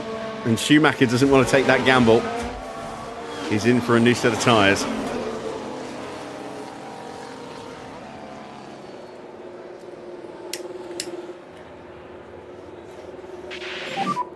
I can't keep up with the guys ahead. Bortoletto gets himself through. A shame, but not entirely unexpected. Good stop. Sainz makes it back to the pit lane. So the question now is if and when Ollie Bearman boxes.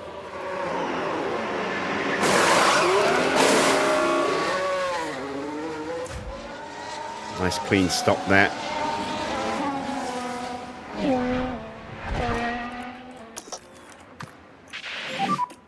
And you can use all the boost bar. No lift off needed. You are doing a good job.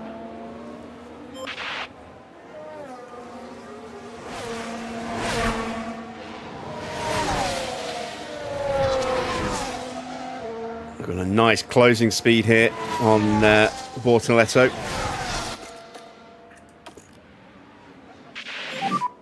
Yeah, confirm. Not close enough. Gonna turn up to high overtake now.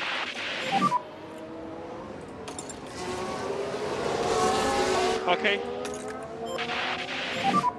Keep battling away. Okay.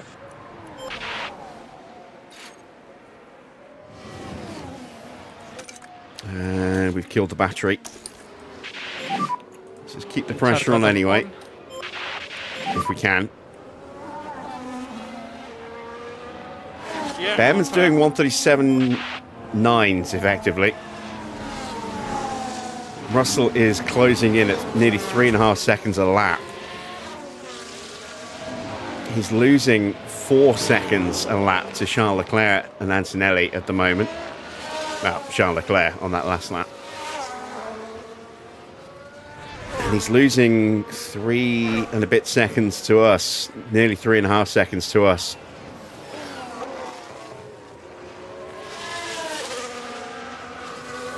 So if he stays out, we will catch him because we're only about 6.5 seconds behind him.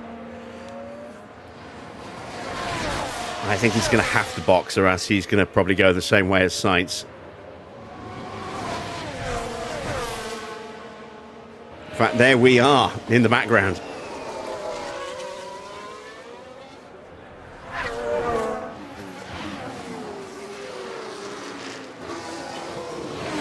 He stays out.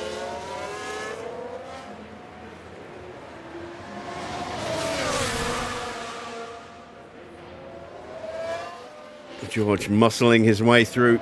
That's him up to P4. He's not going to get on the podium. He's just too far back.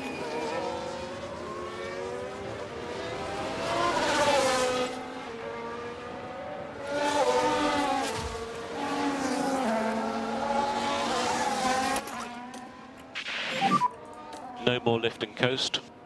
Yeah. And tires are good to push. You can save less.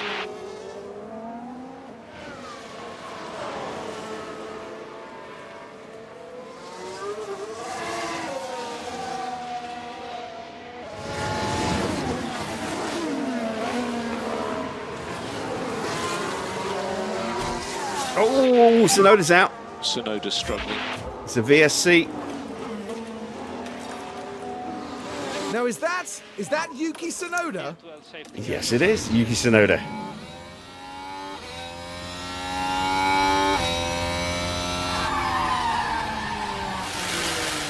Yeah. That's a big side-on impact at the rear of the car. And while all that was happening, the crew in the garage could do nothing but watch on. That's potentially an engine killer, that kind of crash. So, And try to cool down the tires as much as do possible. I risk a pit stop? All right. I don't think it's worth it. I mean, I've got enough of a gap to not really be too threatened by the cars behind us, but not enough of a gap to justify making a stop for brand new soft tyres. I'll be quick, but Tsunoda probably in the not wall, quick enough exit 13. to really do anything Is except that maybe okay? get back to where we are right now. Just not enough time left. Caution for debris. So instead, we'll just keep the tyre nice and cool, try and refill the batteries, and then just go gung-ho. So at the moment you are Bearman behind. should have used this opportunity to box.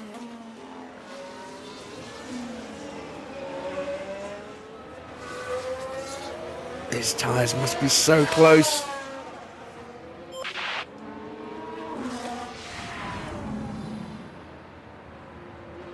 My engine doesn't want to, it doesn't react to the throttle.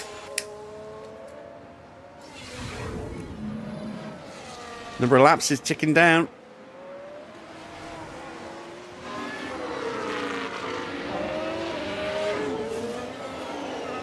We're on lap 49.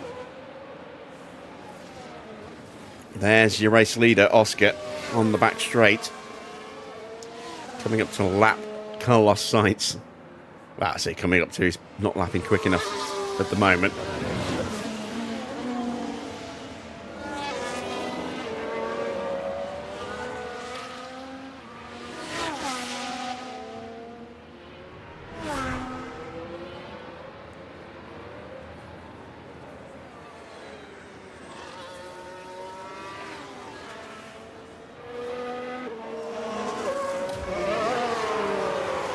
Oscar crosses the line and we have 7 laps to go.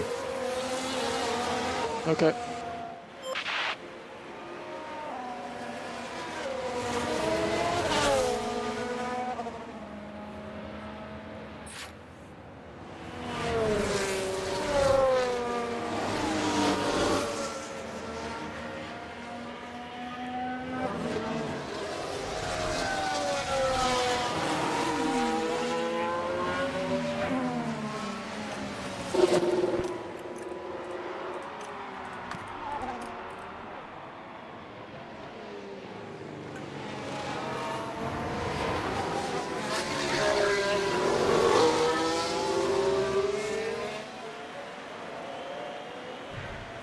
Safety car is coming. Well, VSC is ending. Let's go on the attack. Yep. Mode push, please. Mode push. Yeah. And DRS enabled.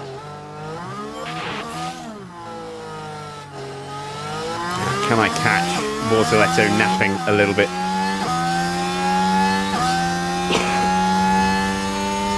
Doesn't look like it.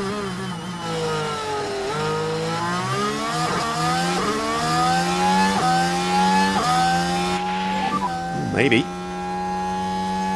Maybe. Might be in position to have a look at him on the back straight. Ah, there we go. It's a puncture for Ollie Bearman. I knew it was coming.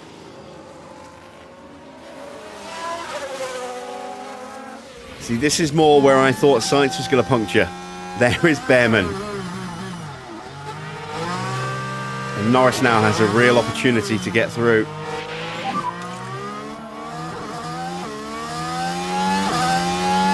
Really good. Actually, no, he doesn't, because Bortoletto will get DRS off the back of Bearman. Ah, damn it. There we go, rear wings open.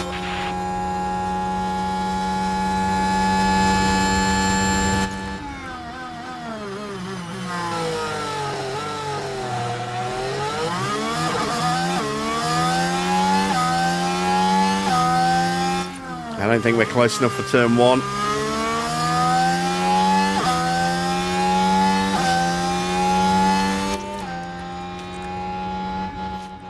We're not quite. 6 laps to go. Yep. Charge button on. Yeah, confirm. Bearman makes it into the pits. Oh, why didn't Ferrari call him in during the VSC?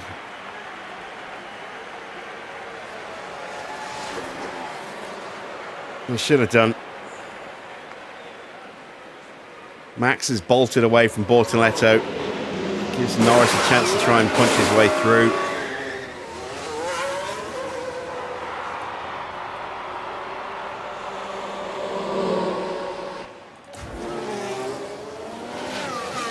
And Bearman comes out behind Sainz.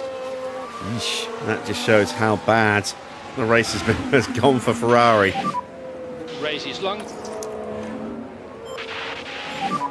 Colapinto is suddenly pushing hard as well. Got to be wary of him.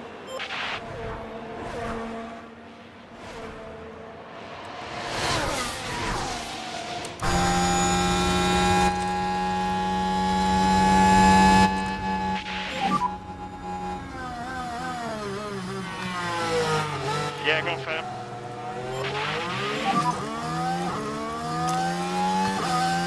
Right, this time I'm close enough.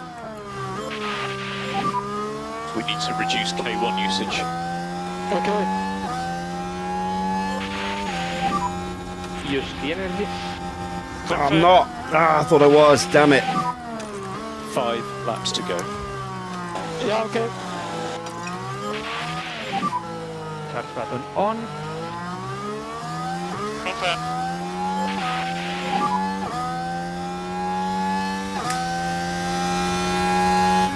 Yeah, confirm. Yeah, confirm. Come on, Lanley, you got this.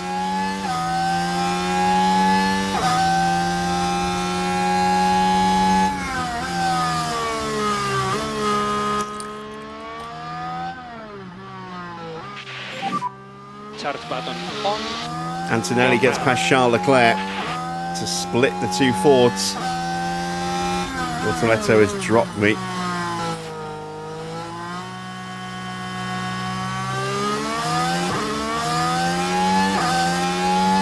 Max is out of battery. Charge on. He's got a 5.5 second lead over Bortoletto now, so it's now down to Norris. See if we can get an extra place.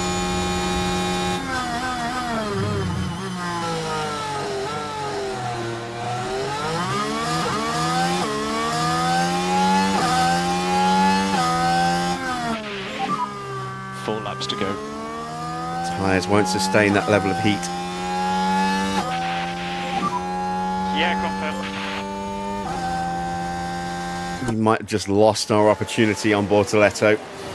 Hopefully the pace will pick up slightly if the tyres cool down enough.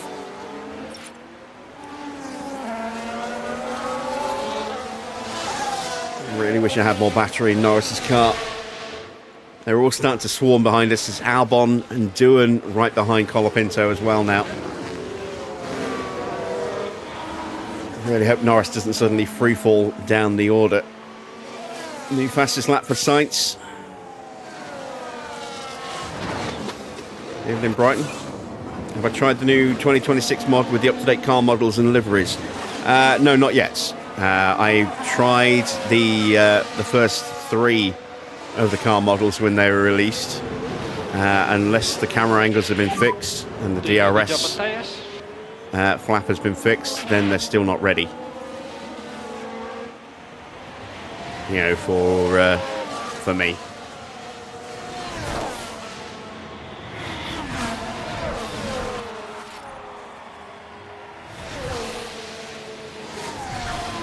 So I'm going to give it probably another month. I don't think all of them... Oh, the camera angles have been fixed. Okay. Yeah, it's Mr. Only. He started doing those 26 models last year. I've got 3 of them. I've got the Ford. Well, it says Ford. I've got the Red Bull, I've got the Mercedes, and I've got the Ferrari.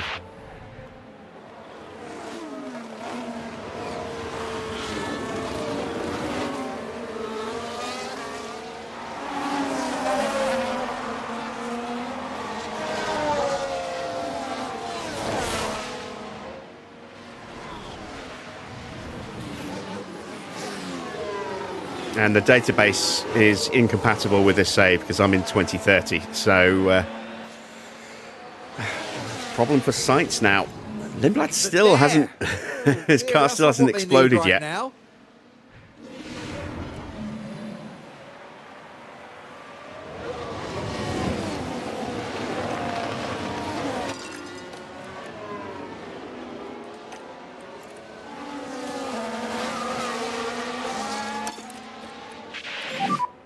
Pick the pace back up.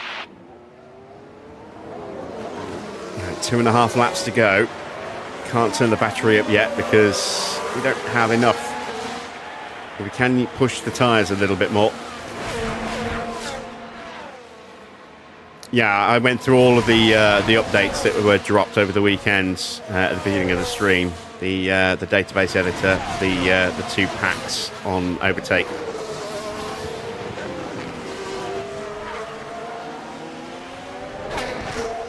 I also showed Mr. Only's Patreon as well.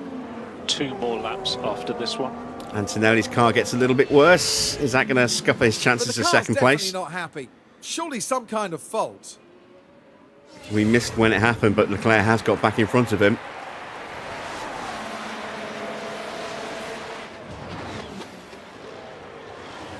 Franco's getting feisty.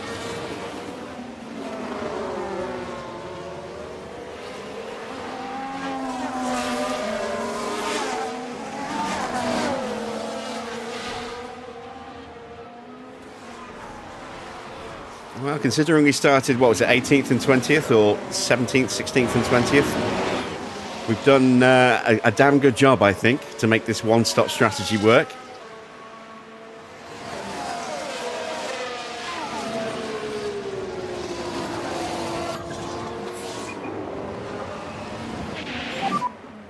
Can you check the temperature? Tyres are quite hot.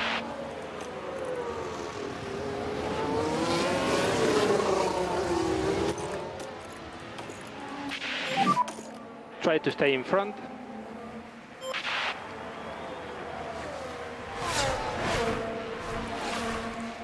Javi stating the obvious once again.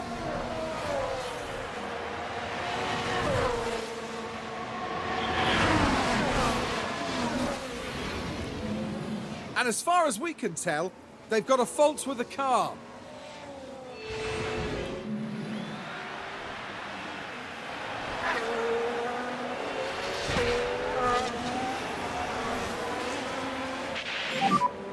About to start the last time lap. Yeah. So this is it. Last lap. We're not going to catch Bortoletto. Yeah, go for it. But if we can stay ahead of Colapinto,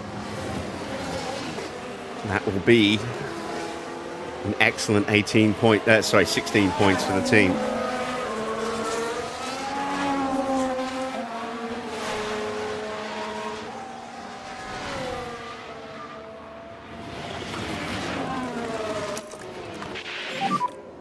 DRS. Cool.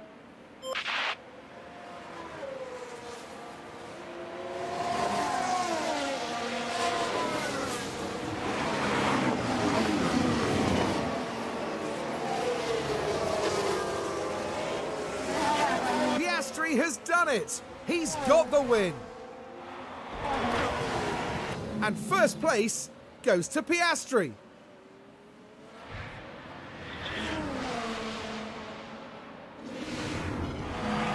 And is thoroughly deserved. A hugely talented driver and undoubtedly a worthy winner. What made me choose Maserati as a replacement for Racing Bulls? I think the livery looks amazing. So, yeah.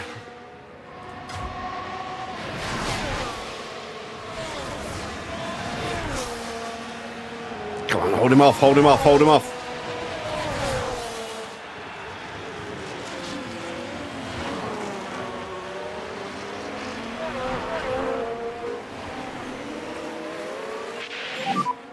That's the checkered Yeah, flag. we've done it. 5th place for Max is going to be 7th place for Norris. We held off Colapinto. That was nice. So let's say take it to one. Awesome job. Stopping on the marks and going to P1, please. And checkered flag. Ah, what a P7. great result that was. And it's another points finish. Yes, thank you. Well managed. Good job. And P0, please. P0.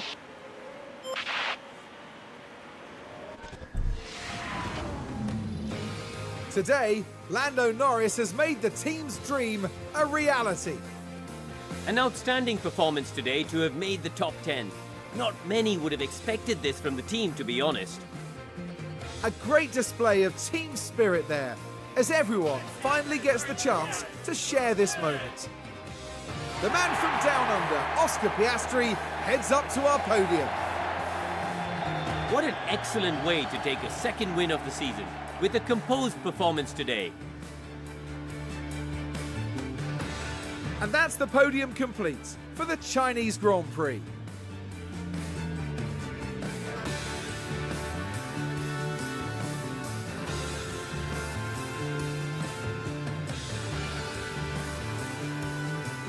Well, Karun, how do you think they'll be feeling in the team garage at the end of that? It was a really strong outcome for them today, with both drivers performing well, capping off a good weekend.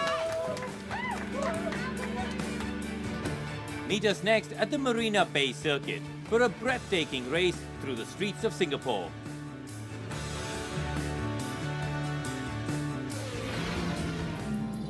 Oh, there we go. Confirmation of the final results. It is another win for Oscar. That's the win for the race and the sprint this weekend.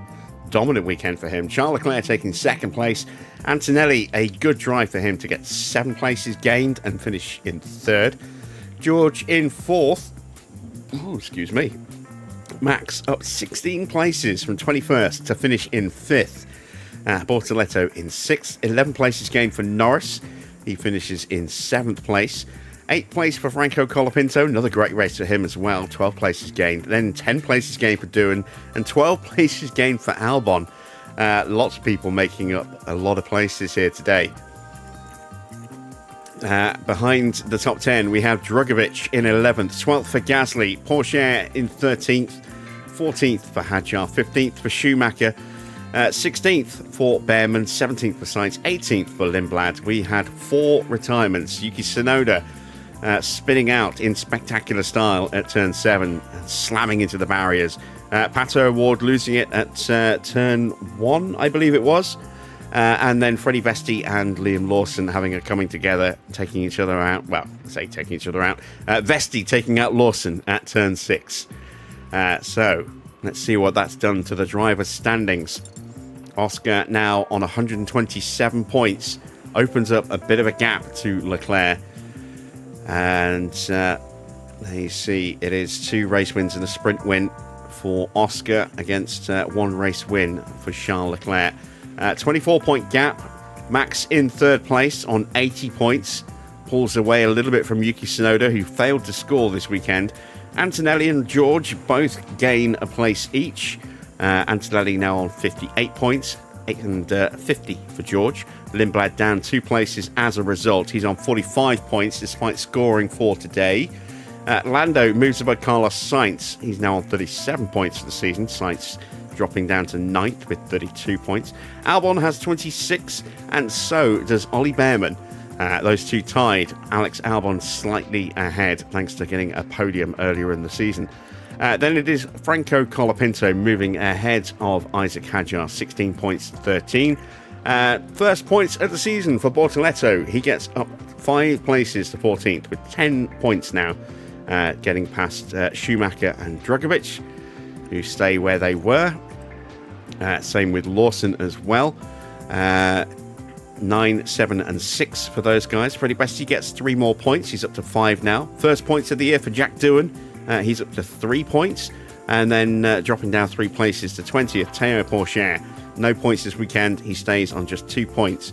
And what was promising to be a potentially strong season for Pourchaire has started to come apart at the seams very quickly. In 21st, we have Pierre Gasly, 22nd, Pato O'Ward. Those two have yet to score, and that's 4 DNFs out of 6 races now for Pato. Ooh, boy, that's bad. And then Ugo is still showing on here. Again, shouldn't be. Don't know why he's ended up there, but there he is. Don't think there was an F3 race this weekend, so we'll check when we get back to the garage. Ford now sit top of the constructors with 230 points, so 51 points for Ford this weekend. A mighty performance from them. They are a comfortable margin ahead of us, 113 points clear of us, who sit in 2nd place on 117. 16 more points added to the tally for us. No points for Aston, so that is a straight 16-point gain in our lead there. That puts us, let's see, 52 points clear now, which is very nice indeed. Mercedes gained 2 places and 21 points. They're now up to 60. Ferrari on 58. McLaren up a place as well. They gained 20 points this weekend. They're now on 55 points. 1 ahead of HiTech, who dropped down to 7th place on 54 points. 11 points for Williams this weekend. They're now on 36. Maserati jump ahead of TGR by 3 points. They're now on 16 to 13 for TGR. And Audi are up to double digits. They're now on 10 points. Into the pit stop challenge. We didn't get on the board at all, unfortunately. So our best stop was 1.960. And we missed out by 0.005 of a second. So we will lose some ground to the cars and teams chasing us. McLaren getting the quickest stop of the day. HiTech taking 2nd. Williams 3rd and 7th. Ford taking 4th and 9th. 5th place to Aston. 8th place to Audi and 10th place to Mercedes. So a few different constructors getting some points today. These are the standings. No points for us. We stay top with 160. Williams, 21 points for them. They closed the gap to 55 points now. They're on 105. HiTech move above Ferrari. They're on 75. Ferrari on 68.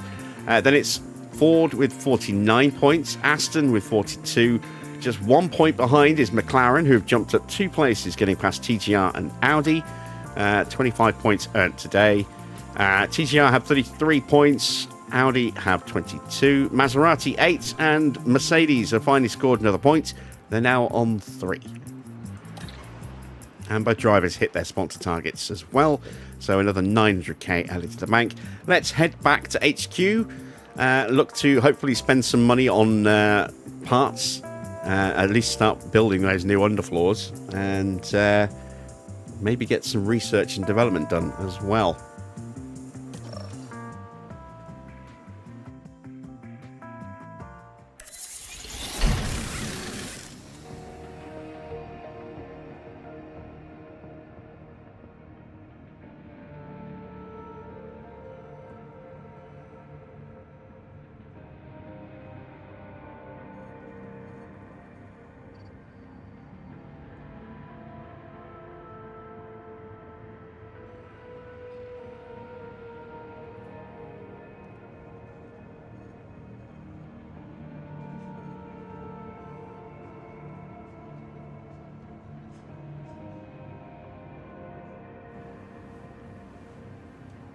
Alright, so we have a spare suspension that we desperately needed. Car delays rating has gone up from 93 to 94. Very nice.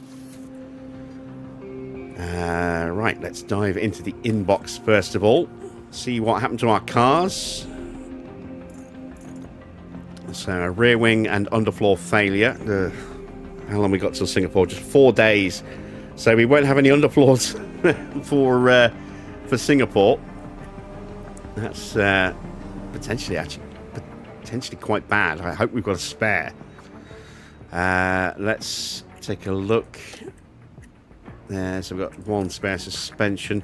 Let's check in with the board, see what they thought. They should be delighted. And they were. Fantastic stuff. So, we are now 5 out of 12 on the long-term objective. Obviously, the anomaly there was the bugged race at Australia that we did not rerun. So, bit of a shame. That would be a straight 6 from 6 otherwise. We are still on target for finishing 3rd or above. We're 2nd at the moment, and with a healthy-ish little lead at the moment. I really hope we can keep this going.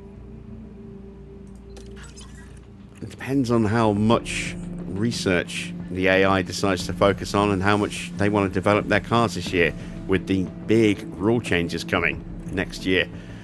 So, let's install a replacement rear wing. I do have spare underfloors. Good. Wasn't sure. Car part development. That's still locked out, unfortunately. But we can start building the new underfloors. How much money we got? Oh, nearly 9 million. Let's get 4 of those built. There we go. Let's take a quick look at our facilities. So the wind tunnel is still shut down. Everything else says okay for now. Team hub upgrade just 2 days away now. That'd be nice. Race sim's already down to 84%. That's not great. And the helipad is getting close. Alright, I don't think there's anything else we can get done until the wind tunnel is fixed. It doesn't take too long. There is the team hub. Upgrade done.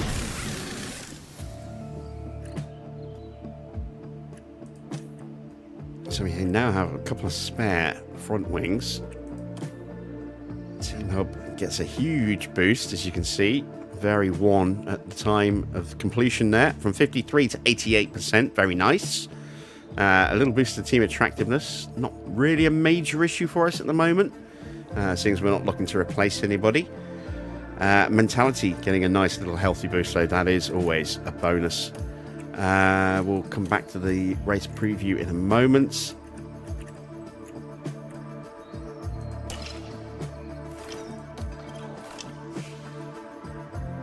And that is the end of the month. So, got pit crew training to do. Is Singapore a normal Grand Prix? It is. Okay, good to know. Let's see. There we go. It has cleared. Excellent. So, we need to do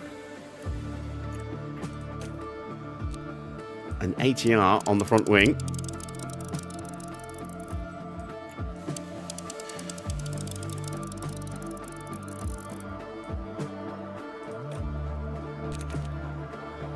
It's just 65 across the board, isn't it? Yeah.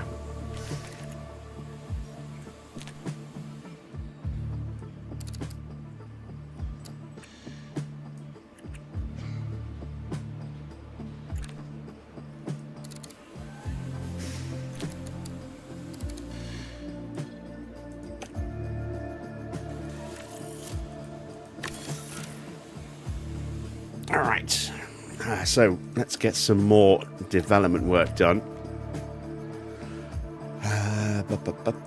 Let's look at a new chassis, see if we can find extra on this one.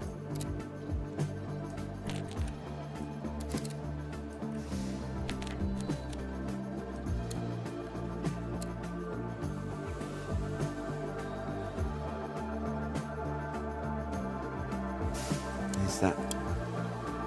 It's not really going to give us that much in terms of speed.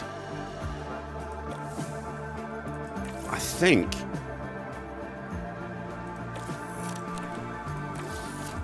what I might do, I'm very tempted to just not do any extra development, but I do want to try and get the expertise up as much as possible.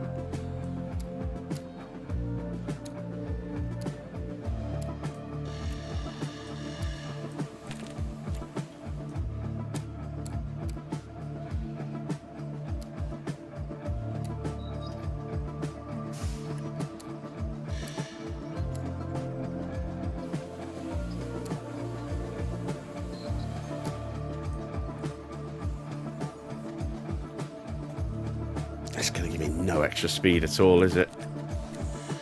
It's going to give me some extra downforce.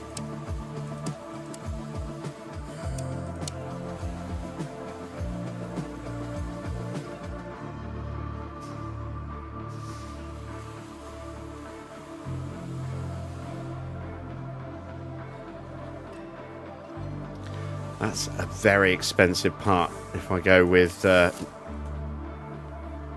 an advanced, intense build to boost our expertise. So for negligible gains as well. So maybe just boosting the suspension like that. That's not really worth it either, but that would be much cheaper. That would only be 3 mil as opposed to 5.4 for another intense build. And that would still leave me a couple of mil for a couple more research projects as well. I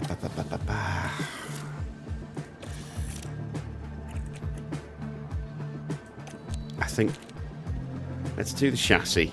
Let's do an intense build on the chassis, because that is the part that's going to get that's going to suffer the most next season. Let's do an intense build here. Try and get that expertise up a bit more. It'll also give us the biggest speed boost, even though it's not a particularly big speed boost. So let's do that. That leaves me 2.5 mil. Let's get a suspension research project done. We want to focus on tyre wear above everything else. There we go. And let's do a side pod as well. And we'll focus on the engine cooling. There we go. So we're down to just 0.5 mil again. Is that enough to get a couple more rear wings built? It's enough to get one. It's just enough to get two. There we go. Beautiful. Ooh, there we go. So we are down to just $2,500. That went away very quickly. Very quickly indeed. But it was a necessary expenditure, I think. So once again, it's not showing me Ugo, it's only showing me Jack. That's a bit frustrating. So let's have a look here. It's hard to see what his stats are up to in terms of improvement. Where is his focus? He's on short run pace for the accuracy. Yeah, we'll leave him on that. What about the main drivers? Did we see any improvement to Lando? No, not this month. Right, well, there we go. That is it for all of our prep. So, it's going to be potentially a very hot one again. I have to keep an eye on tyre wear. I'd like to think we'll do well. Again, our tyre wear is very strong. Still best on the grid. So Let's see if we can keep that going in our next Grand Prix. That'll be tomorrow's stream at the usual time of 8 p.m. Hopefully I will see you all for that. If you have enjoyed tonight's stream, then a thumbs up is always appreciated. If you haven't yet subscribed, then why not consider hitting that subscribe button as well? And be sure to click the bell for notifications on videos and live stream starts as well. I will be back, as I say, the usual time tomorrow of 8 p.m. for round 7 as we head to Singapore. Until then, that's it from me. Thanks for watching. I am Jim Bob, and I'll be back with more F1 Manager very soon.